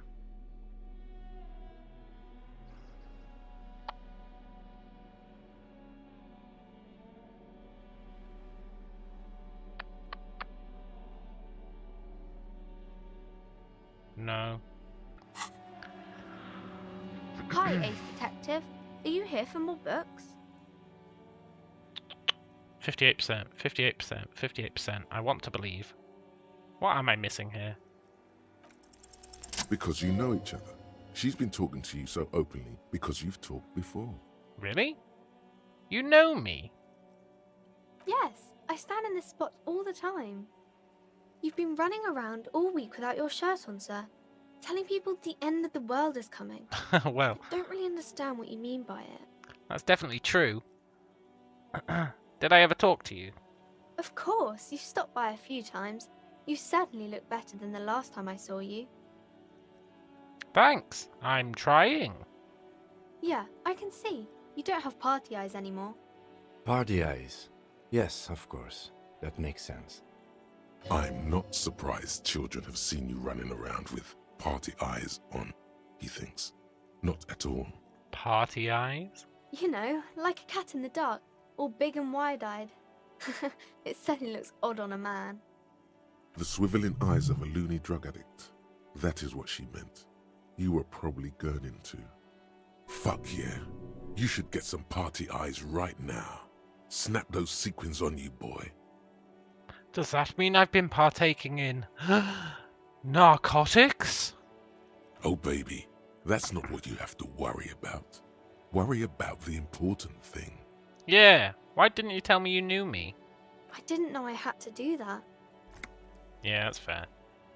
Thanks. I've learned something about myself. I'm glad I could help you, sir. Yeah.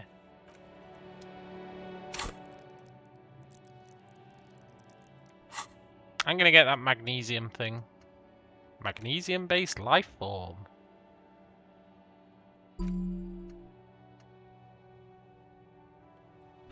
Cause I want to know. And we take a shit ton of magnesium.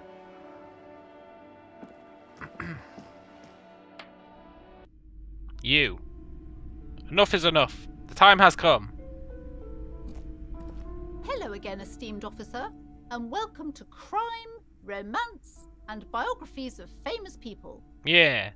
Now that I've passed your skill checks, her skill checks, all the pressure's made Annette really anxious. You know she's been chewing her nails. God. I've told her not to do that. It's such a disgusting habit. She'll get over it. Anxiety is a part of life. A part of hers too, clearly. I don't think she can do anything about it. She can, if she has enough willpower. This is what's called growing pains. Life isn't easy. Life doesn't give breaks. Come on, ma'am. It's obvious she can't do anything about it. You are placing an unnecessary burden on a young child.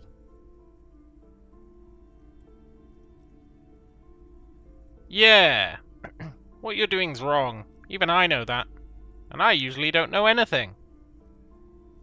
She stands stiff and severe, silently fuming.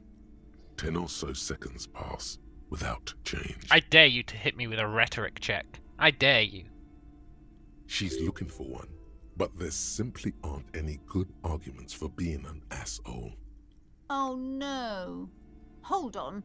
I need to invite her inside and apologize. Yes, you do. She must be freezing out there. There. I don't know what to say to you. My husband, he tries to teach me business lessons. I have what my mother called a dull mind. All this stress. It sounds like both the husband and the mother treat her the way she treats Annette. You're like Annette to your husband. And your mother. Oh. Well, my mother was horrible, of course. Absolutely perverse energies around that person. But my husband... My husband is completely different, of course. Is the husband Annette's father? Yes. My husband is a successful entrepreneur east of the river. If only he were more involved in the business we're running up here. No matter. Soon we'll both be off for Grand Couronne. What's Grand Couronne? It's a proper place to live. One of the most peaceful neighbourhoods east of Jamrock. You may know it for its massive housing projects. Your head feels light and dizzy. A cold breeze caresses your flesh. Do we live there? What's going on? Monstrous buildings loom over Grand Couronne. A cold wind howls in the empty halls of homes built upon delusions. There is no life in Grand Couronne. No one can afford to live there. Oh. Most of the buildings are empty at the moment. It's a great opportunity to get ahead of the crowds. Better times ahead for sure. And your husband's also involved with the bookstore? He made the initial investment. Since then, he's been what you might call a silent partner. Super silent. Almost inaudibly so. She told me she doesn't go to school anymore. She's been too busy helping me here. So she studied at home this trimester. This is a temporary solution, of course. I assure you, I of all people understand the importance of education. She will be back in school the moment the store takes off. And hell freezes over? Never mind.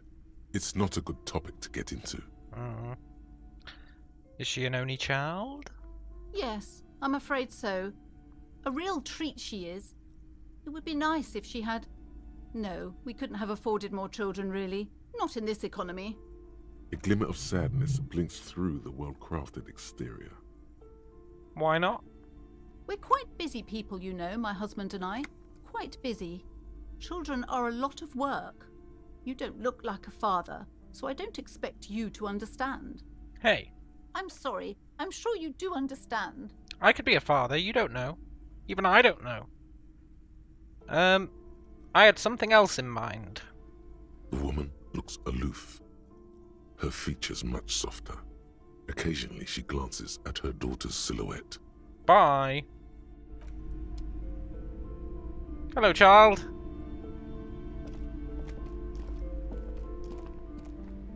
I'm sorry, sir. I can't talk right now. I'm very busy with my homework. I have so much homework now. You just can't win. Out of the rain and into the gutter. What are you doing now? Math. It's really difficult. Like, really. They say you need it to get rich. Better than standing outside in the cold, I guess. Oh, I found something while you were away. Uh-huh. What is it? I thought this would fit you. Like, thanks for helping out. Not me. The city, I mean. Like a detective does. A Dick Mullen hat! Let's go! Where did you get it? Just what Dick Mullen would ask. I got it from behind the curtains. I'm not really supposed to go there. But I looked behind the curtains. There was no hat. A detective hat? Yes, just like the one Dick Mullen wears all the time. You'll look way more serious with that. +2 authority? Right, I have to get back to my homework now. Before Mum notices. Man, this is hard. Nah, math is okay. Just don't think about it too hard.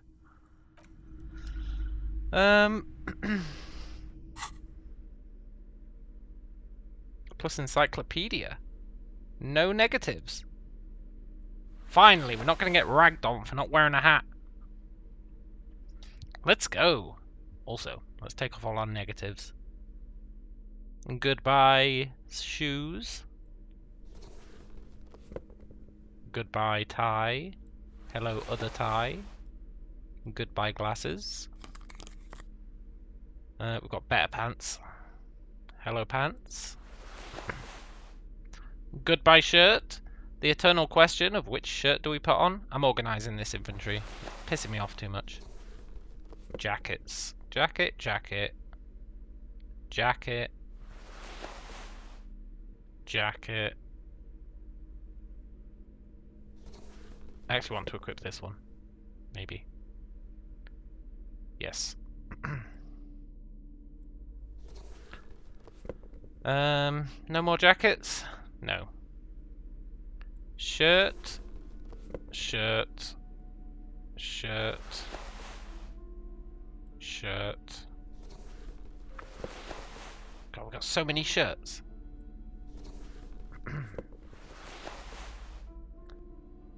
Pants. Pants. Pants. Pants. Pants. Glasses. Got so many glasses as well. Look, game, give me another row. I need another row. Don't do this to me.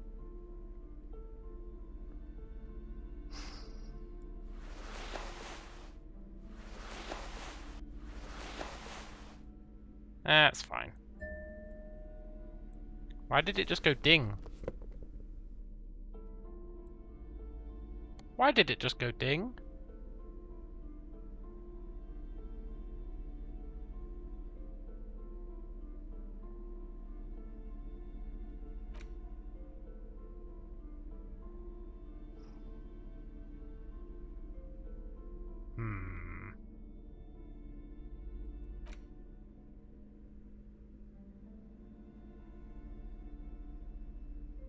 Oh, I was going to try and clean the jacket in the, I don't know why it just went ding. I was going to clean the jacket in the kitchen if I can.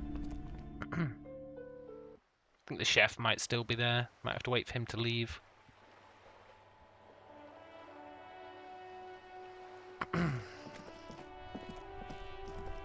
We look like a proper detective now, apart from the trash bag.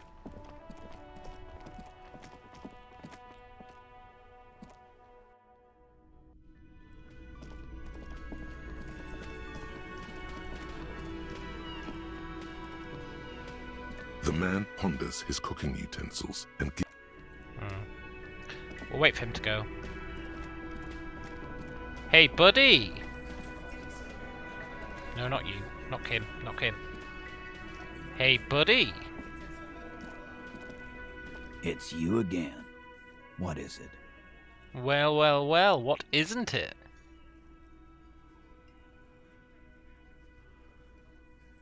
I just found a bullet in the hanged man's head.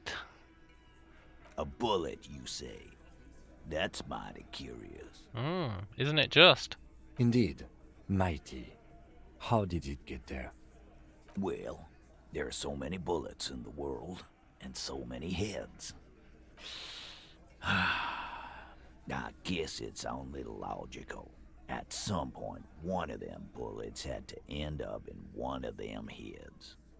It's bound to happen again, you know? Just statistically speaking, of course. Are you implying you're going to shoot me? Why was this bullet in the victim's head? Wow! He's got it in a real evidence bag and all! Why don't you go home and log it into evidence? These men have told you what happened. Well, I think the hanging was a cover-up for the shooting. You know what I think? I think he was shot in the head as a kid, and his brain grew around the bullet. Around the bullet, man. That's a good one. they're only pretending to enjoy this. Beneath the act, they don't like you knowing this. Yeah. Did you guys shoot him? Shit! I probably did shoot him. I was drunk last night. You guys know me when I'm drunk. Yeah, Glenn likes to shoot his guns when he's drunk. Better hope he stays sober. No, he meant before he was hanged. Did you shoot him before you hanged him? Before? After? During? This is getting ridiculous. They told you what happened. Stop wasting your time. Okay. Never been worried in my life, lawman. It's not like you blew it wide open, but there's a little crack in there, somewhere. Yeah, there is.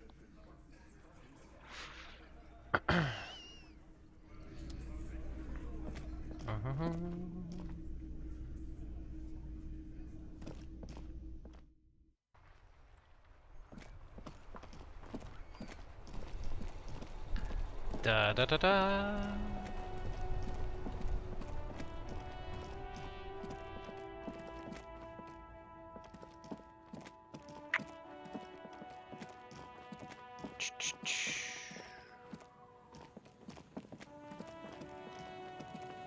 Back to the loot hunt. Can I get round there?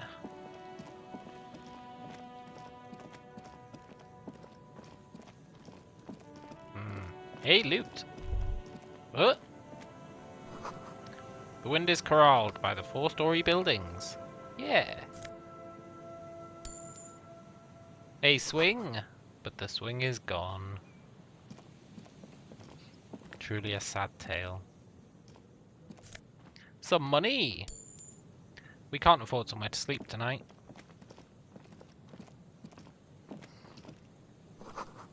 Glory to the ghosts of us!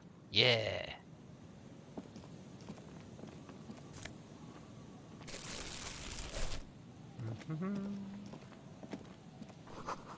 Someone's left their music collection. Smallest church in St. Sayans. Oh, nice! We needed music so we could do karaoke. Requires a boombox to play. There's no way to listen to the tape without a working tape player or portal reel at hand. But even just holding the tape makes you feel a little sad. A pawn shop would have a tape player. I really don't want to buy a tape player. Come on, man.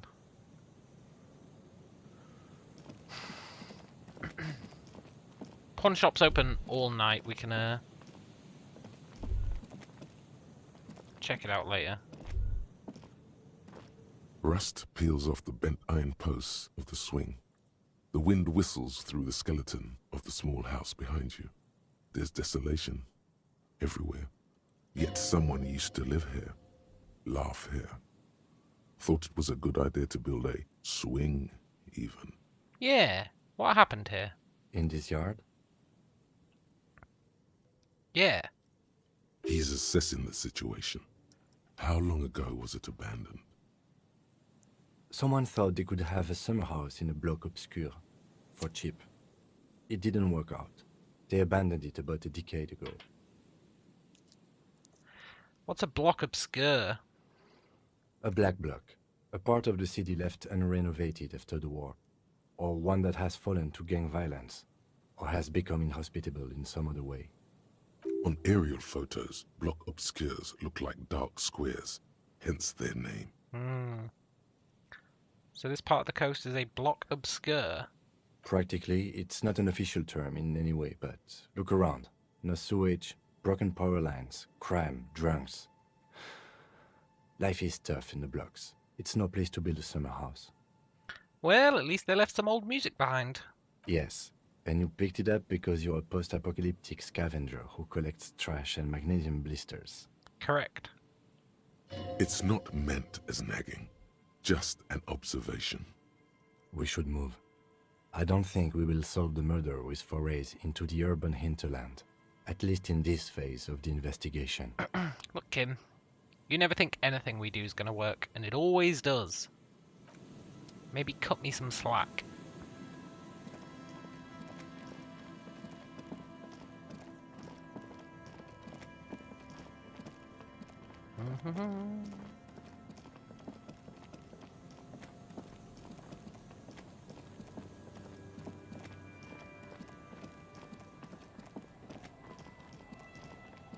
Honestly, Kim's the biggest naysayer in this game. I've already been in here.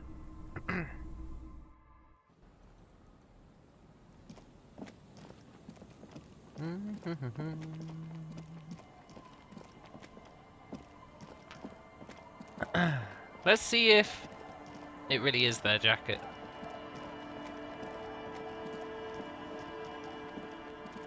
Hello, friend. Tequila sunset. I found your jacket. Ah, tequila. I knew you'd come through. That's fucking great, man. I found a little more than I bargained for. What's that supposed to mean? There was a dead body nearby, man. What's that got to do with my jacket? Well, it's a pretty freaky coincidence.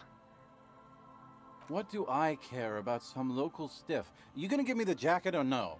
Fine. Let me see. What? This isn't my jacket. My jacket was beautiful. This is fucking filthy. What am I supposed to do with this? What do you expect? You left it outside for a week.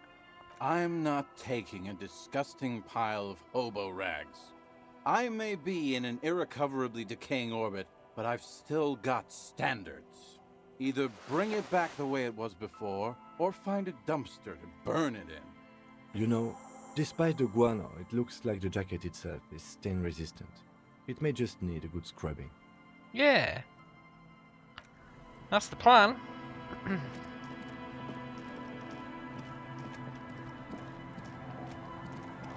Wait, is she a washer lady? Maybe she can clean it.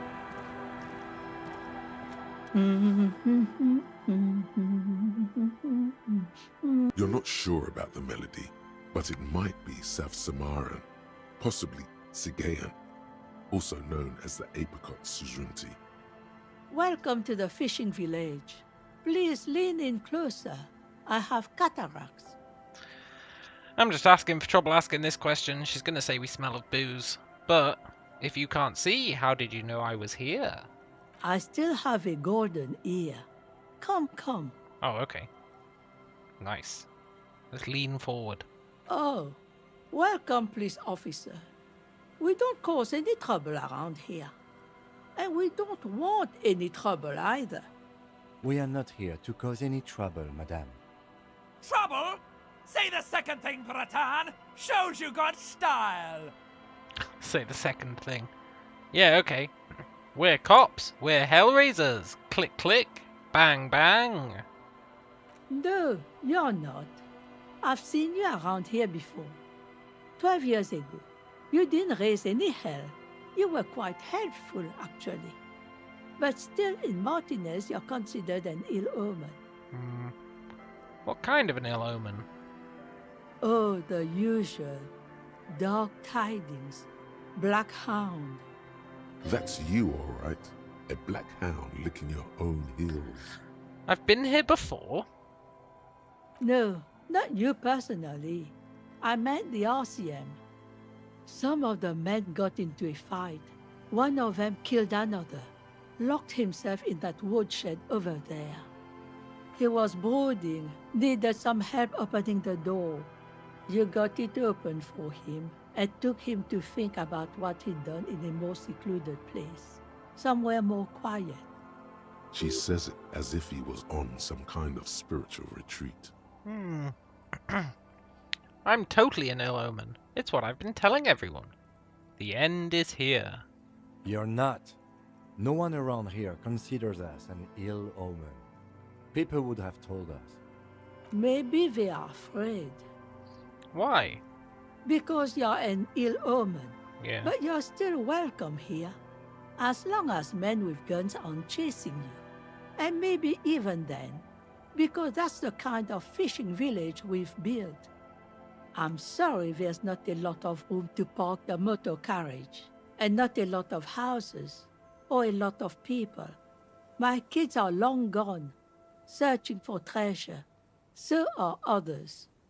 Ah, look at me ramble on. What brings you to us? Well, here's the thing. I found a jacket. Could you wash it? I can wash it for you. But it's going to take about a half an hour. Think you can stay put for that long?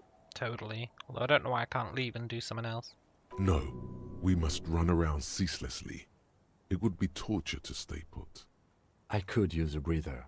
It's been another track and field day. Yeah, I'll wait. Well, hand it over then, and I'll see what I can do. Nice. Must say, I'm proud of this one. It's pretty nice underneath all that filth. I hope you take better care of it than its last owner. Oh, I certainly will. He's not getting it back, unless it's got terrible stats. But this Fallon stuff is generally pretty good. Pain threshold, half-light, negative drama. Yeah, it's not terrible.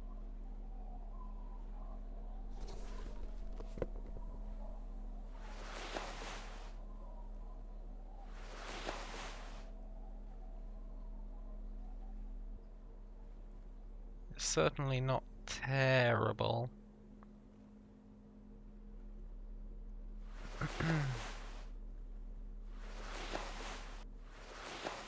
There we go. That's as organized as it's gonna get.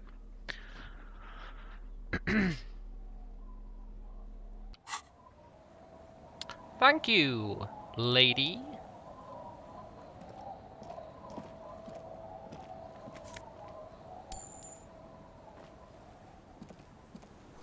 It's locked.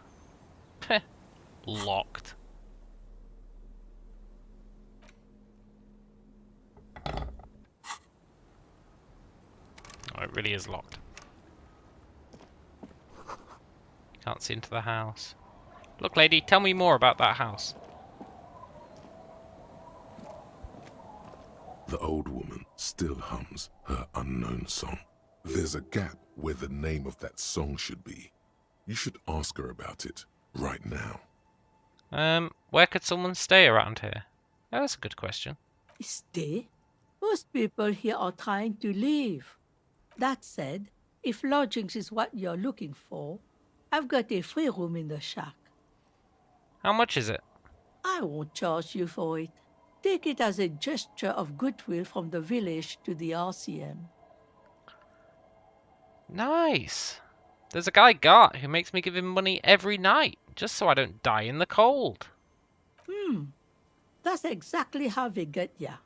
That's why we built our own cinder block houses on the seaside, so we don't have to give money to those crooks. We might not look like much, but they are ours. For real though, why isn't anyone using the room? My kids grew up and left like they do. The house is long empty now. I live in the small side attachment. It's easier and cheaper to keep warm. So I can just have this room? Aye.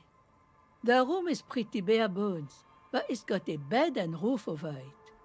That's more than some folks have around here. And you're not willing to let them use it, huh? When Varson communist revolutionary Ignas Nielsen was in hiding, he stayed in a hut on the Boreal Plateau for 10 months.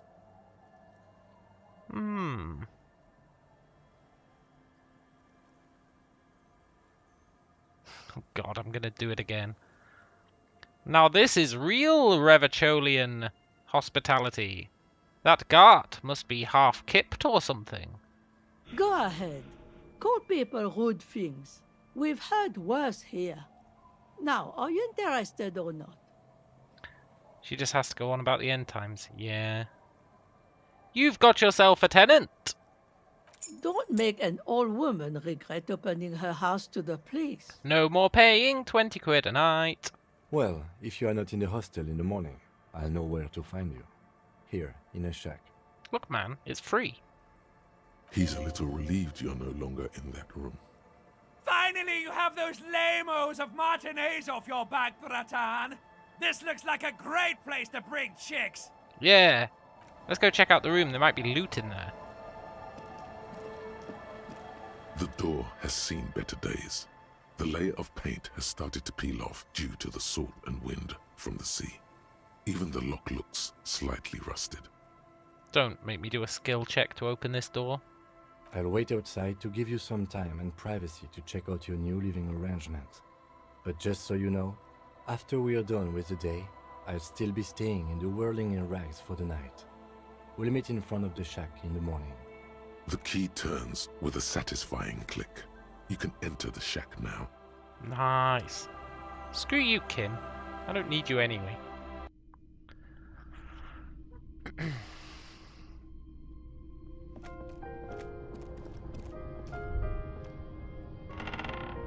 Floorboards creak. Really? On the table, you see a bowl of water, a rough soap, and next to it, a small hand mirror. A straight razor soaks inside the wash basin. Hey, we can shave. How would you know? You haven't even seen your face. Go take a peek in the mirror, then decide for yourself. Oh yeah, that's a good point.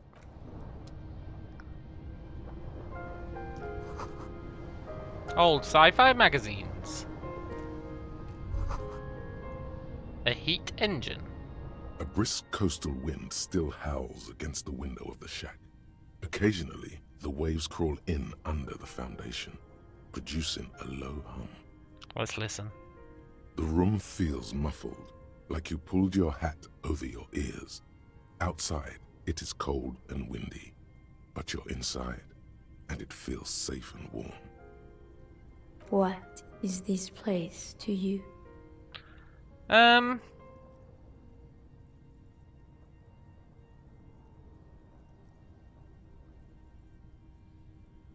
It's free. Waves crash onto the beach, drowning the reeds.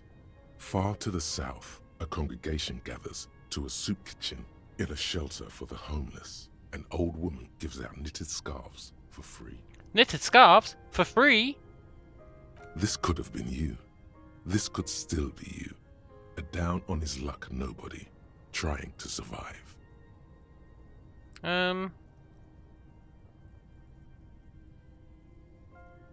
Thanks for a fair assessment of the current situation. Outside, the howl of the wind has picked up. The waves crash against the stilts again. It's as if you think the thought, but in someone else's voice.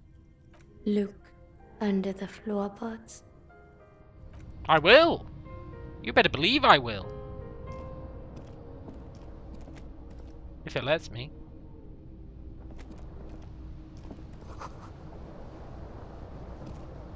Look, Gabe, you can't say to me look under the floorboards and then not let me look under the floorboards. That's actually not cool. +1 logic jacket. The bed is comforting, if a bit run down. Still, you've earned a rest. No, we haven't. How do I look under the floorboards?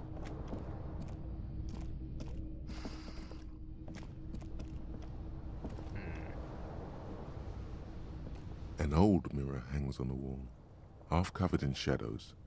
You cannot see yourself fully, just the outline of a man. You have no memory of the face that awaits you there. It's time. Let's look at our face. As you slowly reach your hand towards the surface of the mirror. Abort. You clearly have not thought this through. You won't like what you see there, and you will never unbecome it. Okay, better not to know.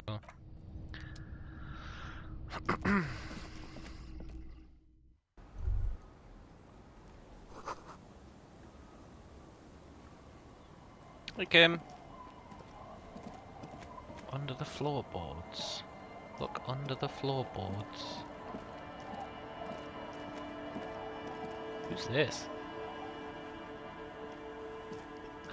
Fish! Fish! Fish!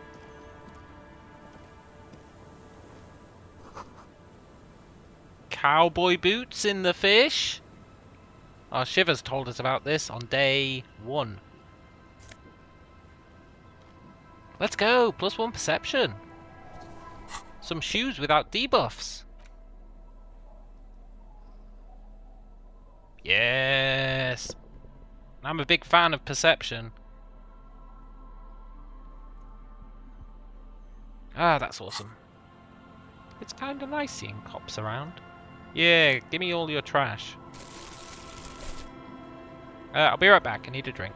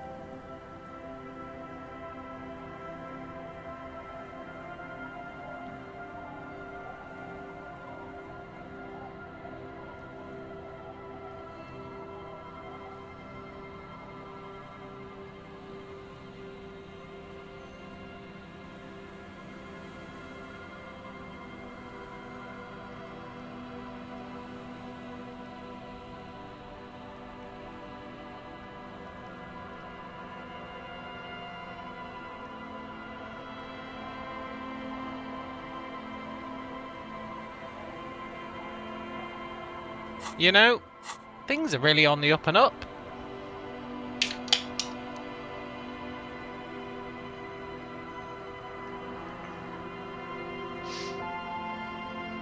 Who are you, lady? Hi, officer. Hello. Anything I can help you with? Can I have that sword? As always, I am the Lawbringer. You've graduated to Lawbringer now? Sure, why not? Men with authority have their quirks. Comes with never being second-guessed about anything. So what brings you here, Lawbringer? Hey, thought gained. Bringer of the law. Lawjaw. Where are we? A fishing village on the seashore. This place doesn't really have a name. It's sometimes called Elysium. Why? The sign on the street leading here is illegible. Has been since they built this place.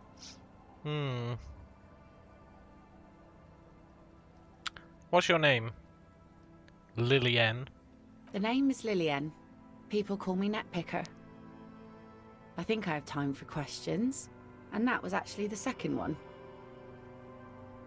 Alright, if we're being pedantic, that was actually the third one, so... Indeed, you're always confused as to your whereabouts. Ask her about the cool sword. Helps to break the ice. Yeah. Nice sword. Does it come with a story? Oh, this one the people have to get a signature from. Unfortunately, the factory sold this one with a 3-year warranty instead of a story. It's to intimidate folks, mostly. Do you know how to use it? Not really.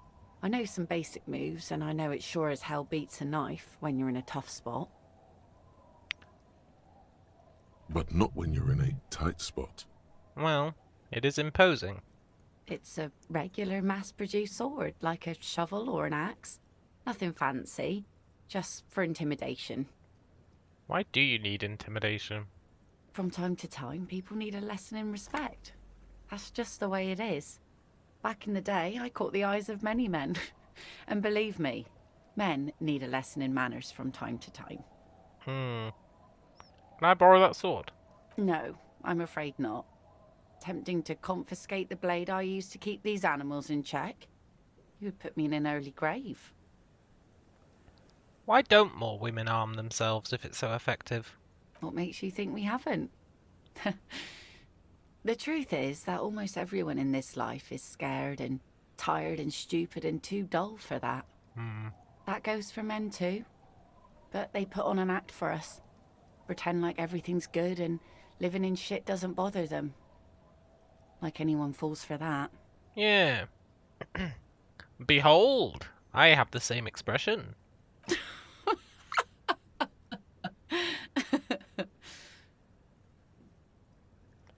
Do you like it? Sure. It looks as if you could face down any horror in the world with that same unchanging grin. It's like a shield. Yeah. The traces of her laughter are still there, in her eyes, fading fast. So where are all the men? Some went to patch their wounds, their lesson learned. Others were more thick-headed. And one of them, I ended up marrying. But why? Guess I enjoyed the way he bled. If it is, then why the melancholy? Where's your husband? Gone. Sounds like a missing persons case. It absolutely does not. We are not going to look for him. No. There's nothing to find. He's dead. Lost to the waves. Oh. He didn't respect the sea. Went out there, drunk like a skunk, and sure enough, one day the boat was found floating empty. The bloated corpse turned up 2 weeks later. Now, before you tell me how sorry you are for my loss, know that it was 4 years ago, and I've moved on. There's only so much mourning you can do for a drunk with sinewy muscles. She really likes those muscles, though. It's in the way she pronounces sinewy.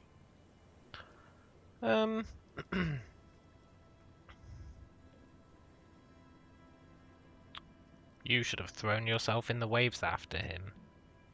Oh? The kids too, right? Sure. Working class people don't have that luxury. That's for rich folks. We just go on.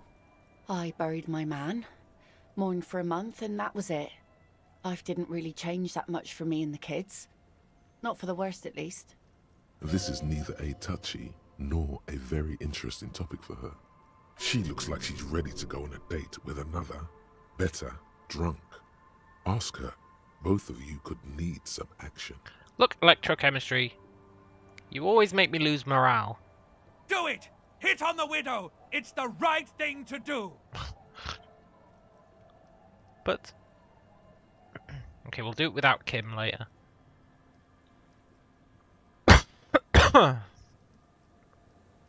Is that your boat? Sure is. The sun, I call her. Coated with a fresh layer of tar just yesterday.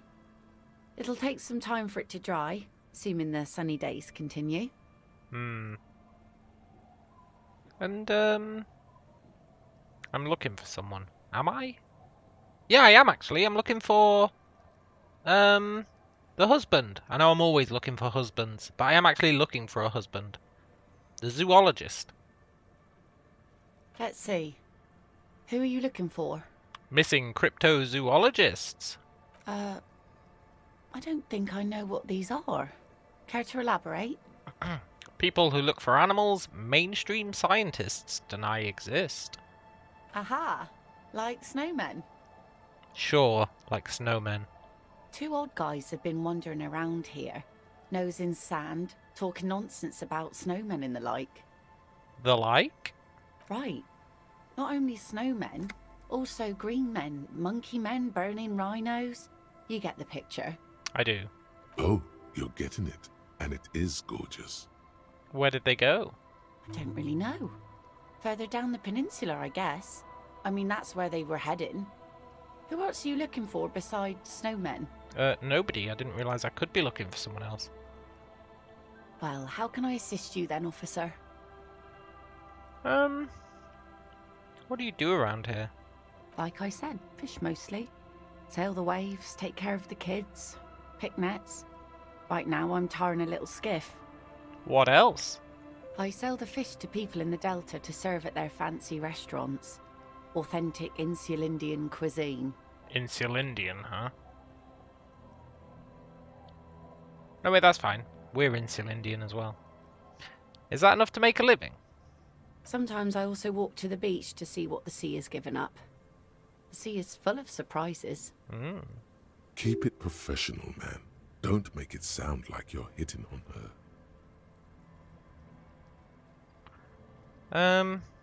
What have you found? Wood, pieces of glass. Every once in a while we see dead bodies. Human, animal, fish, other odd sea creatures. A mine washed ashore once. Bottles, drugs also. Lost cargo in general. Most of the time it's just wood and glass. All right. Major choice moment. You only get to ask one thing. It would be weird to say them all. Choose wisely. Mines. Mines. You need mines.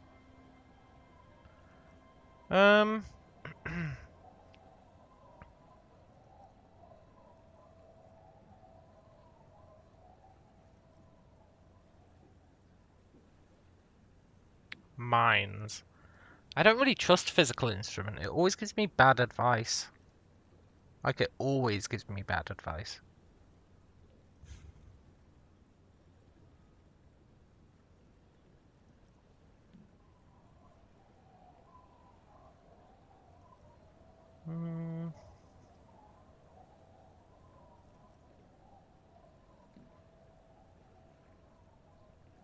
A mine.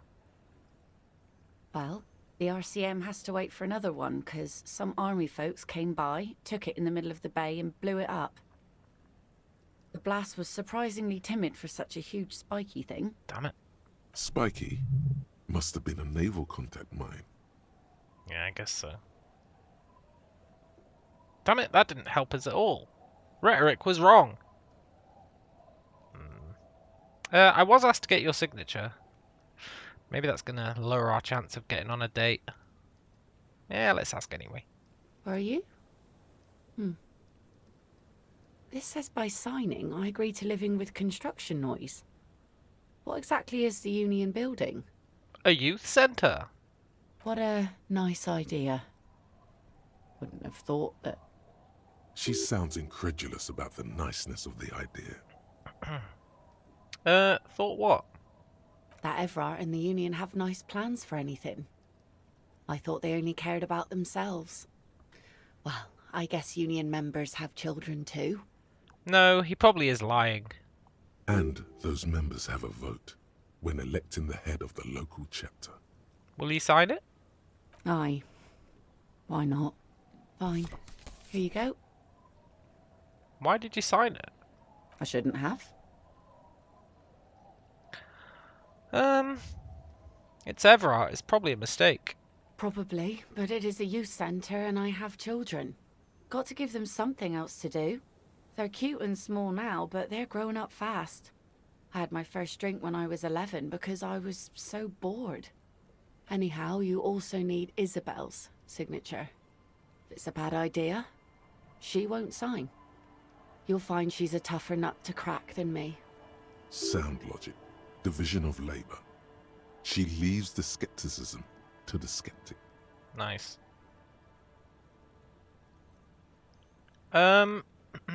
Cool. Magnesium-based life form. Please be good. We tell them, hell no. You're about to become a magnesium-based life form. The age of the primitive carbon man is done. No longer must mankind rely on slow-working background radiation to take us further into our genetic destiny. This is the era of guided evolution, and magnesium is the key. You are the first of your species, the next step in human evolution. An advanced magnesium proto-man who mags it up, drinks it down, and sniffs it sideways. Yeah, please be good. +2 volition. Oh, that's awesome! -1 logic. Yeah, I can live with that. +2 volition's great. That's +2 health. Morale, rather. Oh, that's great! That's so freaking good!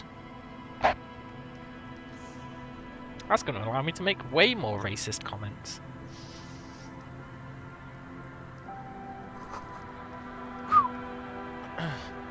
Also, who the hell is Isabel?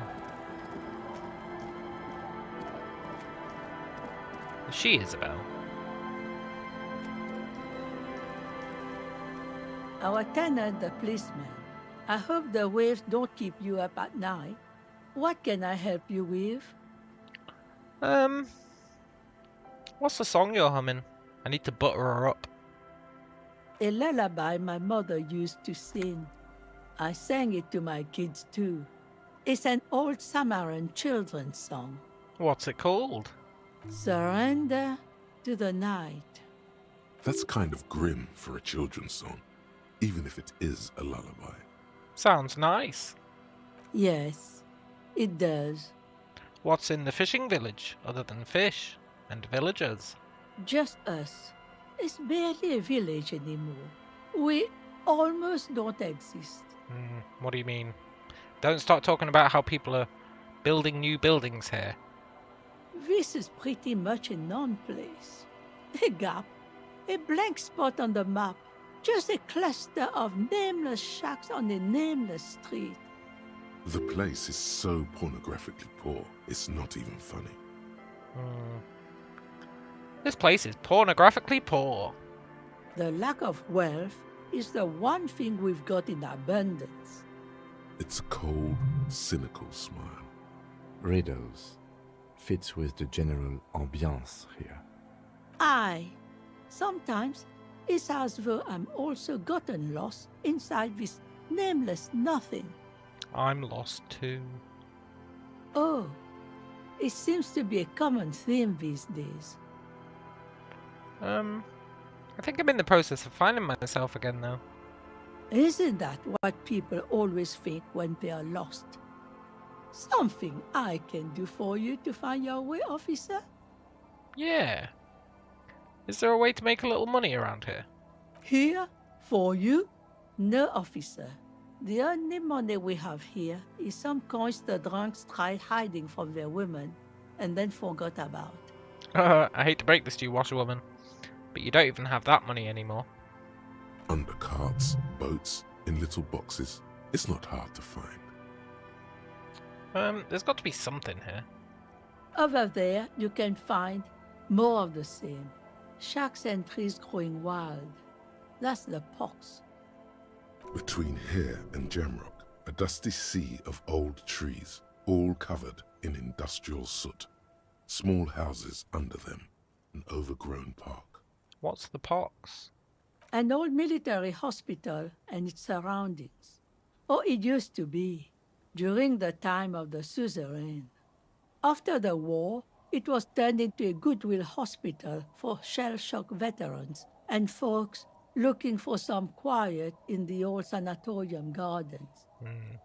Now the area is crisscrossed with nameless streets and makeshift cinderblock houses, shacks as far as the eye can see.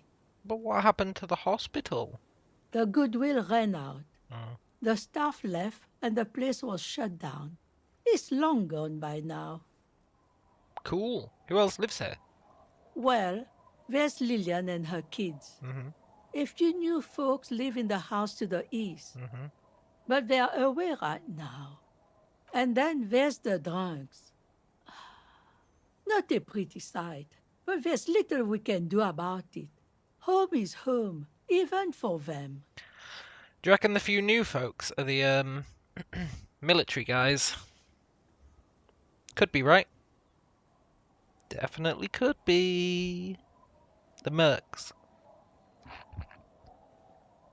I met Lillian and her daughter already, and I took everything they owned apart from the sword. Lillian is tough. Tougher than the men here, at least. If it wasn't for her and the kids, this place wouldn't have a spark of life left. Yeah, I also met the drunks.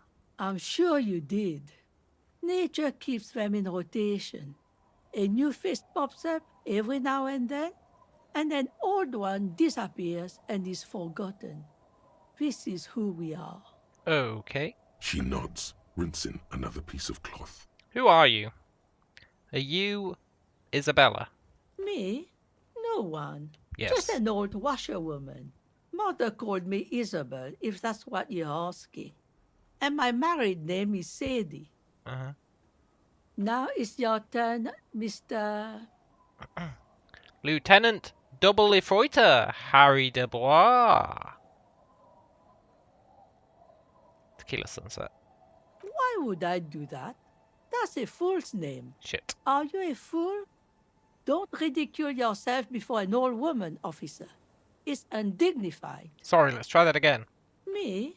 No. Now it's your turn, Mr. I'm Lieutenant W. Freighter Harry de Bois. Quite a handle you got there. So many titles. One of them double. Yeah, but it could be double bad. You don't know. It could mean double arsehole. I was asked to get your signature. Eh? What's this about? Come now, I can't read all this scribble. Tell me what it says. Okay. Everard wants to turn part of the village into a youth centre. Huh. I might be half blind, but it looks like part of the village is gonna be a street. The best part. The part we need to get out of our houses. I see Lillian's name is already here. The girl is too trusting. Either way, I won't sign union papers. I bet you will. What do you have against the union? I've seen it all before. You think they've got our interests at heart? Rich men are always selling poor men promises we never planned to keep. Totally. Then the poor get pushed out of their homes and the rich get a little richer. That's the way it goes. So no, I don't trust the fat man, and neither should you. She is headstrong, but there's a slight hesitation in there. You may be able to convince her. Damn it. Why did I go with the stupid name option? I should have known better.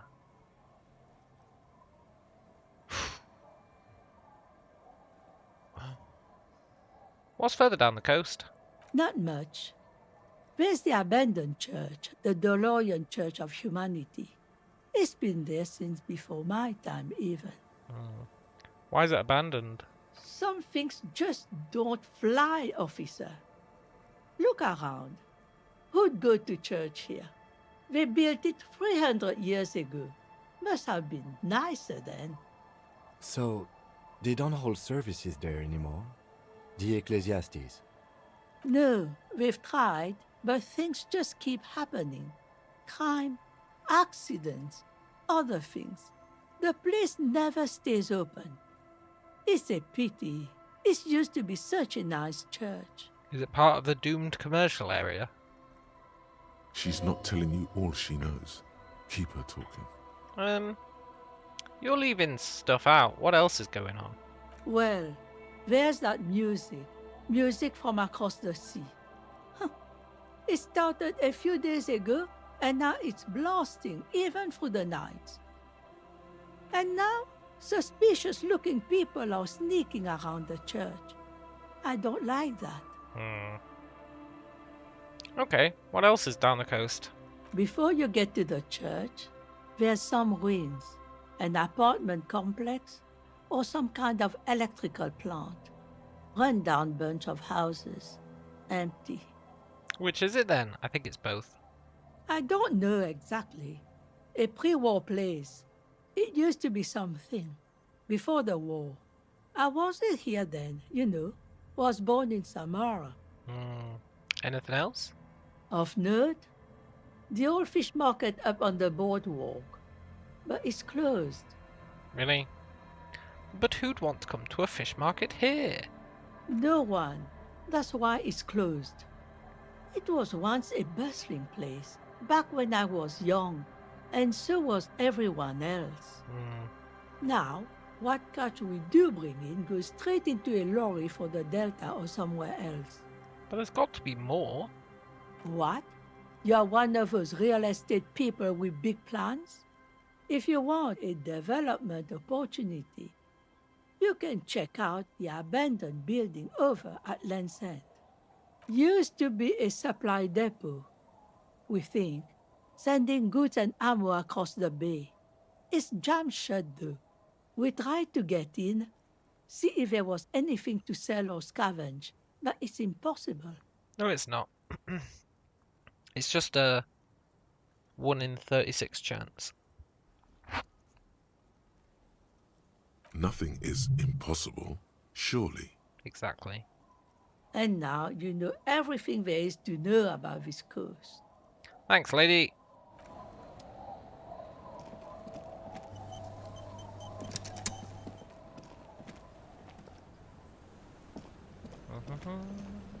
Yoink.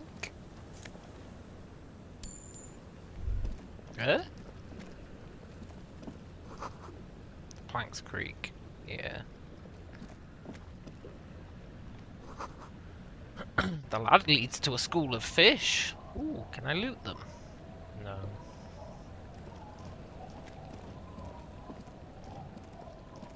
I wanna loot the fish.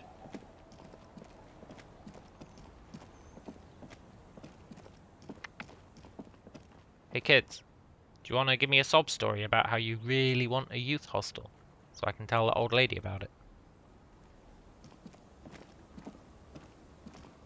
The scruffy-haired little boy kicks a stone. He can't be more than 5 years old.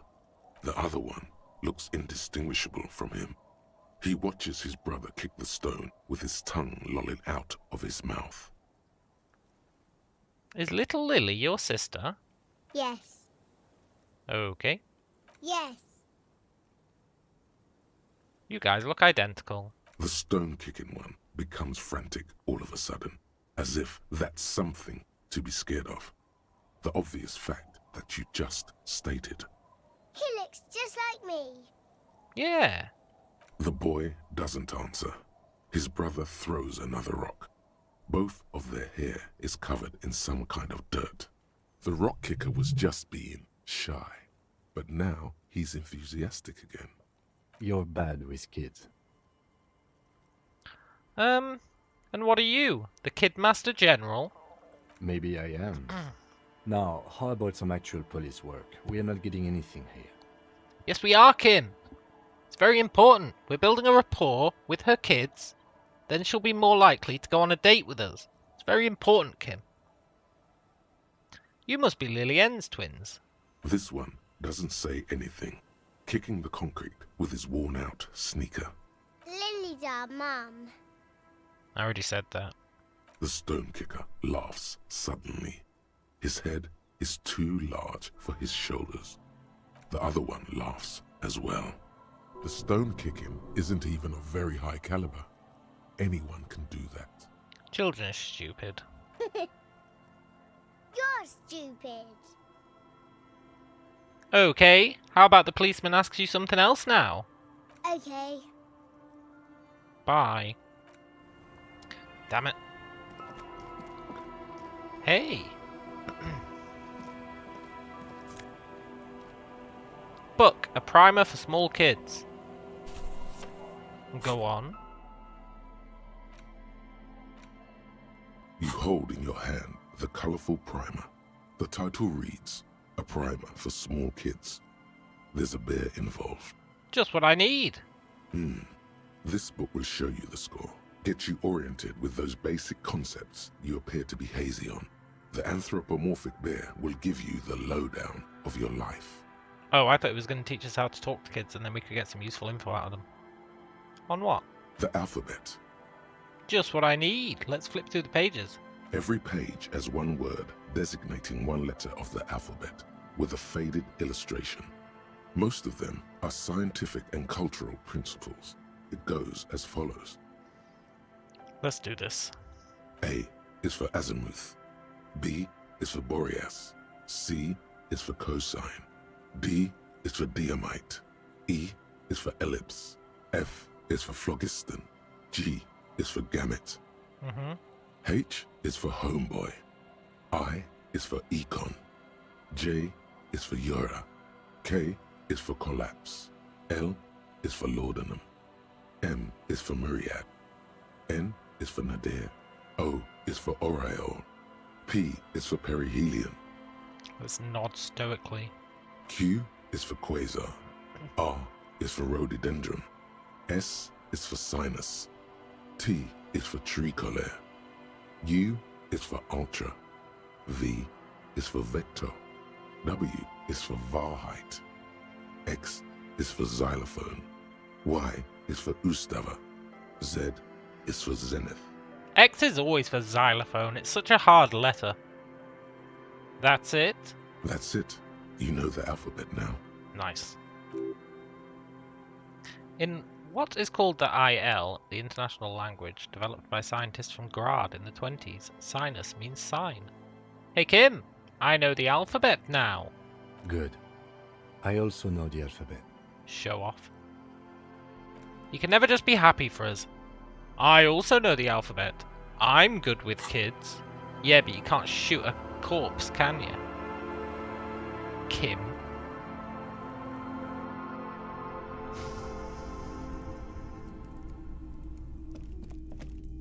Hello, mister.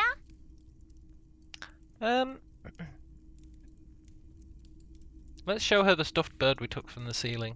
What's this? It's a grouse. You might be able to get on Gart's good side if you replace the broken scooter you almost certainly broke. Why would I want to get on Gart's good side when I'm not staying there anymore? What's it for? I don't know. Can I have it? I know someone who likes stuffed birds. Sure. I mean, you already took it. I don't like it anyway. It looks angry. I did already take it. But now it's a quest and I'll get XP for handing it over. But I could sell it for 12 real. What's that thing you're holding? I wonder how much that'd sell for. It's Lammy. He's my friend. Sort of. Like... Lambie is a stuffed lamb that, admittedly, has seen better days. One of the eye buttons is missing, and the fur is tattered in several parts. Pleased to meet you, Lammy. Lammy usually doesn't like strangers. But you're also fuzzy, like Lammy. Yeah. Are you Lillian's daughter? Yes, I am. Little Lily. You know my mom? Yeah, we met earlier. That's nice. My mom is great. She's never angry or anything. Are the twins outside your brothers? They're kind of weird. Yes. They don't want to play with me. They're older and play outside. They look the same. Sometimes I can't tell them apart. Yeah, I said the same thing. They look identical. Bye, kid. Bye!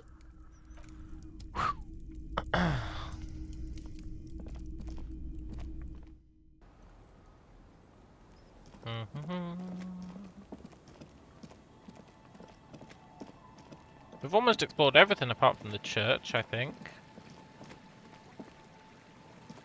We still haven't found those guys. I don't think we've been around here. Yeah, we definitely haven't. Who the hell are they?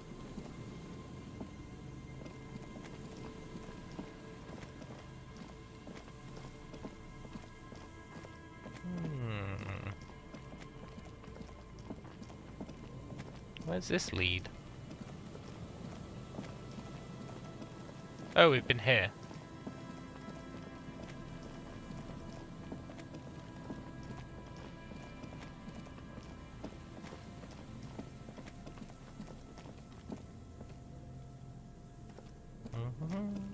Don't mind me, just a man with a crowbar.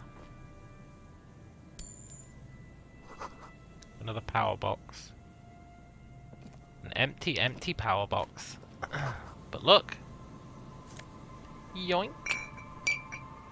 Yoink. Awesome. And we don't even have to use this money to pay for a bed.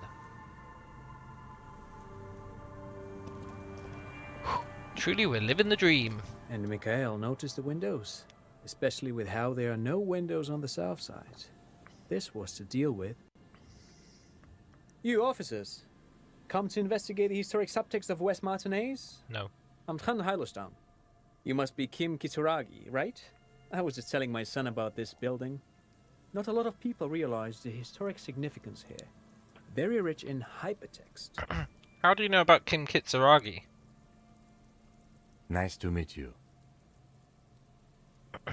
Hypertext? Yes, hypertext. Young Carp and the collection of cultural hyperlinks. Of course. He's just making up fancy words. This doesn't mean anything. What were we saying about the windows? Oh yes, so Mikhail. They had to deal with monitor glare, especially in the summer. They still had vector monitors back then. That was 49 years ago. So they didn't have windows on the south wall. So, you know Kim, huh? No, I can't say that we've met before, but I've heard of Kim, of course. Mikhail, say hi to the officers. Oh, you've heard of Kim, huh? Mikhail's a little tired today. We spent all night trying to run Orbis on his radio computer. Have you heard of it? It's a programming language used in Grad. Quite tricky, but he wanted to play this Grad-made adventure program. We've been getting really into verbs lately. The man speaks in the artificial cadence of a professor, or someone who's been on too many radio shows. But I assume you're not here for giant worms when there are so many real things to see. Just as I was telling Mikhail before, this is where the Coalition landed in 08. We could be standing on what is the most interesting landmark in Revachol West. This man is your half-brother. You feel it. But why? Well, get a load of this guy. He really enjoys his trivia. The Orbis programming language was named after its inventor, Victor Orbis, a cybernetician from Grad. They run Vox in the Occidental countries. Okay.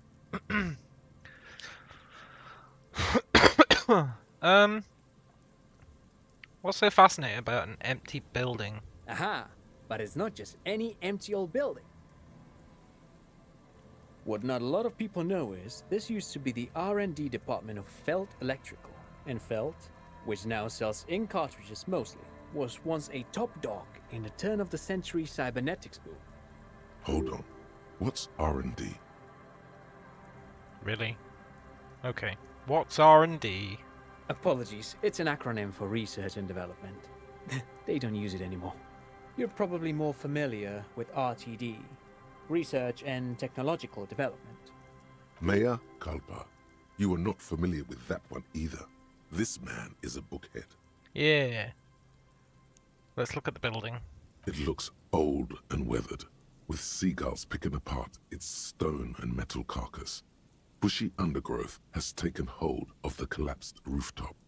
Some kind of bird has set up a nest on a broken windowsill. I don't think I've ever heard of Feld Electrical. That's not surprising. Only a vestigial ink cartridge and ferrotape manufacturer remains. They started out as a midway electronics outfit in Königstein 2 centuries ago. After an aggressive move to Revachol, Feld became a global player in the emerging personal electronics market of the pre-revolutionary era. Still, Tricentennial was beating them in business machines. But Feld had an ace up their sleeve, or should I say they were developing an ace up their sleeve. I'm mixing my metaphors here. What was the ace? It was here in Martinez, possibly in this very building, that they developed prototypes for a tape computer. A tape computer? That's a crazy idea. It'll never catch on. An elegant folding mechanism of rollers and ferrotape ribbons, portable enough to be a take-it-home solution. Revolutionizing business machines, possibly even bring them to the average consumer. I don't know about that. Sounds crazy. Which is a feat of engineering even today's giants, Rehm, ICN and ZAM, haven't achieved yet. He assumes something like a combat stance, facing the wind. What happened? Indeed. What? The revolution! Unfortunately, their moonshot project never made it to the market. Feld's move to Revachol backfired. The revolutionary government liquefied their assets and expropriated those very advanced prototypes. Possibly from this very building, or one of the adjacent ruins. All of this was built by Feld, even the boardwalk. Wild Pines built Martinez proper as a resort for their middle management. Feld built this side of town for R&D.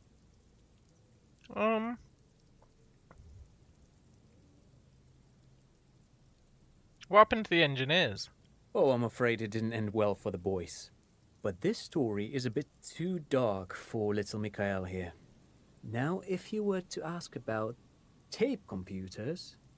He means that the boys got shot by the communists. The boys were bourgeois. Let's tell the kid. Hey kid, he means they all got shot in the head because they were bourgeois. Do you know what the bourgeois is? Officer, I told you this chapter of history wasn't on Mikhail's curriculum yet. Let's keep this kid friendly. The boy looks first at you, then back at his father, confused. What did they do with the tape computers? They used them for military communications, but also to write and send out press releases, the most notorious example being Le Décret de Mars. What was that? What's the Mars Decree? I mean the radio transmission sent out to news agencies and world governments by the newly created Commune of Revachol on the 7th of March in the year 02. Ah. A short-lived legislative foundation for a short-lived utopia. It's a beautiful piece of text, actually. A singer-songwriter I know, Charette, called it a love poem to Revachol on her political concept album, Bon Baiser dans ce Lind. You should read it. Every local library in Revachol stocks a copy of the decree. I tried to get Mikhail to memorize it. Tried to. Someone was much too interested in worms to be paying any attention.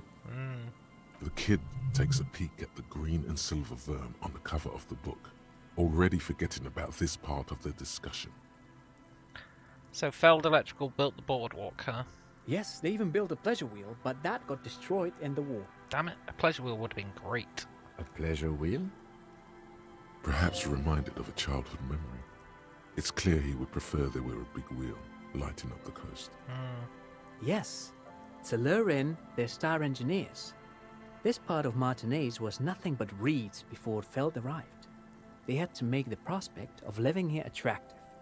It was supposed to become a global center for innovation in cybernetics. But history had other plans.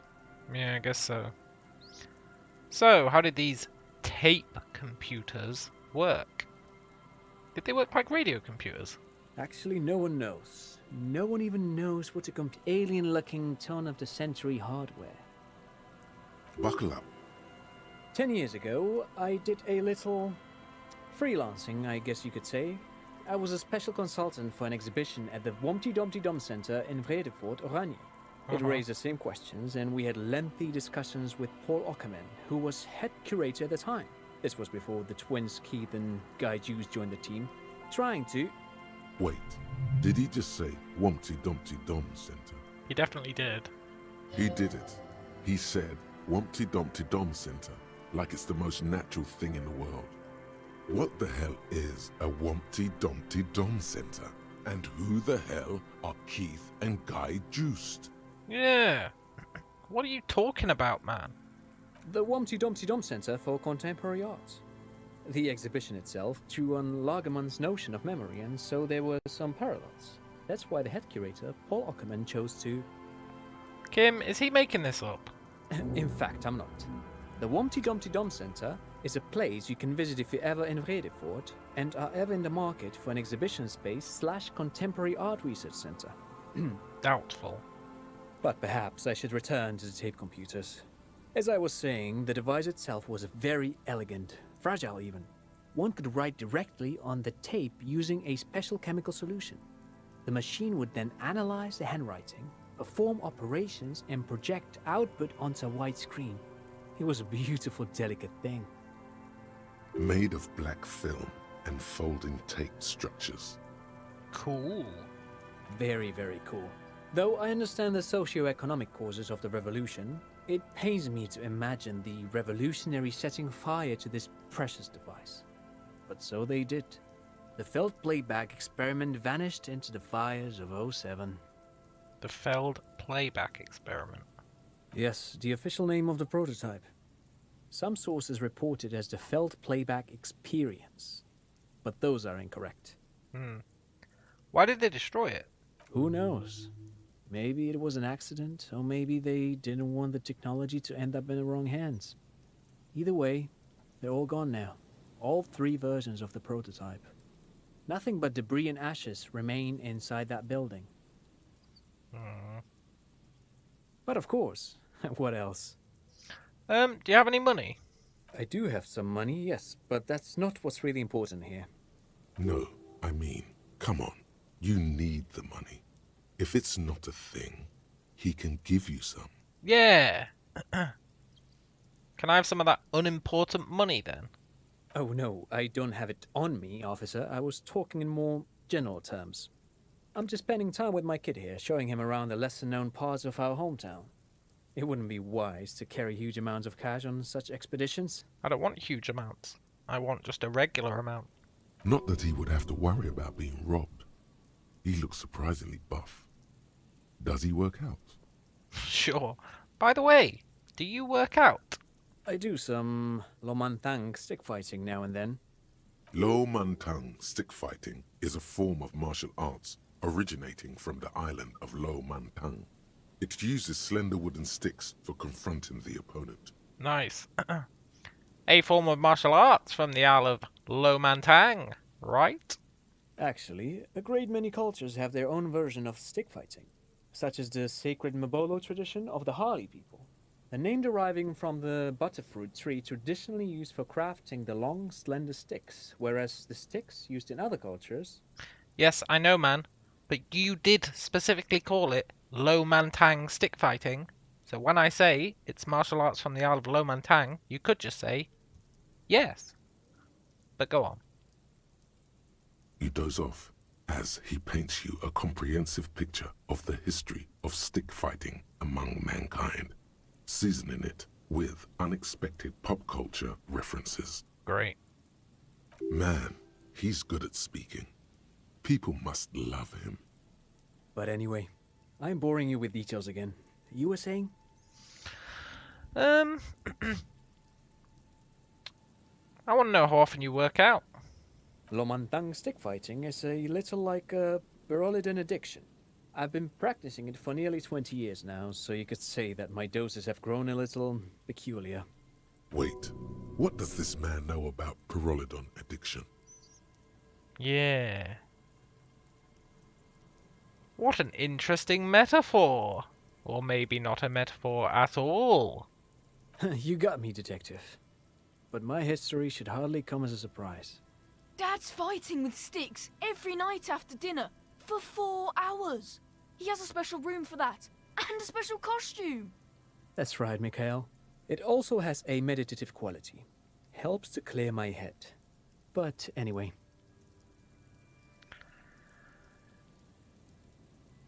Okay. Thanks. No, thanks to you for having me and little Mikhail here to pick your brain. A very interesting conversation indeed. Yeah, sorry about telling your kid about the commies shooting people in the head. Pick your brain. If anything, this was rather one-sided. He did the talking. Whatever. Yeah, whatever. You see, a once bright mural towering above you. The signage has peeled off over the years, but you can still make out Feld Electrical R&D. A slogan used to intertwine with the loops a long time ago. Now, only a shadow of peeled letters remains. It says, tomorrow is just a whisper away. Tomorrow is just a whisper away. Looks like tomorrow never came. Yeah, ain't that the truth? Wonder if I can get in this building.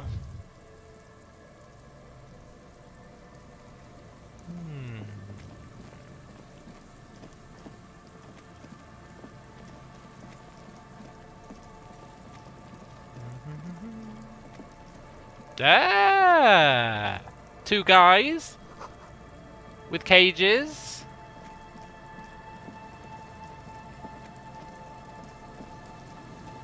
Looking for loot.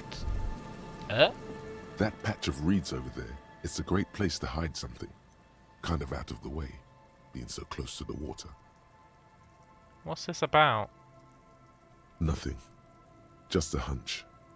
The hunch passes, leaving you there, by the old boy bobbing in the water. Time to go. Okay. I mean, how am I gonna get the helmet? The kid said he threw it in the water. That's the only thing I can think of that they might be talking about.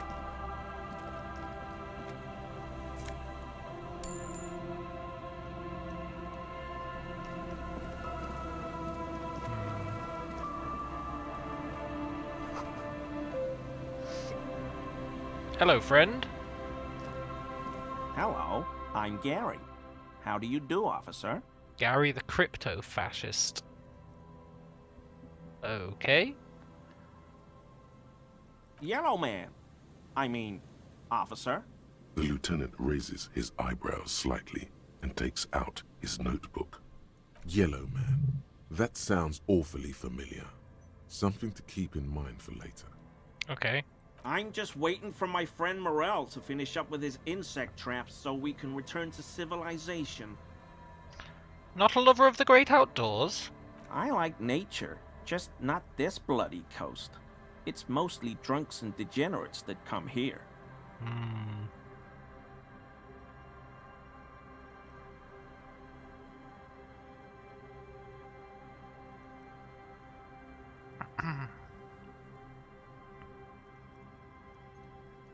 I've been trained to identify the slightest hint of degeneracy by the preeminent authority on it. What's that mean? Let's say it. Oh, I didn't mean it in any scientific way.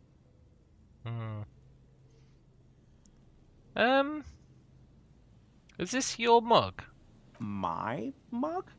Why would you think that? His eyes widen at the sight of the mug.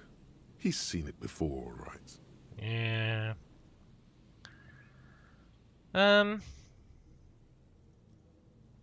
It seemed as if you were calling to it longingly when you cried, "Yellow man."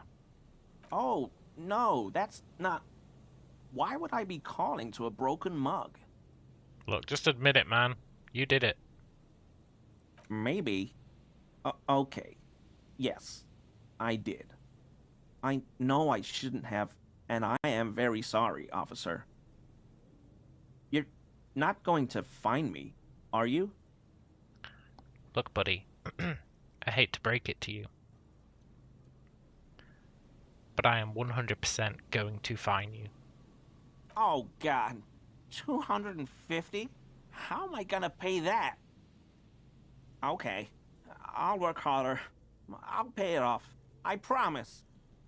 It's, in a way, admirable how quickly he composes himself after such a blow. This man digs authority, even when it's bullying him. And I'll never do it again. I don't know what got into me, really. Work has been stressful lately. Damn Koiko's price dumping us out of competition. What did you do, Gary? Nothing. Nothing. Just answering some questions. Helping out the law. Damn it, did I get too greedy? Here we go. Start pumping that sweet info. Maybe if I'd asked for less money, he would have just given me it. I think I screwed up. No, I wanted money. How did you get into the trash container? I know a guy who works with the trash collection services, CS Municipal. He gave me a master key for the trash containers of Martinez. Why would you need to get into everyone's trash? So I can use the Whirling's trash compactor to store my own stuff. Garbage disposal is expensive as hell. The damn Hemians run it like a mob. I'm sorry, okay? I thought I could cut costs. I shouldn't have. I shouldn't have disgraced myself. Disgraced? No need for the histrionic, sir. It was, after all, just a trash container. He studies his reaction. Gary doesn't answer. Look, did you put the clothes of a murder victim in the trash container? Officer, please. Let me explain. It's not like that. Please do. I was only cleaning up. I live right across the yard from where he was hanged, and I saw him stripped naked. All the clothes lying around in the yard, smelling. People are animals, you know? Okay, then what? Then I came out to clean up the rags because no one else would. I put them into the Whirling's trash, along with a broken mug, admittedly. Okay, I was coming to throw the mug away, and, well, I threw the mug there and the clothes too. Right, it was just civic duty. Exactly. That's exactly what it was. Civic duty. As he shifts uncomfortably, a series of clicks, like the clinking of glass beads against one another as they roll across a hardwood floor. You've heard this sound before, but where? Armor. What's that strange sound? What sound? Don't mess with me. You know what I'm talking about. I haven't the slightest. There's lots of weird stuff out here in the reeds, though. Insects, trash. Could be the wind shifting some garbage nearby. Every day, the wind shifts the reeds and whatever was left in them. Tambourines and condom wrappers, plastic and glass bottles. The smell of decay. The sound you heard was not the sound of something easily abandoned. Yeah. You wouldn't know anything about the victim's missing armor, would you? Armor? No. I mean, yes. Of course. I know he was wearing armor, but I don't know anything about it. Ooh, you're gearing up for another fine, buddy. There's something going on here. You should observe him more closely after this topic is concluded. Sure. I hope I can help your investigation, in my small way. Don't be so relieved yet, Gary. This bad cop may have been in your apartment, admiring your mug collection. Perhaps a little intimidation? So, Gary, you live nearby? In an apartment in Martinez? Sure do, officer. His eyes narrow slightly. He's wondering where this is going. And you're a big Man from Hjelmdal fan? How? You know, I'm a Hjelmdalaman fan myself. But why were you in my apartment, officer? Just do Mr. Clare a small favor. So you work for Everard Clare? Officer, please tell him we're good. No, tell him I'll make it up to him. What have I done? He'll send the muscle after me. As he lowers his tone, he hunches his back.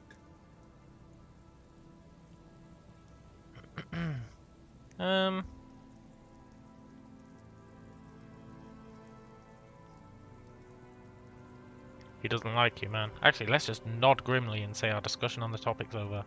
Yeah. Of course, of course. I won't do it again. If there's anything I can do to assist you, or the Union, just ask, okay? I'll try to help if I can. Okay, give me the armor. This scared him proper. He's positively melting from fear. Has to prop himself up with a lot of anger to keep it together. The weather vane has turned. He cannot be unturned. He clearly liked his squirming. He may even have changed his mind about the whole door-opening operation. Yeah. 83% composure. Composure. I don't think I have any composure stuff, you know.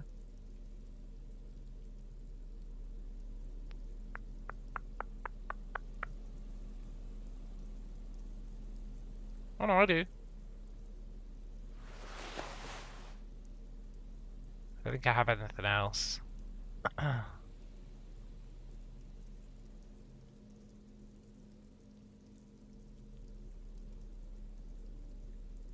Oh, I do, yeah, the shoes. Nice. Always a pleasure to see an officer of the law. I mean, officers. 97%? That shirt looks very uncomfortable on him. Look at the buttons, barely keeping that thing together, as if something is ready to rip out from underneath. Something worn underneath it, for sure. Yes, like a piece of ceramic armor, for example. One that makes a clicking sound when the plates meet each other, resembling pearls or marbles, stolen from the corpse in the yard near where he lives. Yeah. I see you're a connoisseur of high-quality combat gear. I knew you'd figure it out, officer. I'm sorry I didn't tell you at once. I was ashamed of what I did. And I didn't want you to know. This shame is surprisingly sincere. Gary, what's going on? Later, Morale. I've got apologizing to do. No, you've got explaining to do.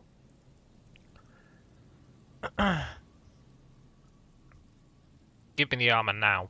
He sighs again, hangs his head, and unbuttons his shirt fully. A cuirass that matches the dead man's boots comes into view. Soon it is in your hands, smelling of his sweat. But so light to hold, like a bag of cotton. Why did you lie to me, Gary? Because I was weak. I should have told you the moment I saw you. But... The hell, Gary? You in trouble? Morel, I'll get to you in good time. I'll explain later.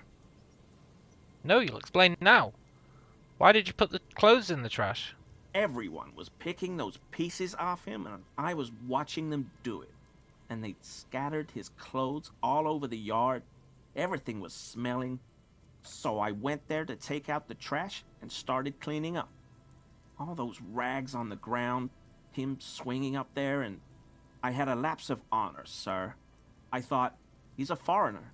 They all say he wasn't from here. Only the cuirass was left, so I stripped it off him. It was early in the morning. No one saw me. I took it with me. It was a mistake. Had I known it'd give you guys trouble, I wouldn't have... Fuck. It's okay. It was a loose end, and you are tying it up now. I'm so fucking sorry I called you Yellow Man. Seolite officers commanded the suzerain's navy. Most of them sided with the king when... They were thoroughly conservative men, he realizes suddenly. It's difficult to say what the lieutenant thinks of this historic apology. His face does not belie emotions. Do you know who killed the hangman? I always thought it was the Union, but I sure as hell won't go around saying that anymore. You have my word. I don't know, and I won't be running my mouth on this subject anymore. Are we done? Yes, absolutely. I will never do anything like this again. I won't mess with Mr. Clare either. You have my word. Thanks.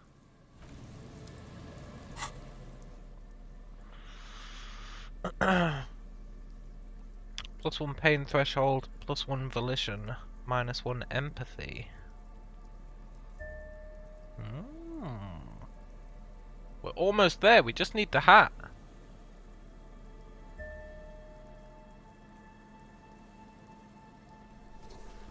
Yeah, we're a proper Cyberman. We just need the hat, and there are no pants.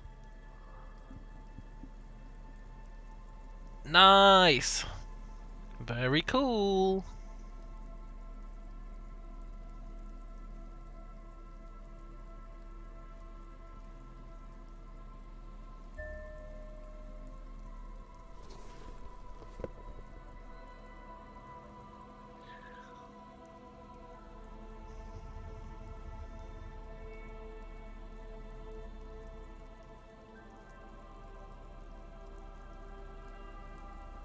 Wait, that's a jacket.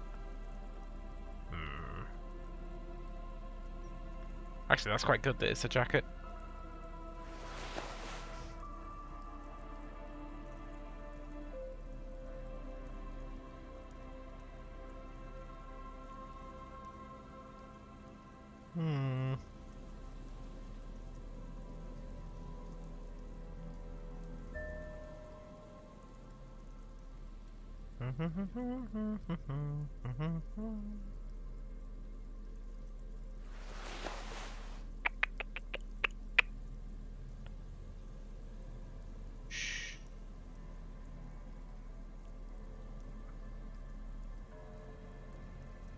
Cool.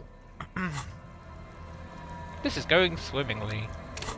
We haven't leveled up in a while, but we are close.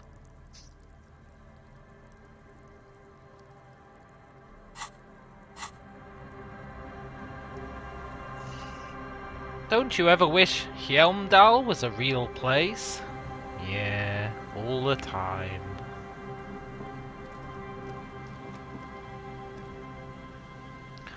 Right, we're going to call it a day there. I'm really happy we got that piece of armor. I think we're doing great. Really well. I'm really happy about that extra volition. I'm happy with the hat. I'm happy with pretty much everything we've accomplished. Oh, cowboy boots. I'm happy with the cowboy boots. I'm happy about pretty much everything we've done today. The only thing I'm not happy about is that one door that I don't know how we're going to open. But life finds a way. And so will we. We just need to figure out where the hat is. The sweet, sweet hat. But that is a problem for tomorrow.